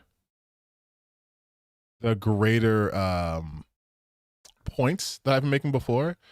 In the whole being a gooner ruining someone's brain, right? Yeah, take care. Being a gooner ruining someone's brain. I don't know how much you guys are aware of like things that are happening in the streamer spaces. I try to keep myself informed on these things from time to time, just as something to talk about. There is a streamer by the name of Lakari. And if you don't know who they are, Lakari is a streamer who is, I believe, with OTK. Yes, he is with OTK. And bro has, I don't know how else to put it, but he had CSAM or links to CSAM. And so now if you go on YouTube, by the way, he's a gooner. Like, he is a gooner. Like a fucking gooner. And so, wait, what? Yeah. Okay. Let me catch you guys up to speed. So, Lakari is a streamer, a Twitch streamer, who is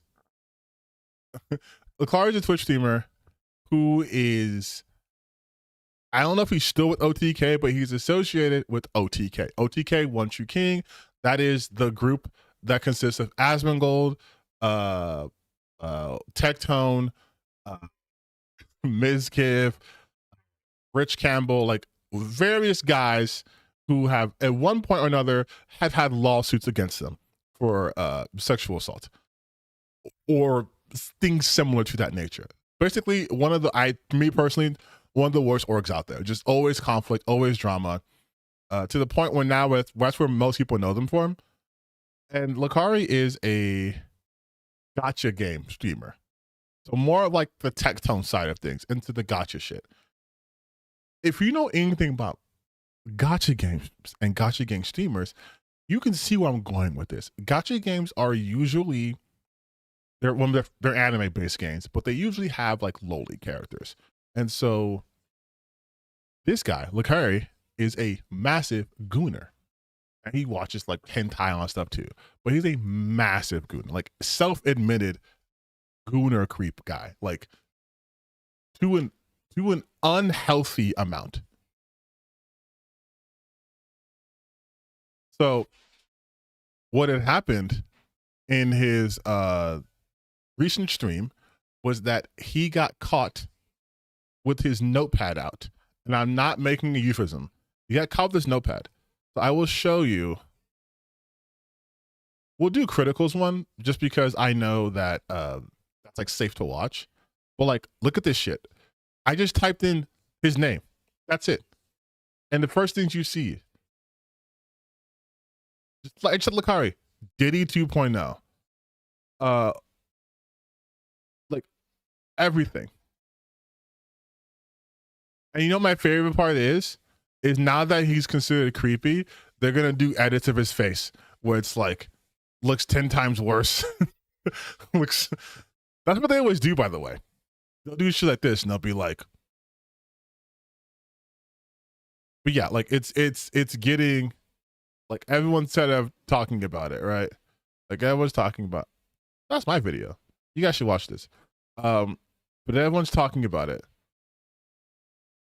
So they're popping cuts ties with him. Like, oh, Rip Spot. Okay, yeah. So first let's see Critical's video. I think Critical video is it's not too long. Yeah. Lakari thing. Jinkies. So for like about a year or so, I was very offline. I set out to leave these four walls of the old loony bin more often to go breathe in the fresh air and really appreciate the Lord's land out there in the real world. So I was missing a lot of like the happenings in the internet space and all the drama for the most part. But over the last month or so, I've fallen off the wagon. I put the needle back in my arm to a certain degree because I wanted to see all the craziness going on in the world to stay up to date with everything that was happening. You know what? To be honest, I don't blame him for either of those decisions, stepping away, but also hooking back in. I'm going to be completely honest with you guys too. Sometimes it is just like, it's easier to do this and it's fun just to be like, damn, there's some weirdos out there, some sickos, and we should expose them. I think that's a good thing. Like, I'm not going to become a drama channel, but like, I think shit like this, when you'll see where this leads to, I think it's more than enough to cover it. But man, are some people just, you make the wrong people famous, man, all the time. And as such, I've been much more online now and seeing a lot more of these kind of things. And today was a doozy with everything that just happened with a streamer named Lakari.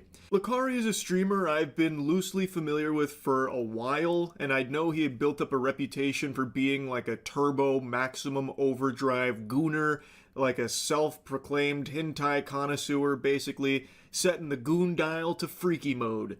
And today, no, like that's, I guess my addition here would just be like legitimately, like he talks about this shit.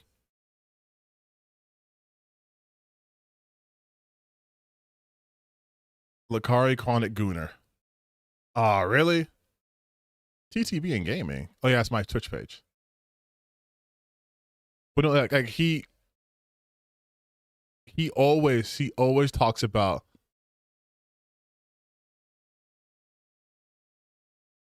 like Lakari playing another gooning game.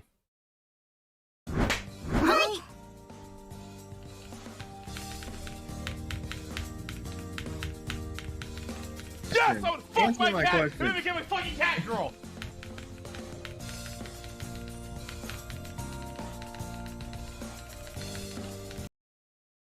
Like that's this guy's. He does mostly vertical videos. That's weird. That's weird.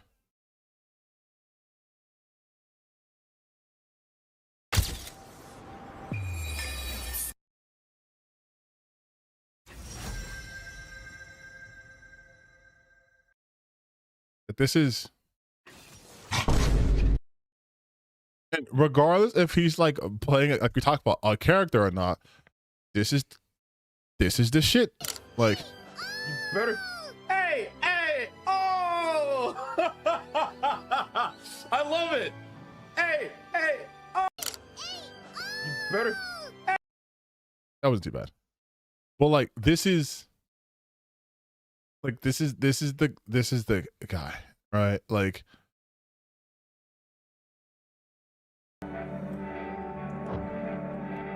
What the fuck? Wait, that does not look right. I don't want to show more.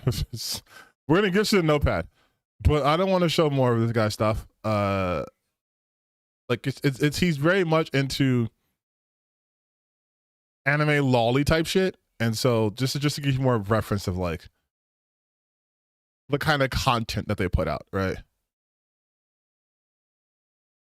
On stream, he accidentally leaked his notepad that was filled with despicable and disgusting shit. K feeds. Let me at least add way to the list of champions that I like.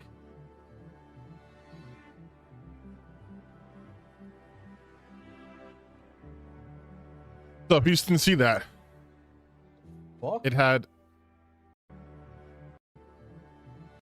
It's so funny. It's so funny when you when this shit happens. You guys remember a year or two ago? I think I talked about this too, but the whole situation with Atrioc and how he leaked his folder of like the deep fakes he had of other Twitch creators, including like Cutie Cinderella, which he had known like on a personal level. They always do that reaction. So like, look at his face. Oh, you can't see it because of me. Let me move out the way. I'll go this way. So look at his face. Look at his face when he's talking. Let's add way to the list of champions that I like. And look when he leaks it. And it becomes like, oh, you see the eyebrows, and it becomes.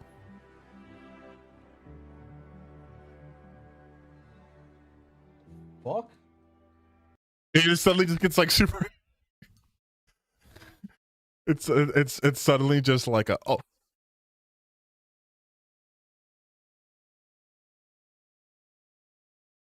Like, come on, dude.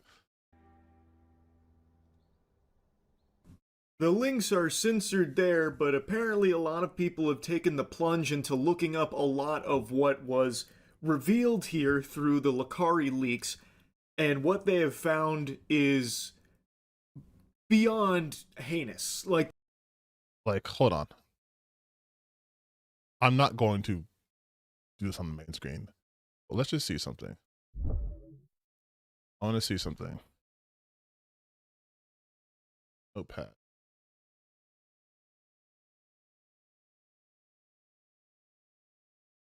Oh, this shit's on like Yahoo News too. Oh, goddamn.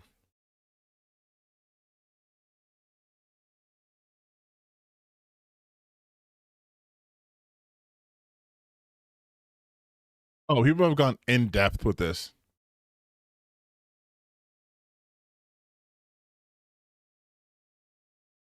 People have gone in depth. Okay.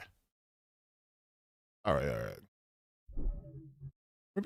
Maybe I actually shouldn't look that up. this is some evil shit we're talking about here. Yeah, but he's like a lolicon dude. Family nudism, apparently. Like, that's some real pedophile shit right there. Also, like, teens and animals. In that notepad there, you might have saw one of the tabs that said JBT. It was like 500 JBT. Apparently, that stands for jailbait teens. Like, it's bad. Like, really, really bad.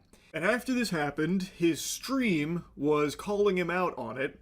And most people expected him to, in the stream, to, like, hide the evidence, nuke it, basically banish it to the Shadow Realm and hope that people didn't have enough time to dig into it.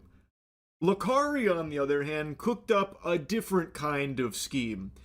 He streamed for multiple hours after this happened. Which is just fucking insane to do that. Like I would have just, I mean, I would have literally never been in a situation.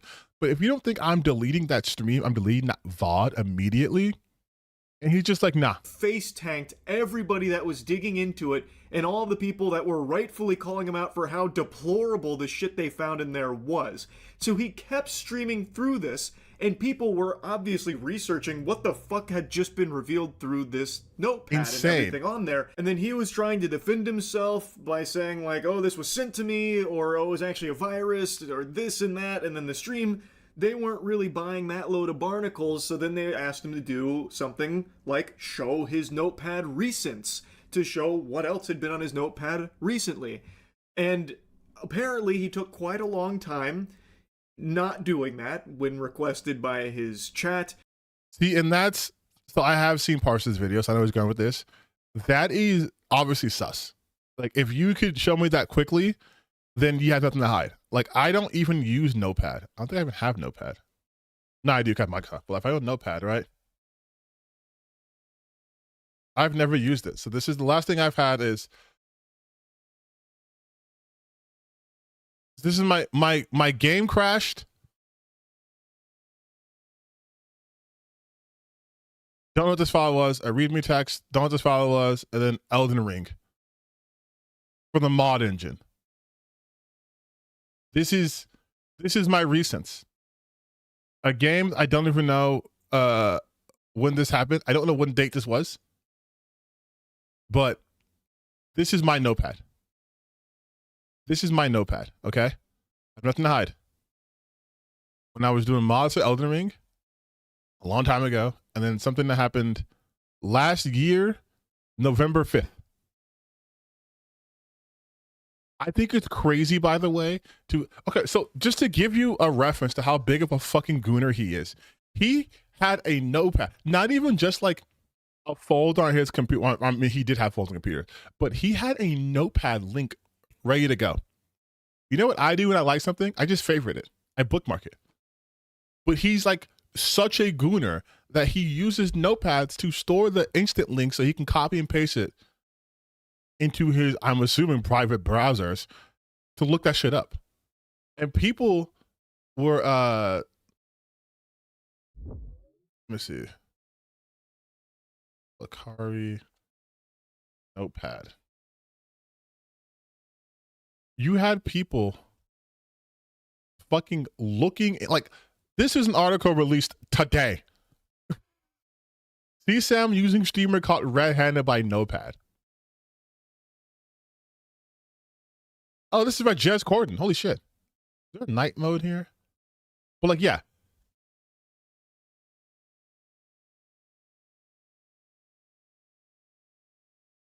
Twitch streamer Lakari was a top 1,000 content creator on the platform. It mentions on what, because last week he found himself permanently banned. He's not permanent banned. He's only banned for 7 days, which is way fucking worse, to be honest, in terms of his quality. Like a 7-day ban for this shit is insane, but Twitch is not the best. He didn't realize Notepad opened up to a preview session, and for him, this session showed a file with links to CSAM illicit material. Lakari attempted to downplay links when questioned during the live stream, but the damage was already done. He claimed that the links auto-downloaded, which is not what happens. It does not auto-download. You don't auto-download links on Notepad. Users noted when you have a modern Notepad set up, open up a previous session, it will also retain your highlighted text, suggesting that Lakari had been manually using links he claimed he hadn't touched. This is what I was looking for. Like, people were going in.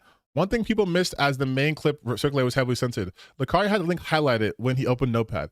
This would suggest that he had copied the text to paste into a web browser, which really goes against the idea of the file open at his knowledge.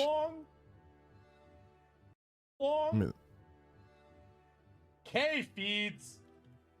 Let me at least add that. And then this is them pushing tabs after he told them, they asked them to show it, right?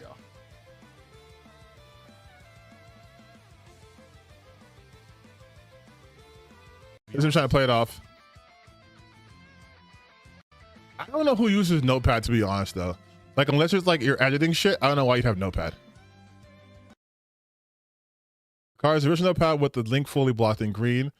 Folder, couple teens, close up with all in the link blurred. Close up with all text blurred.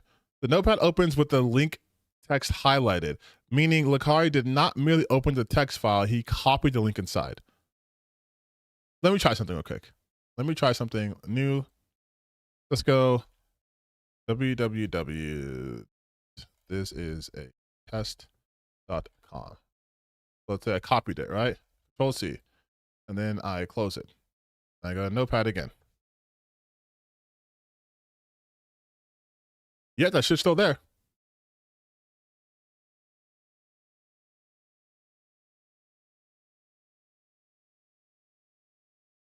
I copied it. Would it still be? Yeah.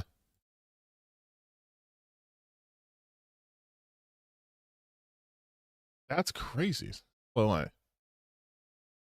So it just auto says anything you put in here. Right?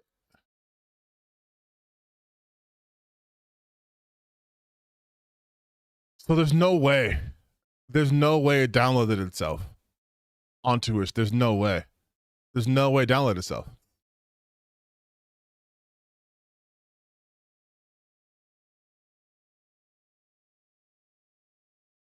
That's nutty. Yeah, see, he wasn't permabanned.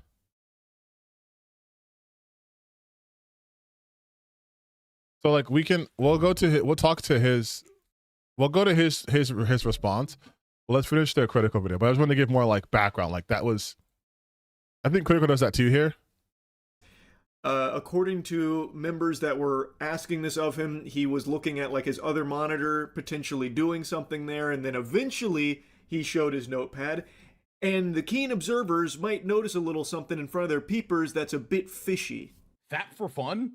Fap for Fun is a hentai site.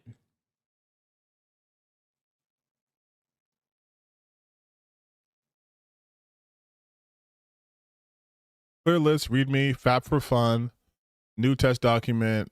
My thing is too is like, why are you using new Notepad to document like all your jerking shit? Like, is that not insane? Fap for Fun? Yeah, I download a lot of that shit. Couples?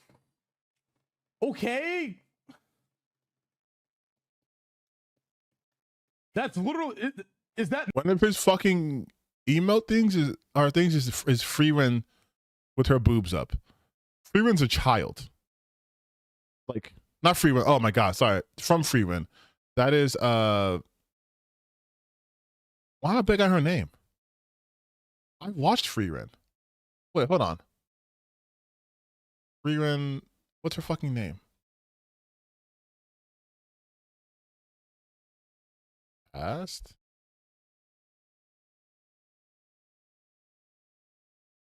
Fern. Oh my god. Yes. Freeman Fern 8. I think she's a. So in the current timeline, she's fucking 1920 in the manga, which is not where the anime is from. According to the Freeman Wiki, she's about 16, 17 in chapter 6. And in chapter 29, she's 18. Can we just talk about what's chapter 6? Was this even adapted?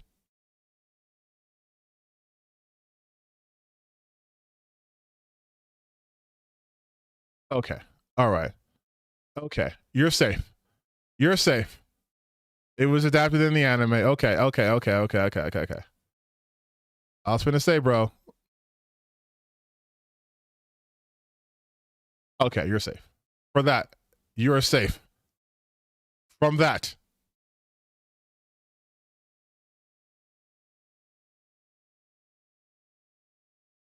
Although it is still super fucking goony to be like not the doing that shit. That's the file with the sus shit in it. Like,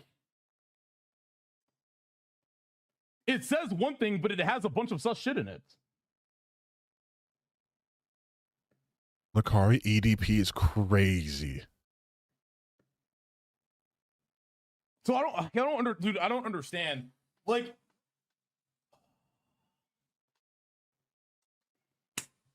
when he showed the recents on Notepad, there are 3 new text documents. And it doesn't take a super sleuth. You don't need Inspector Gadget to come in with some high-level tools in order. Yeah, it means he opened a bunch of new ones to crack push this down case. the other ones. The most likely reason is because when he looked at his recents in Notepad, there were probably some really awful things there that he knew people would pick up on. So then he opened some new text documents in Notepad to push those down out of the recents so people couldn't see them. That's the theory. That's just the game theory, but I imagine that's probably pretty accurate. Anyway, though, his big claim, from what I can tell with all the surviving clips here, is that this is the result of a virus that uploaded this to his computer, and he had already removed it, but unfortunately that damn Windows 11, that dastardly... Which is not how this shit works. It's not how this works.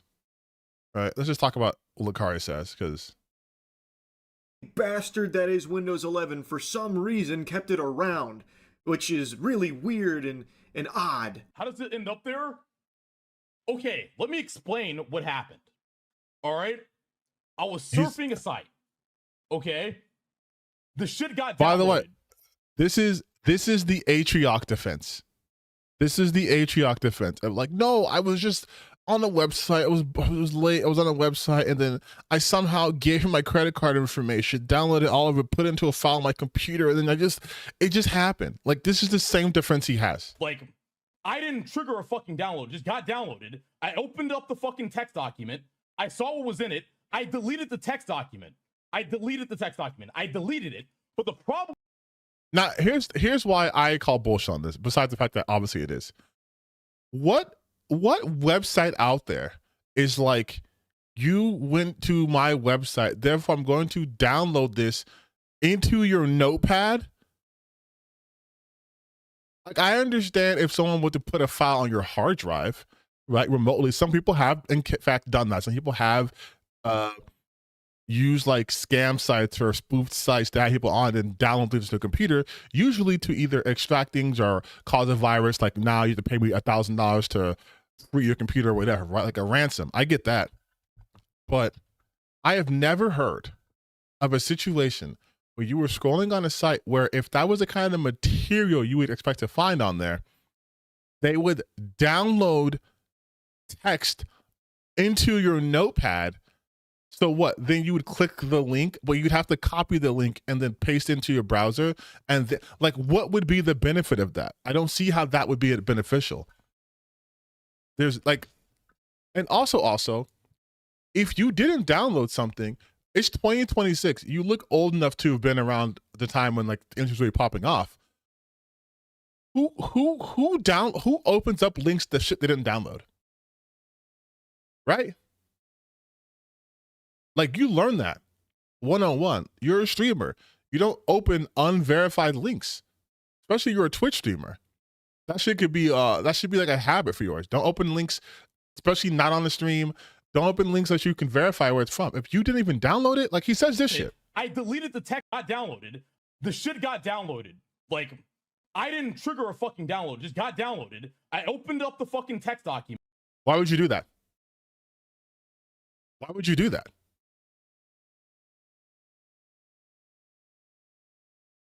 Why would you? You've seen something that's scraped, but that doesn't edit it. But why would you do that? Why would you open it up? You didn't download it. You unless he's saying he downloads so much of this content that slips his mind. Like, you know how people be like, I blocked out and I ordered like 40,000 things from Amazon. I don't know when they're coming. Like it's like that level where I download so much stuff, you guys, that honestly, I probably did download this. Let me check what this link was. Like, if that's the case, you have a bigger problem. I saw what was in it. I deleted the text document. I deleted it. But the problem with Windows 11 is that even if you delete the text document... Bro, try to punch Bin Laden to win a free iPod. Shut the fuck up, dude. document. It apparently still stays there. So it was still there after I deleted it. I've told you guys 1,000 times that's what happened. Like, dude, I'm sorry. Like, I have like a fucking 3 terabytes of fucking hentai on my fucking hard drive, bro. Nigga, what? Hold on. You know, for the duration of this video, I'm gonna move myself because I'm tired of blocking these people. Because everyone apparently likes to put their videos on the bottom right corner too. But what? One more time? 3 terabytes of fucking.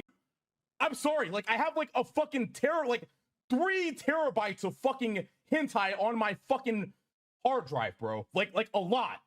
Sometimes you go to a site, some shit downloads on your shit, you don't fucking want it, you fucking delete it, and that's just what happened, man. Okay? Like, that's what happened. I'm sorry, all right? Like, I don't know how many times I have to explain this, but that's what happened. Dude, let's just move the fuck on, please. Okay, you know what? I'm not gonna watch the Critical's version. I want to see if there's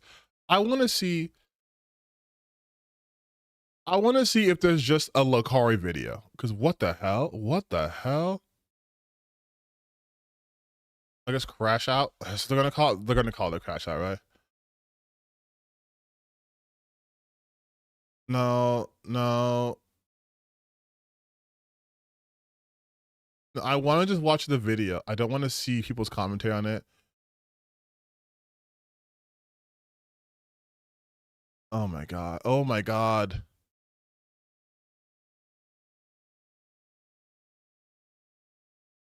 Can I just fucking find the clip?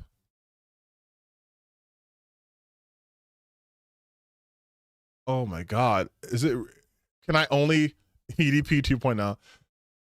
Oh, fucking YouTube search. Let me just, hold on, wait. Let me just look myself real quick. Because I want to find the whole thing. I probably better, honestly, it sounds shit, but I probably find a better chance finding it on Twitter than actually. It's just, it's such an insane thing to be like, I have fucking terabytes. I have terabytes of this shit. Like terabytes.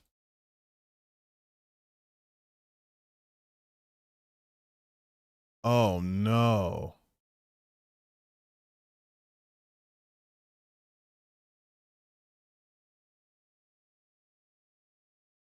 Sorry, I saw some of the links and that's holy shit. I guess the only video that's available is literally Critical's video because no one else is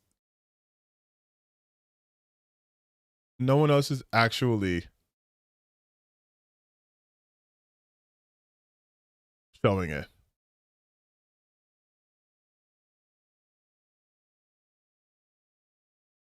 That's crazy.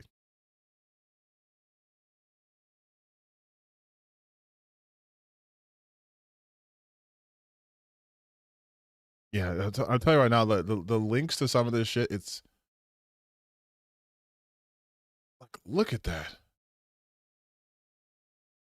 Oh, I'm sorry, I'm not showing it. Look at this. It's blurred out so I can show it. Look at this stuff. It's like girls and animals. Nigga, you're doing bestiality? Lolicon teens, Lolicon 3D covers and links inside. More teens, pure news and teens, real family nudism. VIP is crazy. Now I can move my character back over. VIP is crazy. VIP is crazy, bro. That's crazy.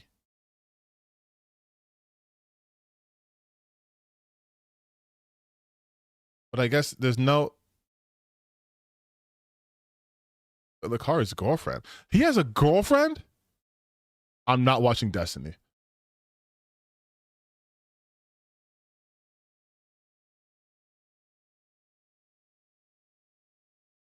That is.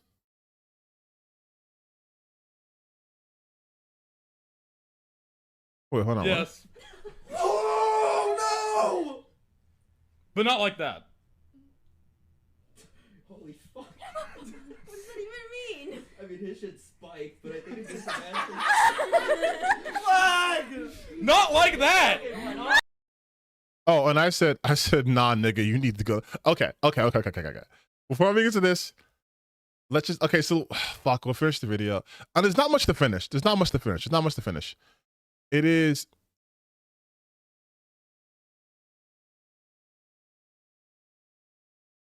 Wait, is this a video where there's no one like talking? Situation exploded across Twitch and social. Oh, it's a fucking AI video?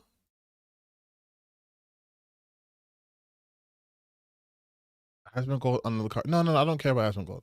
I want to see. Oh God. Oh, the lengths I'm going through. His X speaks out. Oh, this is definitely an AI channel.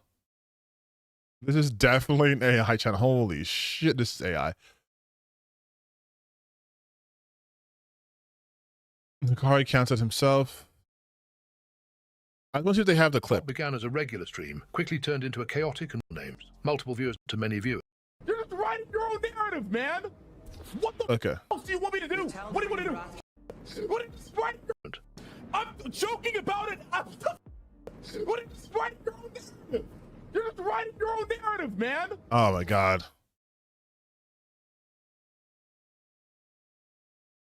Yeah, it looks like it's. Well, for some reason, my browser wants to completely shit the bed right now. But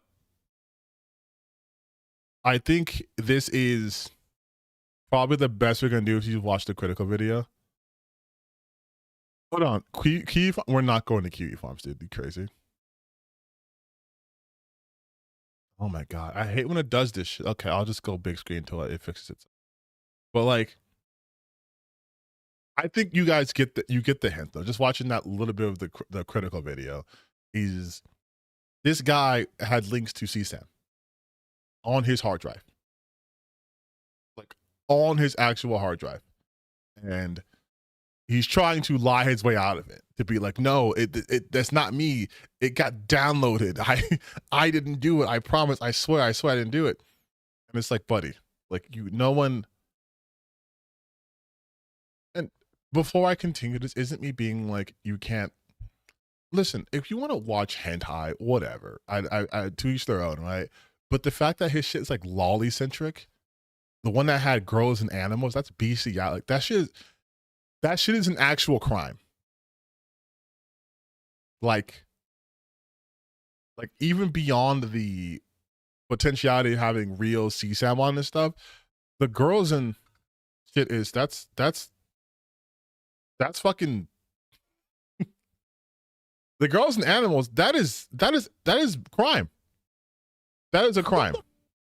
Okay, it's working again. Christ.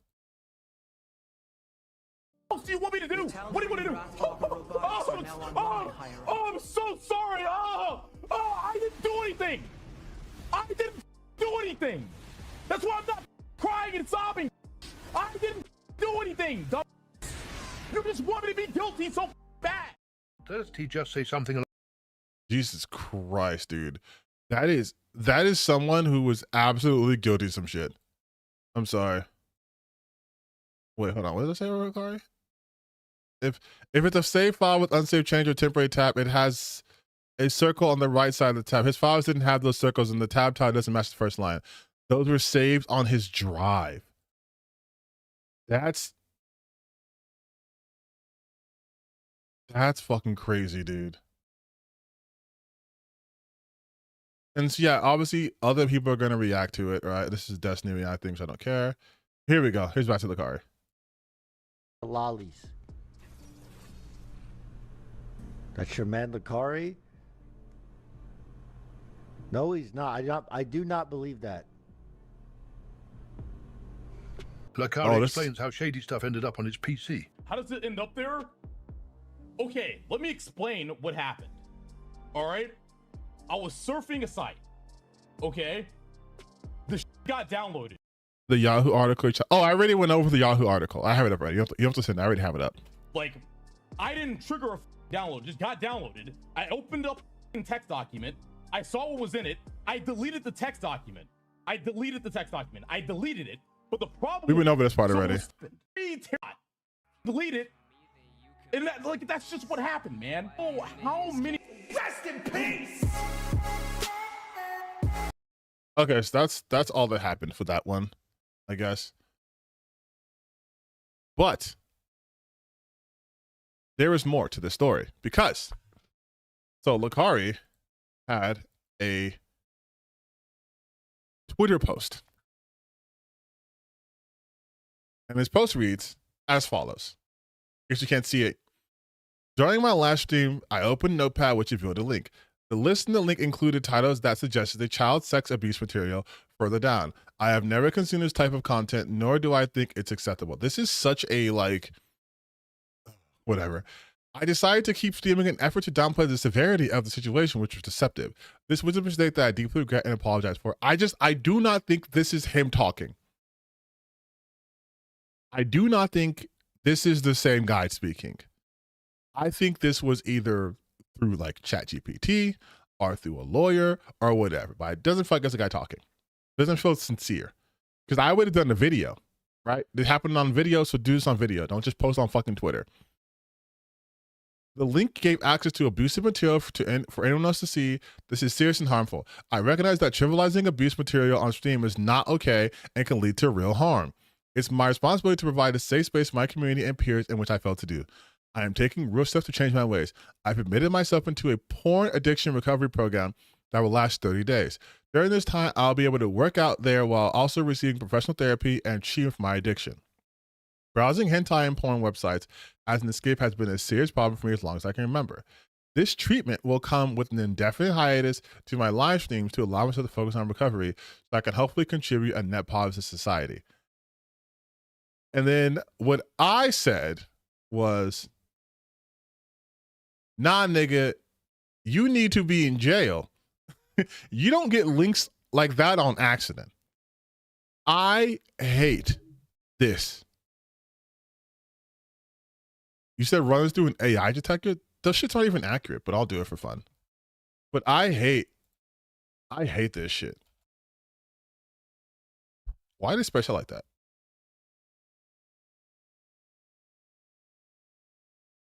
Oh, is he gonna dox me? Sometimes they'll be like, oh, this is your Google account. Hold on, let me check. Is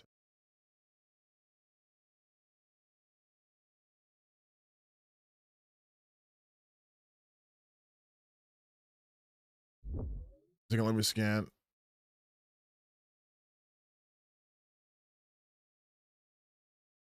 See, it always does that shit, dude. It always does that shit. It always tries to fucking dox me. Always. Oh, this is human? Then it's not AI generated. Then it's like he probably used, I'm saying, I think he used something else to help him make it. I don't think it's AI generated. But this is the shit they always do. It's like, my nigga, no one's telling you this is porn addiction. This was a crime. You had criminal material on your computer, on your hard drive. This isn't something that an indefinite hiatus from live streaming in 30 days and a porn addiction program is going to fix with. You have crimes on you, my guy. You have crimes. This isn't just hentai. You want to see bot behavior though? Look at this.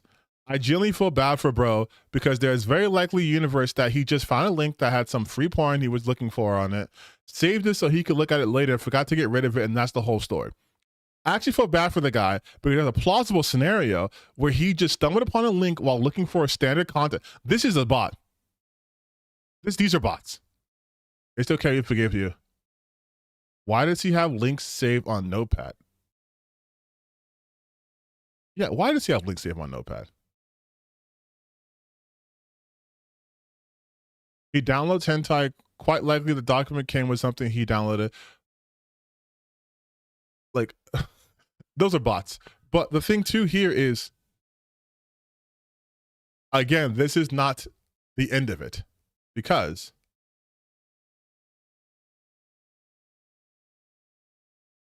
like, God, this is so fucking insane, dude. Like, there's more to this, right?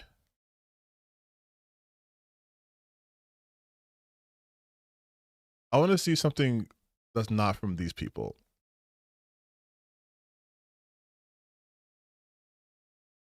Lakari's ex shares something. Yeah, I want to hear from his ex-girlfriend.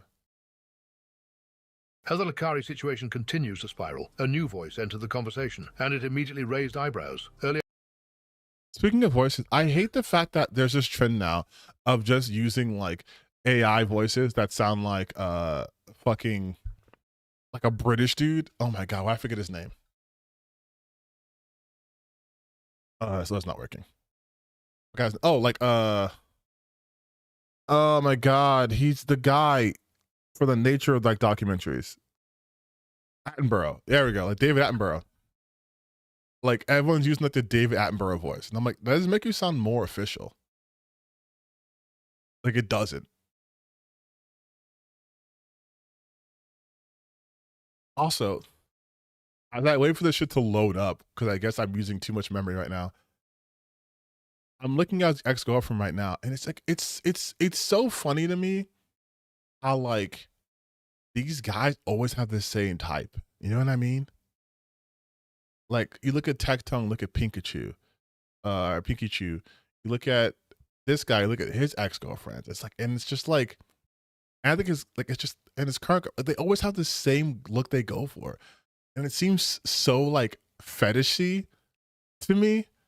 But besides that point, and we'll talk about Tectone too, because fuck that guy. He always comes after Naira, so I'm glad that he got his.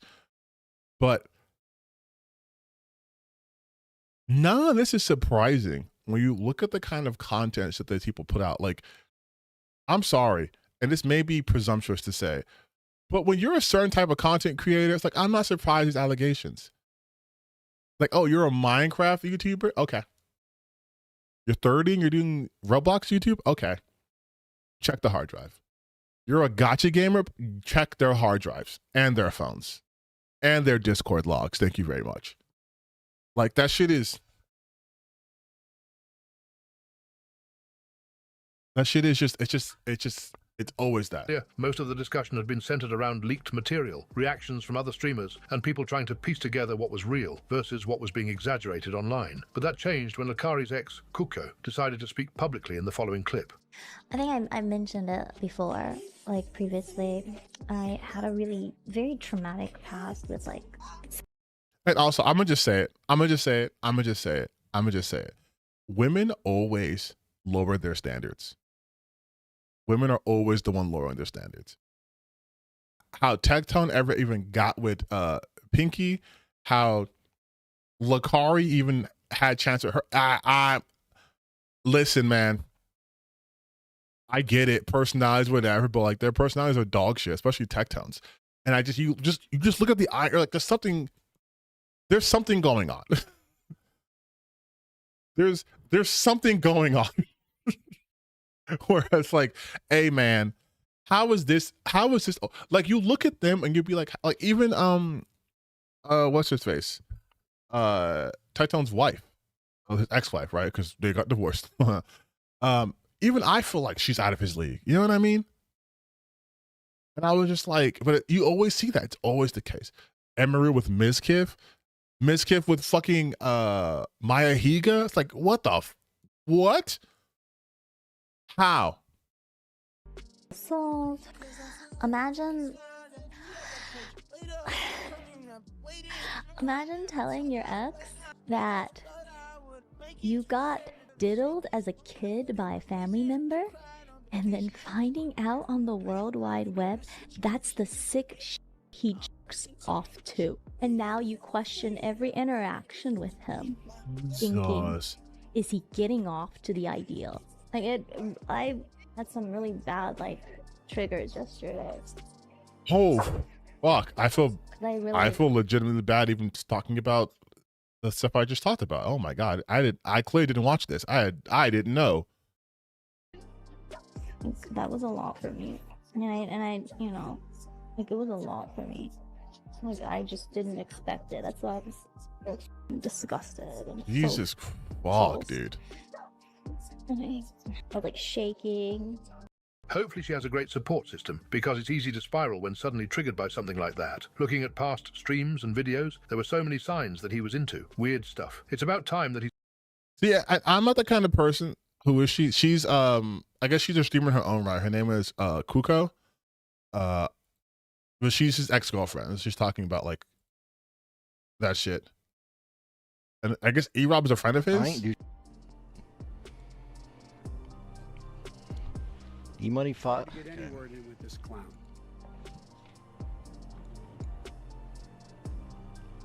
You are. Why is he just opening links? How the link in question may have actually ended up on his screen. Up to this point, there had been debate over whether what happened could have been the result of autofill browser behavior or something appearing unintentionally. But that conversation took a turn when Chud Logic stepped in and began breaking the situation down, step by step. Instead of focusing on intent, Chud Logic zeroed in on the mechanics, specifically browser behavior, copy-paste patterns, and what would need to happen for a link like that to appear exactly where it did. His argument was that the sequence shown strongly suggests the link was manually copied and pasted into the browser, rather than that's what we're talking about. generated or surfaced accidentally, sharing in the following clip. Oh, wait a second. I've lost sight of that. In the uncensored video, you can see the link is highlighted when he opens the notepad. Really? Dude, bro, I've got too many notepads open. This is confusing. Wait, bro. Dude. Oh! Oh, no! Okay, let me check the original clip. Let me at least add Wade to the list of champions that I like. Who is this? This is Lakari. We're talking about the Lakari situation right now. Dude! It's highlighted. It's highlighted. It's highlighted, dude! It's highlighted, bro! No! Wait, and I think the version he had, because we were trying Notepad before, where I had to say this. So if I say, all right, this is Grunerschlop.com, and I highlight it, and I close out, and then I go to Notepad. Oh, then yeah, he's fucking lying. Like, obviously he's lying then. Because they said it was highlighted. That's what, okay. They're saying that it was highlighted when it leaked, meaning that he couldn't have accidentally had it being downloaded. That's why he says, oh yeah, I checked the link out. No, he didn't say check, he said he deleted it. He said it got downloaded and then he deleted it. And he didn't use it. But this means you only copy shit like this if you're pasting it somewhere. So yeah, like 100% fucking lying. 100% fucking lying. Dude, because I've seen it censored so much, I forgot. One final thing to check this. This is what it looks like, okay? So imagine that's the link, okay? It is literally like this. I'll replicate it. It is like this. It's like this, bro. So there's, like, it is literally like the link is highlighted because he's copied it. Yeah, there's no way. Browser. Bro, dude, isn't that there's interesting? No way. Though? Dude, isn't it interesting that because we've seen it censored so much, we've forgotten about that basic point, which only further proves his guilt, bro. That's case closed. Doesn't matter, because he already admitted to opening the link, but closed it immediately. I mean, what is the point of soy champing about this when nobody is simply saving links to just collect them because they look pretty on a notepad? The most logical order would be to see a link to something. Check it out, enjoy the content, then save it for later. Is there something I'm not seeing, or is the fat guy making a big deal out of something obvious? He also appears to have actually saved the file, as opposed to the notepad application auto-saving it, and inadvertently reopening it after he deleted it like he claimed, because there's no small dot on the notepad tab, which would indicate it is unsaved when he opens it. As the Lakari situation kept evolving, focus didn't just stay on what happened, it shifted to how different creators were responding to it, and whether those responses were consistent with... The highlight isn't how it pastes, it's how it's copied. No, yeah, I'm saying, like, I don't know watch this video, but, like, that link had to have been copied, like... And also, it's so fucking stupid It's so fucking stupid to be like, oh, this just happened on accident. Like, no, dude. No. No, okay. Person just joined in. Moist Critical was not saving the link. What everyone was doing was showcasing that Lakari was lying because he said that the link downloaded itself and then he opened it to check it out. And they're saying that's not how that works because it was leaked, right? He didn't intentionally do it, and it was already highlighted. So he was just making up stories to justify why he had that particular one highlighted.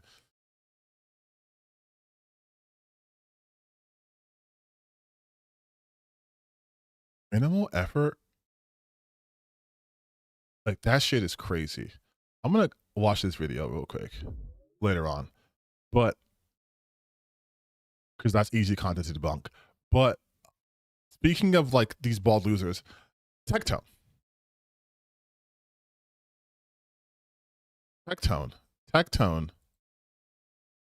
So, Tectone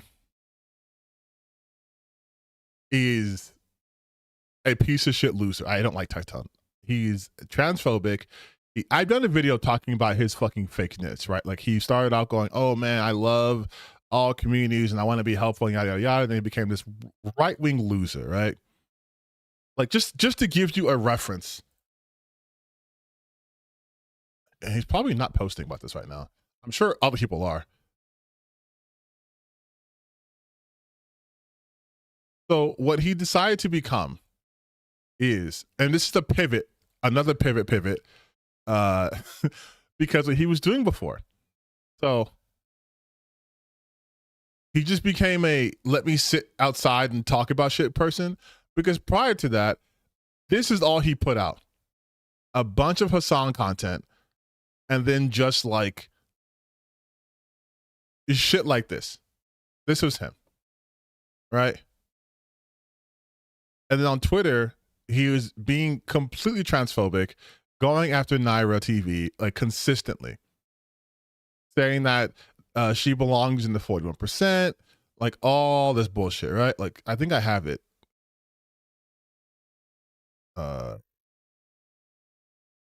It's like just a piece of shit, right? And before that, yeah, he was making gotcha game content. So, like, again, kind of always a loser who also lost his wife. And then he decided right around the time when, like, the view botting shit started popping off that, like, oh, I'm gonna actually stop doing this. So, like, you'll see a complete shift right. Am I stupid? Yes. Right around here. The goodbye for now. Like, he says goodbye for now because he's like, I won't be streaming anymore. He's not streaming anymore because he literally got caught botting. That's why he wasn't streaming anymore. But also, there might be a secondary reason why he's no longer streaming. And he just became this guy, where he's just like, everything the right does is right, and you lefties, Hassan, you guys need to quit and be fired and deported and all that shit, right? And so he just became this guy. I'm going back to church. Like, he just became the guy who just sits around and talks about people, right? Last video, change, 16 minutes ago, or 16 minutes, 3 days ago. So this is his new, like, and this is akin to what most recent example I could think of. This is what Russell Brand did, right? Russell Brand was exposed as being a fucking pedophile, sex pest, right? He's a sex pest. So, like, Russell Brand, right? Oh, rapist. Sorry. He's facing rape charges, right? And sexual assault allegations in both the UK and the US. Not great. Russell Brand is suddenly religious. He's suddenly a Catholic, a Christianity. After, in 2024, he converted Christianity. Right? He's growing Christianity in 2024. But if we look at these allegations, and when they're based off of, he's accused of one woman and sexually assaulting another in 2009, but this was brought to the courts last year. So prior to that shit, he was like an atheist. He was super into just like God's not real, nothing into politics. And then suddenly, pre-2023 allegations. And then allegations after that. And so this is happening. And then right around time, he became a Christian. So it's the tactic that they do. You're a piece of shit person, and then the walls are closing in, and suddenly you're Christian. A specific brand of Christian. You're an evangelist, right? You're televangelist Christian, right? Because those are the ones who can grift and LARP the hardest. And now he's doing shit like, I kid you not.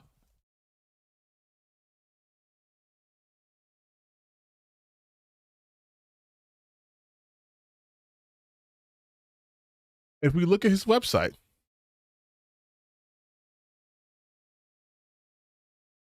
oh, come on, you got rid of it? Okay.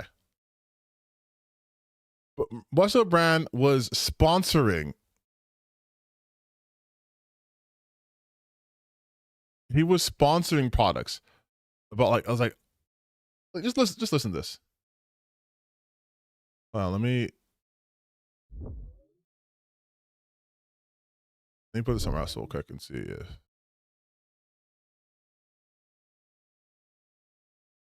Okay, so let's. Far away.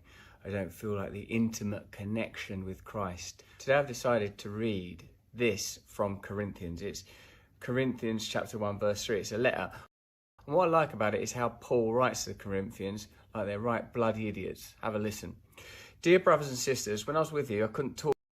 Now, mind you, this is the same shit Melanie Mac did when her grifting shit dried the fuck up. But yes, this is the same thing that Tectone's doing. He's pivoting to the I'm just a guy. Like, listen, let's see this. Let's see. What's going on, guys? Today's video is very important to me, and I've been thinking about this for a long time. And nothing what people would do, you know how people do like apology videos who usually have like a decent setup will suddenly try to be like, let's do it low quality. Let's just have me and the camera, no microphone, no lighting, no nothing. Just to be like, I'm a real, genuine person, right? Time. And one of my favorite things is to maybe motivate you guys to change for the better, just like I believe you all helped me change for the better. This is 2 days ago. The downfall of Tectone's glorious thing to watch. Next video, I'm taking a break. Who else is just waiting as of now? Oh my God. This is so funny. This is so funny. Oh my God. Let's say you and a friend stop talking. What's a person's natural instinct to do? Well, they were awful anyways. They were terrible. I was perfect in every single way. If that sounds like you, one, damn, you got unlucky, which is possible.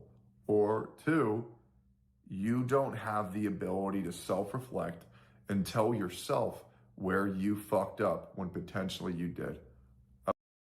Which is so funny because that's him, by the way. That's what he does. Like, is this him being like performative? Good morning, ladies and you also, God damn, this is, I should have been talking about this a while ago. He's doing the thing that I was talking about Matt Walsh does.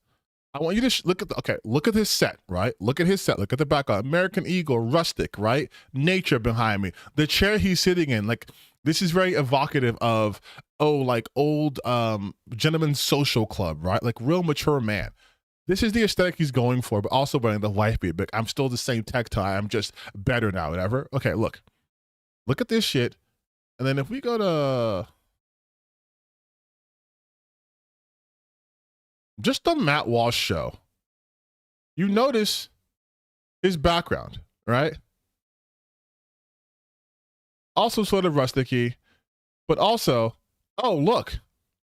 Why did Matt Walsh get a new set? Oh, weird. Huh. Symbols of traditional masculinity. I'm on your team. Look at me wearing my lumberjack shirt. This is when I want to be considered an intellectual and show how smart I am. But now I'm one of you guys.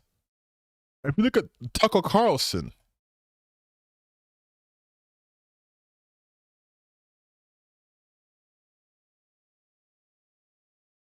you look at the Tucker Carlson Today shit. It's when he was on Fox News. It's professional. I'm very up class. But now that I'm a regular dude. Here we have me. Everything's rustic, American flag.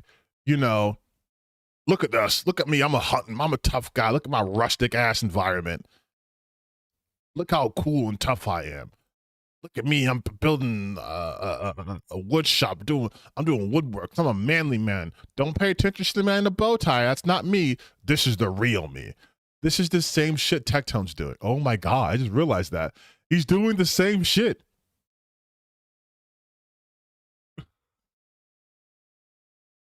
Like he's doing the same shit. It's so funny. Oh my God. Why are you talking about Kais now? I'm not going to watch the video. Summarize it for me, Google.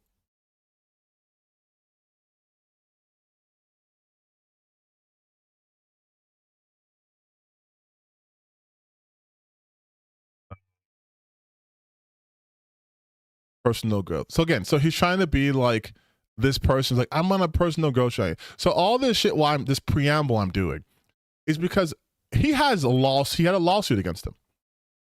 He had a lawsuit against him, right? And he lost. Real Mischief leaked that he sent a guy to Tectone's court case and can confirm that Tectone lost against Pinky Chew. And Pinky Chew's response was, happy day. Good for you. Still don't know how you guys got together, but good for you. So this is Tectone. This is his lawyers. He lost. He lost his case. He is trying to be like, I'm trying to make myself better and do this shit now to cover for the fact that bro is a recognized sex offender, or at the very least a sex pest, right?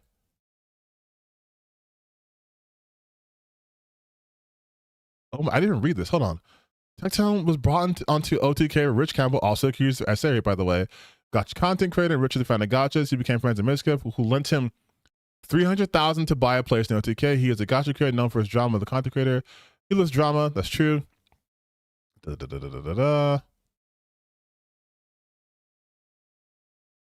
Jesus Christ. Tectone gaslit all over her. The sad thing is Tectone is that he's known as the biggest gotcha content creator, but he got there by being the most absolutely horrible piece of shit to everybody around him. Obvious facts. Counting those who disagree with him, buying up other content creators, abandoning the games he covered when they became as popular. When he says friends, what he actually means is people who unconsciously support him at all times. Anytime someone criticizes his life choices or the way he treats others, he responds with some BS about, why are you worshiping my life, bro? As if it only revolves of him and not his victims. Nobody in the gotcha community likes the guy. His ex-wife and ex-girlfriend stuff is just the icing on the cake. One of his favorite lines and excuses that his shills will bring up is that it's all just an act and he's totally different behind the scenes. Somehow I highly doubt it when both his ex-wife and ex-girlfriend who defended him against the ex-wife in the first place both say he's a piece of shit. Oh my God. I don't know. What's the worst talking point that you would say anti-white people have? Depends on what they're discussing. If it's video games, it's that the video game is trying to make women ugly. And if it's anything else, it's forced diversity. Those are their two worst talking points because they're easy to fucking break up. And then Denim's getting in on it. And then it's we have terminated our relationship with Tectone 7 months ago. We initiated our separation process and recently have finalized his departure. I find the timing of that sus because he's getting let go the minute you find out that he lost his court date his trial?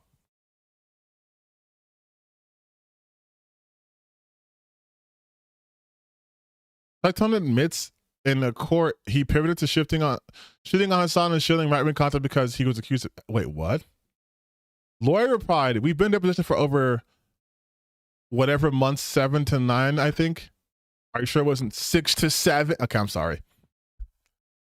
And you only spent 15 minutes searching for tweets. Tectone response, and I quote, yes.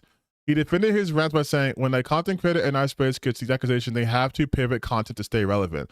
Then he brought up Hassan Nabi saying like how when he shocked his dog. This can't be fucking true.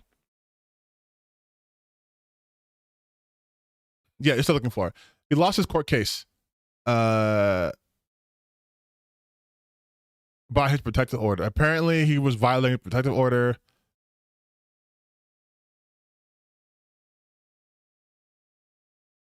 Wait, what? Oh my God. Fine. I'm doing research, right? I'm doing research. Called her a whore. He has schizophrenia and would say, I see your face just melting. So a lot of this court case, apparently, next, and you can tell me if I'm wrong, he would go and say that he has schizophrenia, and that's why a lot of this is happening, and he would blame it on schizophrenia, correct? Yep.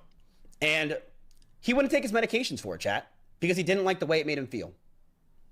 But he would make her take medications. Called her a whore. Oh my God, is this real? He claimed on stream he was streaming with a blowjob machine. He called her the most forward woman he's ever met, calling her a whore. He has schizophrenia. I mean, that shit he did say. Like, that was confirmed by her too. Asmongold refuses to cover Tectone's loss in court. Yesterday protected a PDF file proven. That he's protecting a brief was proven.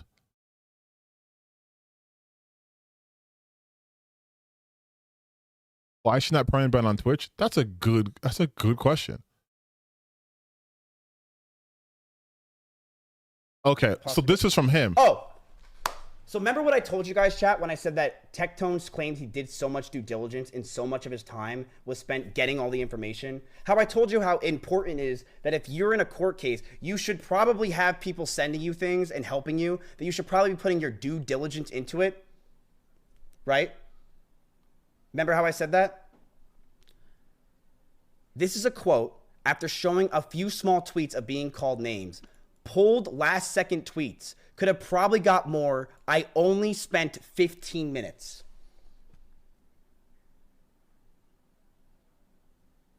Oh, this shit was real then.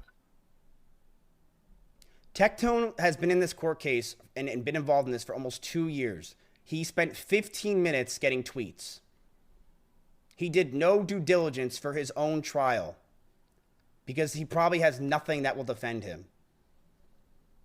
Lawyer replied, and this is Pink Juice lawyer, we've been in deposition for over, 7-9 months, and he only spent 15 minutes searching for tweets? Tectone's response, and I quote, yes. That's crazy.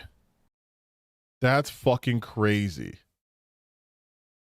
But that makes sense. That makes sense. It makes sense. Also, I don't like him.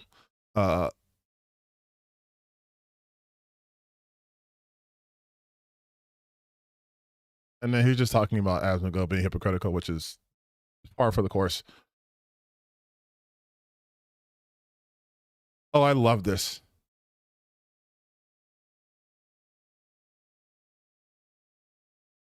Wait.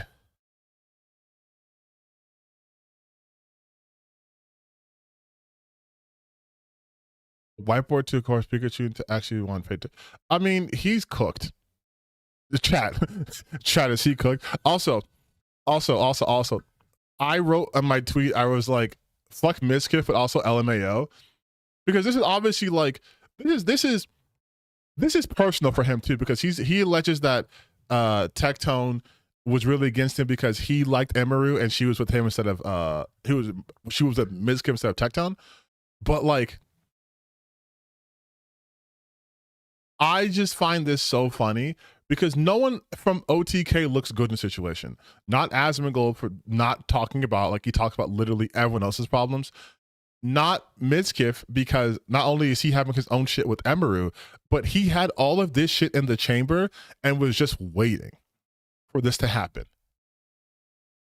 And that's always been Tectone being caught following artists who make lowly content. I mean, yeah, he's. Wait, Phoebe deleted his.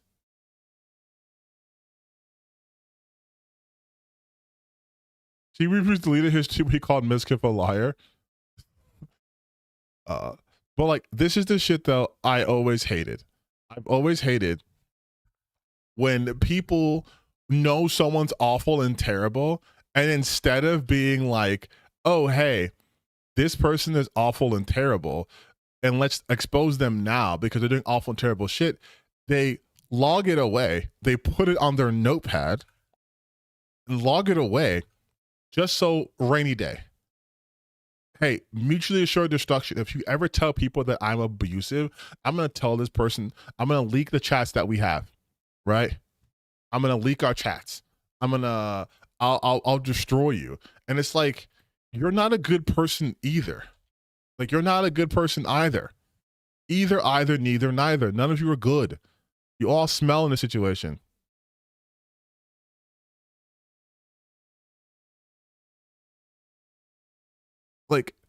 Like Mizkif also fucking sucks. Like I most of his information is coming from him because he's obviously the vested interest in this case, but like he fucking sucks too. I don't like him either. I have a whole video calling him a narcissist, and he's most likely is. But he also, like this, why Tectone hates me. Why is everyone using Notepad now? Am I the weird one for not using Notepad? Why Tectone hates me. I hope I read it. You want to know something else that's interesting? People didn't watch Tectone. That's right. Tectone viewbotted hard. And when I say hard, I mean 70% of his community was fucking botted. You want to know how I know? I have the receipts. I have the receipts. I have Tectone literally buying viewbots and asking people to buy him viewbots with his name and his phone number. I have the receipts. Show you? All right. You see what's nice about me, chat? You know how I don't bitch and just fucking act like I'm like, oh, well, I'm going to wait. I'm not going to do this. Sure. Give me 5 minutes to look at my phone. He says, I'm not going to do this. His whole thing with Emery was like, I'm going to wait and release this if she ever releases this thing. He does the same thing. See, that's the thing I hate about these people. They want to act high and mighty, right? And then what happens is when they start to have problems within each other, they do the same fucking tactics they accuse others of doing. Like, again, going back to Melanie Mack, how she was in buddy-buddy with the anti-woke people, and then she went to a My Chemical Romance concert, and they fucking switched on her. And then they did the same shit they accuse people on the left of doing. You guys kick people out. You guys make them feel bad for being normal and doing this, and they do the same shit. They do the same shit. Oh my God. And then these are the bots. This was taken on August 24th. This was on my phone. August 4th, he bought the bots starting at 70, quantity 750, quantity 1,000. Zoom in more. There's no way I have to zoom in more. For like this is zoomed in. And were Tectone and Mizkif former friends? They're in the same group. They were in OTK. They're both no longer part of OTK. And as of now, Tectone's not even part of Mythic. But like the fact that he has receipts, you know what I mean? Like the fact that he has, at some point, they were, let's just say, neutral with each other. I don't know about you guys, but when people send me stuff, I don't screenshot it to save for later just in case. If someone sent me like, hey, here's my information, can you buy this from me? I wouldn't be like, chat. This is not a real story, okay? But I'll be like, chat, Crimes New Roman says that he's a vegan. I don't know if he's probably not, but I have a receipt showing that he ordered In-N-Out burgers, not protein style. Like, I wouldn't keep that. I'd be like, yeah, dude, here's your money. All right, yeah, here's the how much you owe me, or don't worry about it. Like, I wouldn't do that. I don't have receipts on my friends. I don't have receipts on people I'm acquainted with. I barely have receipts on my enemies, ideologically speaking, because we're Thorfinn over here. I have no enemies. But the fact that he was like his friend, comrade, coworker, whatever, and he has this shit saved. That's crazy. And of course, Tectone fucking bought it. He's not charismatic. I've said that so many times. He has no charisma. You go. Did you sell him the bots? Nope. This is not from me. This is not from my phone. I just have the screenshots of the text messages of John Robert Robertson trying to ask and make someone buy bots for him because he's apparently too fucking stupid to do it. But it's like him botting is not a surprise. Not a surprise.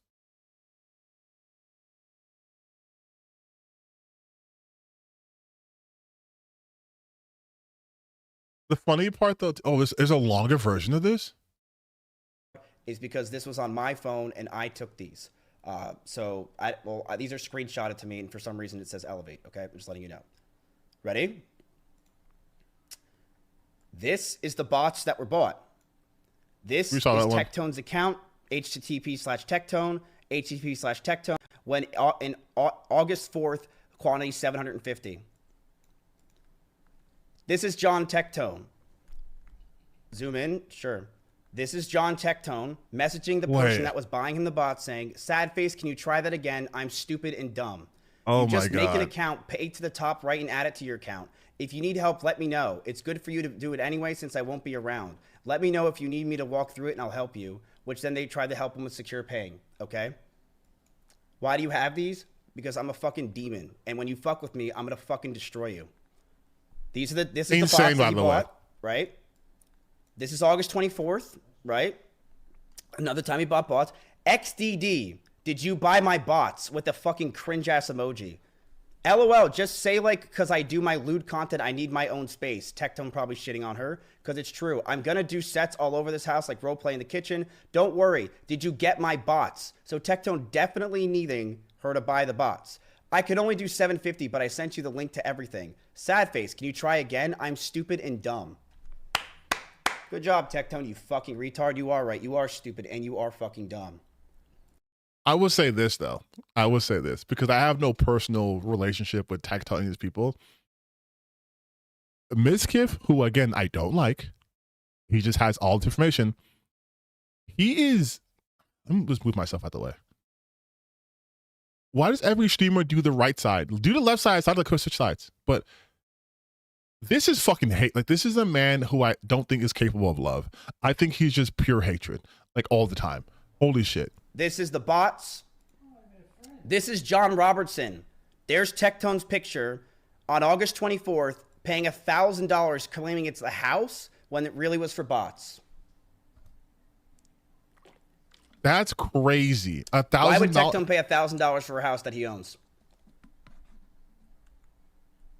Does that make any sense to anyone?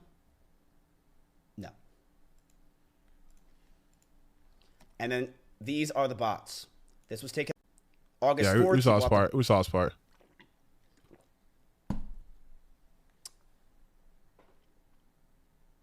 Did you sell him the bots? Nope. This is not for me to ask and make someone buy bots for him. On her card, which then so Tectone wouldn't get caught, and then Venmoing her with pictures of house emojis so that way no one would know what it's for, randomly giving her thousands of dollars when he owns the house. How does that make sense? Because he was viewbotting. Bro, that's some sad shit, dude. Like,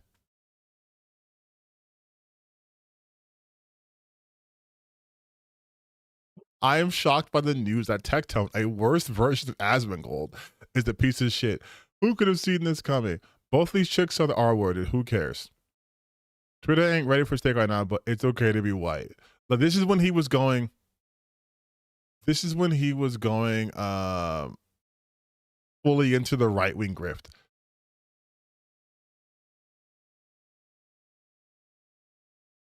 Ooh, wait a minute. Feel awful. I don't really know how to feel about it. And just so you guys know, for me personally, this isn't new hatred. This isn't new dislike. I don't like him. I have a whole video about him just glazing Asmongold and being a loser and shit. So this isn't like I'm hopping in on drama territory. I don't like this motherfucker. And I especially don't like him because what really pissed me off is he is super transphobic. And so he would talk about Naira like constantly. Like, Naira's definitely going to be part of the 41% after this. So, her doing victory laps, well earned. Well fucking earned. And then he goes, judge me by my enemies. And he puts her face on there. And then Denims, and then Miskif. 3 of these people are normal people. You're a rapist. And like, he's excited that like she might kill herself. That's what they mean by 41%. 4% of trans people commit suicide. That's what they mean by this. This is them telling them to kill themselves, right? So I'm not losing sleep over this. I'm not saddened by this information. Because, like I said it before, these people, if we want to wrap up, because I've been streaming for almost 6 hours, so I'm probably going to stop right here. But if we want to wrap this shit up, right? Whether it's the video game grifters, right-wing conservatives, whatever, these people are very insecure. They're very insecure. That is why their fans will come for people like me, like Naira, and be like, look how tiny your audience is. Look, you barely get views. Bitch, your homie don't get views either. He bought them shits. I can sit here comfortably knowing that whatever audience I've grown or who watches me or whatever talks at me, it's organic. I didn't pay fucking robots to artificially inflate my numbers, right? I didn't spend thousands of dollars for that. But these people, all they care about is the appearance of power and strength. Look how much bigger my account number is, my account following page is than yours. Look how many more views I have than yours. That doesn't mean anything. Because look how fucking insecure you are. You're going to buy views for your streams? I've been streaming to like 40 people this whole time. Who cares? You have to build that shit up. But these people don't want to build anything. They want things instantly. That's why they're super fans of AI, because it gets them an instant picture. You don't have to worry about skill set, instant picture. Let's do AI video. You don't have to worry about editing. It'll edit it for me. It'll make the script for me. It'll shoot this thing for me. It will do all this shit for me. They don't want to learn or get better or do anything or self-improvement. They only take the aesthetics of things. You saw Tectone's little clips of him sitting in a room looking like, being like he's very humble and shit. He's adopting the aesthetics of things. Russell Brand adopting the aesthetics. All these people do is adopt aesthetics. They now was popular and it's financially beneficial for them to adopt the right-wing aesthetic. So I'm not making claims that whether they believe what they're saying or not, because they're still saying it regardless, but they're adopting that. And you've seen every time I go through like a grifter's videos, I always show you their old stuff and their new stuff.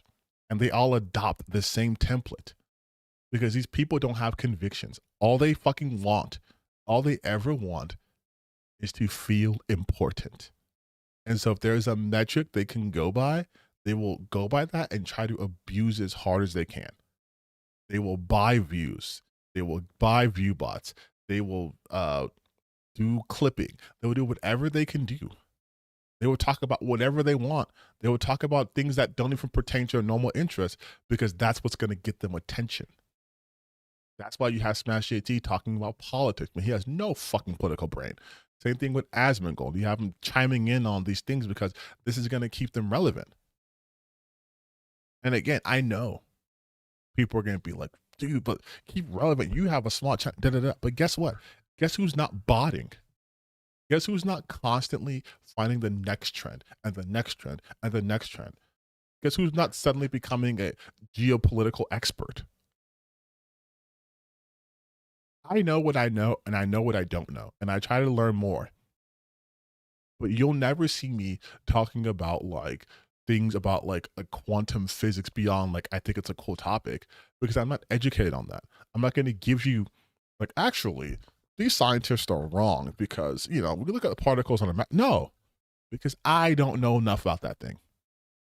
But these people will talk about whatever, will say whatever, will do whatever, will buy whatever, as long as they get attention, because they're empty, insecure people who have nothing else going on. That's why I say it doesn't matter how much fucking money you have. You can still be a loser. Elon Musk is a loser. And these people are way richer than me and way more famous than me, but they're way more miserable too. Elon Musk is the miserable loser. Tectone, miserable loser. Master JT, miserable loser. Asmongold, miserable loser. All these people are miserable losers. And that's why they act the way that they do.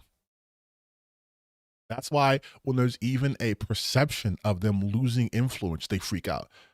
Tectone and Asmongold both started streaming when the bot crash came through, right? And now they're looking at other people's accounts like, oh, I'm not the only one doing it. See, this is probably botted too. Because they have to be like, oh no, we're all going down. We're all going down. Right? Like it can't just be like, oh, maybe I shouldn't tie my value into these numbers. Right? And if you lose some people for being your authentic self, then you lose some people. But this shit, like you're spending $1,000 getting bots. You spend $1,000 just to look like people give a shit about what you're talking about. That's crazy to me. Like again, I was streaming for 6 hours. I never cracked triple digits, but that doesn't fucking matter. Like, I'm sorry, it shouldn't matter. It should not matter. And if this is your job, then you're not good at it. Tectone, you weren't good at streaming. Like, right? If you have to buy bots to keep the appearance of having high numbers, then you weren't good enough. And that's fine. Not everyone's good at everything. I'm telling you right now, I'll probably never get gigantic numbers, but that's fine. I don't have to. I'm also not a streamer.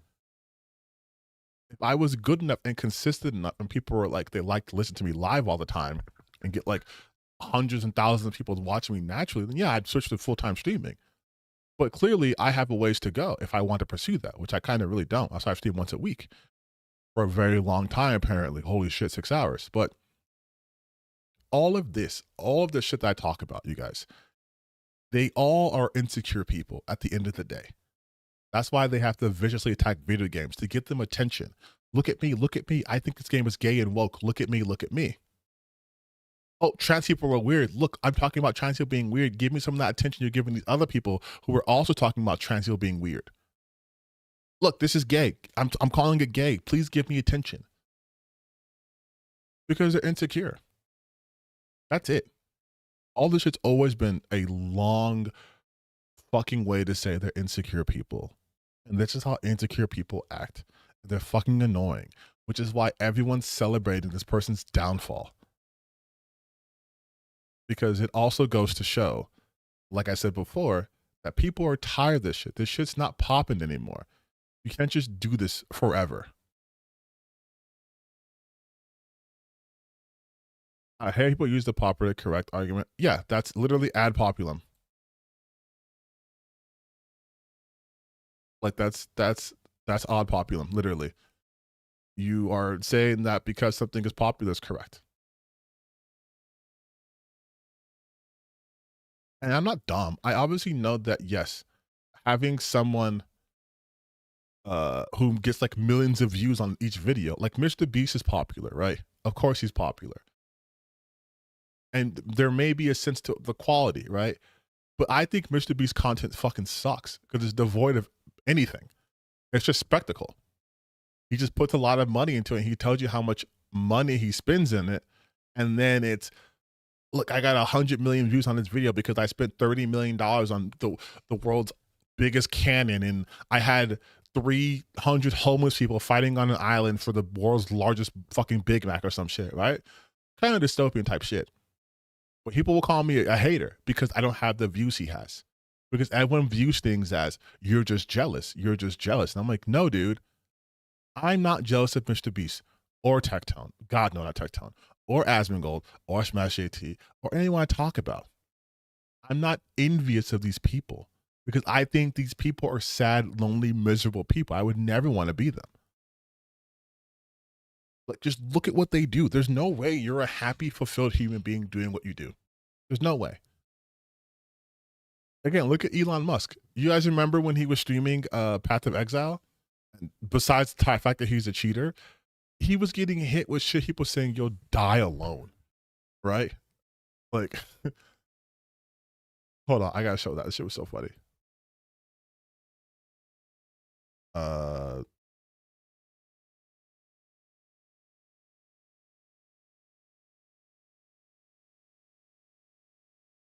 Yeah, him getting forced.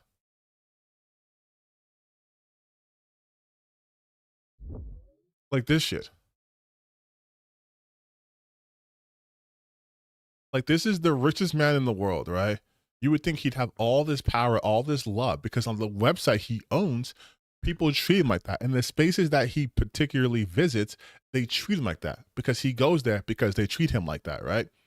But when he's not surrounded by his money and people who want his money, you have no real friends and you will die alone. This doesn't look like the face of a happy person. This doesn't look like the face of someone who's fulfilled in life. All of his relationships have failed. Right? His marriages have failed. His relationships are failed. He's currently being sued for custody of a custody battle with Ashley St. Clair. Like, he's a miserable human being. His own child despises him to the point where they don't even use his last name. Like, it's, and these are the people these losers will idolize. Tectone idolizes Elon Musk. He glazes him. Why? Because losers can recognize losers. They can sense that sadness in each other. And like, hey, but you have trillions of dollars, so you must be doing something right. And it's like, this is the most fucking miserable people on the planet. Making you feel bad for people. I mean, honestly, as much as I don't like these people, I do feel bad for them. Because they'll never experience actual joy and happiness because they're surrounded by people who are yes men. They're surrounded by people who always tell them yes. And so they think that's how everyone acts. That's why Tectone thinks he can fucking say Pikachu is a blowjob machine and force her dude's acts on him, right? That she doesn't want to do. They just throw money at people, throw money and weight and clout. Like that is how they operate. It's a miserable existence. That's why you still see these content creators. They'll be like, this guy has less views than me, so his opinions are worthless and garbage. Because they don't want to interact with the fact that, no, this person's reading you for fucking filth. And you hate the fact that someone who you think is lowly can perceive you. That's why you do that. That's why every time if I make a critique about someone bigger than me, it's you're jealous. You got owned. You got destroyed. You should retire. You should get off the end. It's like, no, I'm not going to do either of those things. I don't have to. You think money and views is what motivates everyone. I am not motivated by that. I have a life outside of this screen. I don't live this. This isn't my day to day. Again, I only stream once a week, if that. This isn't like, there's no one who can destroy me, who can get me from stop making shit besides myself. But again, these people focus so much on other people's perceptions that they will even sometimes be bullied into a good position, but they will completely change their entire political viewpoint just to be liked, like Elon Musk did. When it was popular to be more left-leaning, he was promoting how much, oh yeah, dude, we have the queerest people, we have the happiest index, we're going to celebrate Pride. And now that fascism is in vogue, let's have Doge. Let's get rid of trans people, actually. There's too much gayness in the world. Like, these people don't have convictions because they're empty. You can't stand for shit when you're empty. The world's richest man is one of the biggest losers on this planet. Donald Trump is also a fucking loser. And he's super insecure. That's why he has to put his name on everything. Has to take credit for everything. Because when he dies and is dust, his legacy won't be that he did the fucking stimulus checks, which he didn't, by the way. His legacy will be that of an insecure con man who led this country down a dangerous path twice, stole an election with the help of the billionaires, brought in fascism, did not help the American economy. His legacy is going to be dog shit. And that's what haunts him. So he wants to make his mark. He wants to make the White House into a Oval Office to his own personal thing. He wants to make everything golden and have Trump towers everywhere and his name on everything and sell his merch and all that shit because he wants to be remembered. But when that motherfucker passes on, people aren't going to remember him, not for anything good. And then years down the line, he's going to be a footnote.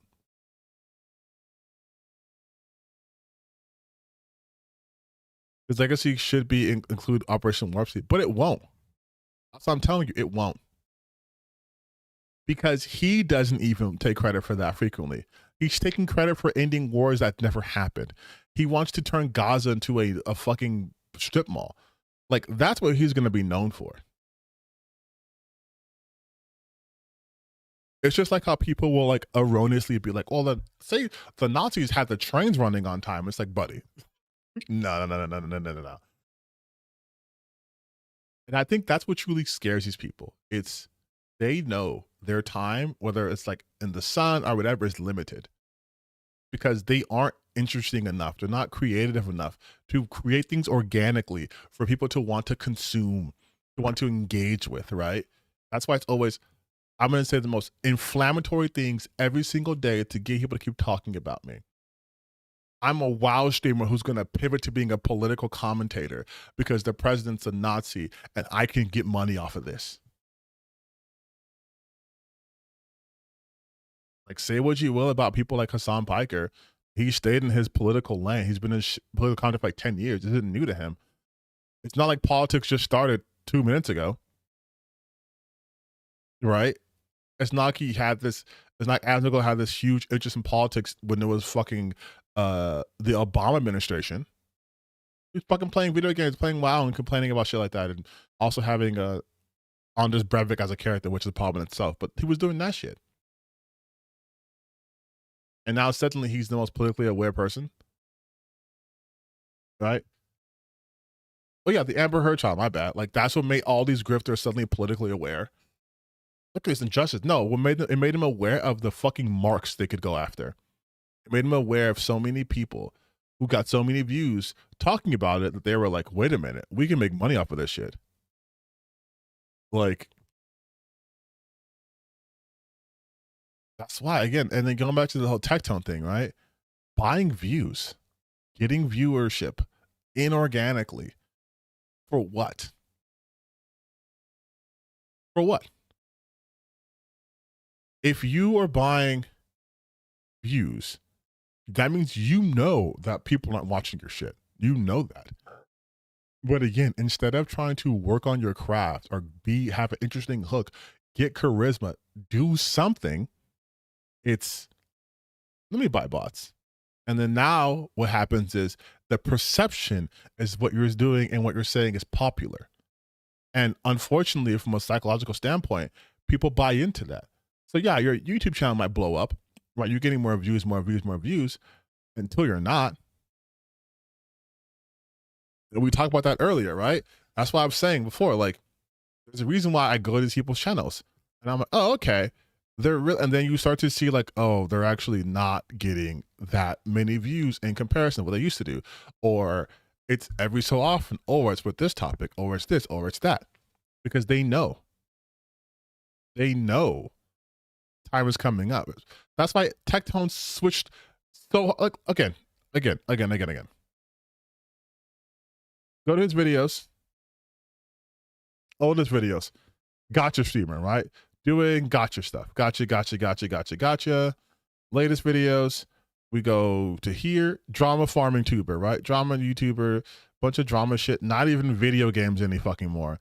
Just grievances. Mizkif got exposed. again, being transphobic, like video games becoming gay. He can't even get views off a video game video, which is just reacting to Andy Pants. But so he has this, right? This arc where he's just like, I'm gonna be a drama slop tuber. That's it. I'm gonna be a slop tuber. Fat influencers are dying, no one's surprised. Like all this shit. Jeff Nepper just ruined his reputation. He didn't. The whole thing, if he showed you, like, this is what he did, right?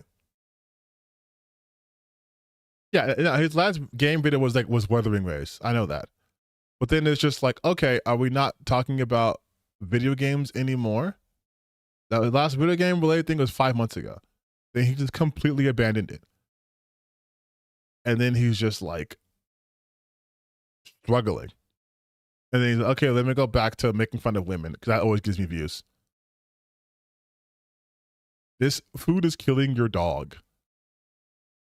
Trans fatigue, because that was popular, right? Shitting on women, that's popular, right? So then he just starts doing this shit again. And then when he took that break, right? Goodbye for now. He's like, okay, I'm going to become this guy now. Because this guy is no longer popular. So I'll become this guy now. The real guy, the real man who just sits here and tells you what it is, and tells you like it is, right? Started as a gacha streamer on YouTube, Twitch, Kick, X, and now I'm not even a streamer anymore. I'm just a guy on YouTube. It's another pivot because, again, just like how this guy wasn't getting him views that he wanted, even though he was just starting out, just like how this guy's not getting him views that he wanted, right? This guy's not getting him what he wants anymore. So now he's like, oh, okay, I'll be this guy again. I'll be a new guy. What's the most popular shit? Well, popular shit is still fucking about his gacha stuff. But you know what happened with the gacha stuff? He burned every single community. Every community he's been in, he burned it. Because that's what insecure people are like.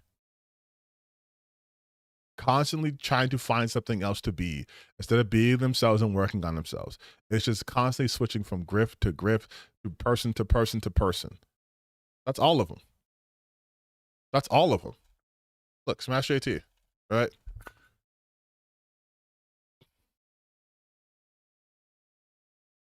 Videos. Oldest. Used to be the review guy. Used to talk about video games a lot. Different kind of controllers, top Zelda games, all that stuff, right? Typical gaming shit. And now he's this guy. Like I said earlier, just jumping on, still talking about Alyssa. Holy shit, dude. Still talking about when you're losing your court case. Oh my God. But like just jumping from thing to thing, deporting. Ubisoft employees are revolting. Fable is a complete disaster. De Novo shows destroys performance. Marathon tops pre-orders just like Dragon Age Velguard. 6,000 views because this is nothing. Like every video of his is just grasping at straws. It's just whatever is happening that day, that second, he talks about it. Ashan is doing the thing with Kaya again, 3,000 views, and 9 days ago. 9 days ago, Ubisoft. 8 days ago, Amazon Prime Tomb Raider reveal falls flat. He's even late on this. But it's like, just whatever happens. Because he has nothing to offer you. He has nothing to offer you. It's just whatever is happening that day. And not even like it's a big thing, just whatever is happening that day. Whatever market I can appeal to, I'm going to go for. I'm gonna bring back Sweet Baby Inc. I'm gonna talk about the indie game awards that I've never mentioned before in my life. I'm gonna talk about Jason Schreier lying about AI because I care about AI. Oh, I'm gonna talk about Australia. You guys love that, right? You love Australia. What about the Cold War? What about this thing outselling Xbox? Like these people, they just it's whatever. It's whatever. There's no consistency. There's no thought process. There's nothing. It's just literally whatever gives them views. Desperate, going from thing to thing. That's it. And you can do that with pretty much all of them. Dr. Disaster. It's all of them. It's all of them.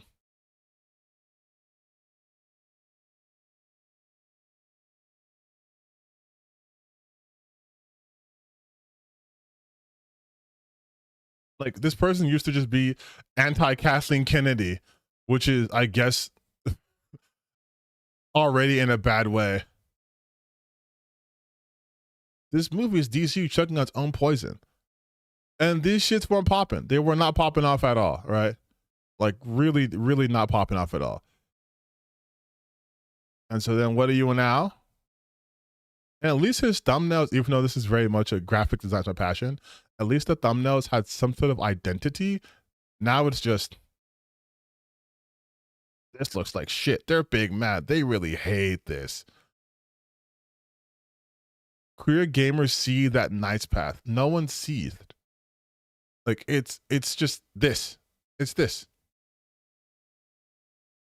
It's this. Like it's just this all the time. Also, I love the fact that everything else was woke and gay and they hate this because they're beautiful. But for Code Violet, it's the only one that gets, oh, gamers hate scams. But everything else is, this crap must stop. This is slop. This is gay. What the fuck is this crap? But for this won't sell. But then when it's Code Violet, it's just, we just hate scammers. No consistency. Oh my God. But again, it's for all these people. They all do the same shit.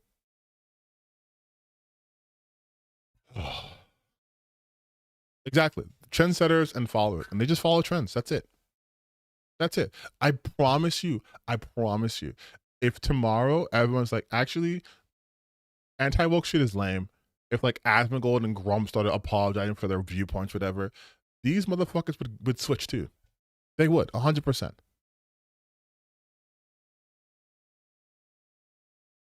It's just, like I like to call this, it's grievance posting. They don't post content, they post grievances. It's grievous posting.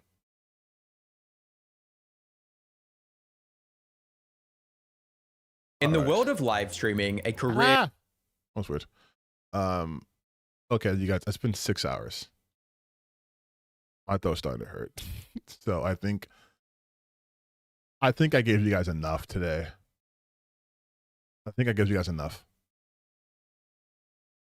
Asmongold did switch during Biden switch back. Yeah, of course he did. He's Asmon. That's what they call him, Asmon fold. He has no convictions. You press him on something, he'll fold, which is why he won't engage people anymore on things. Because he'll fucking fold.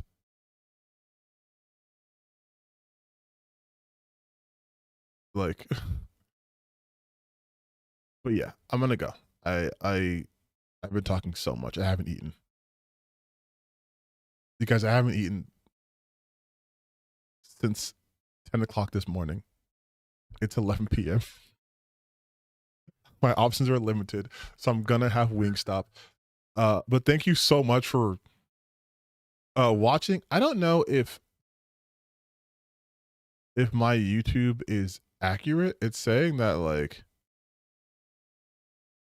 I have had concurrent viewership of 45 for like the whole time, which is actually pretty good for me. So thank you guys for stopping by. That's on you, homie. Book, get those wet hot wings. Nah, I get the sandwich. I get the same shit every time I go. I'm the easiest person to poison. Like once you know one thing I order once, that's all I get. It's all I fucking get. Don't hold on. The crispy, the chicken sandwich from Wingstop is a fucking banger. Don't question me on this. That shit is a banger, bro. Don't do that.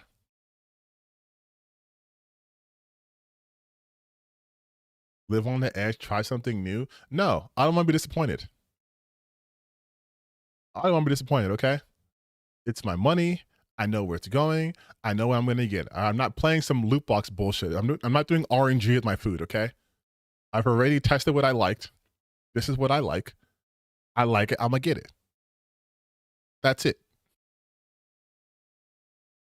Try something new and exciting. Get the fuck out of here. How about that? How about you try that? How did Rick Ross put a sandwich on the menu? Because he saw what was happening with McDonald's versus like Popeyes. When Popeyes joined the sandwich game, it changed forever. Motherfuckers died over the Popeye sandwich. But there's a Wingstop down the street I'm going to get. So I'm hungry. I'll see y'all later. I'm so sorry if you just joined the stream, but good news for you.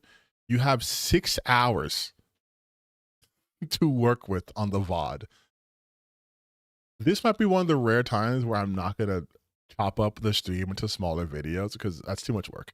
I might pick one portion to do, but to be honest, I'm probably going to just do the react video I did with, to the good video, Tunari. So I'll do that. But yeah, my throat hurts. I'll see you guys. Oh, let me use my ending stream. Fuck it. Wait, let me make a stream nice to end. Hold on. There we go. And then we'll do some fucking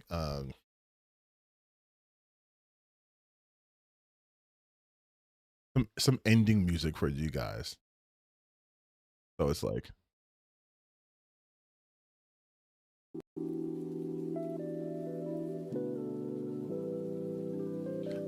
I'm a DJ, and I'm just thank you all for tuning in to the TTBN broadcast. I will be seeing you next week. And some bit of news. Starting February, I will be streaming on Twitch. I will be streaming. I'll be streaming Life is Strange, double exposure to get ready for Life is Strange reunion.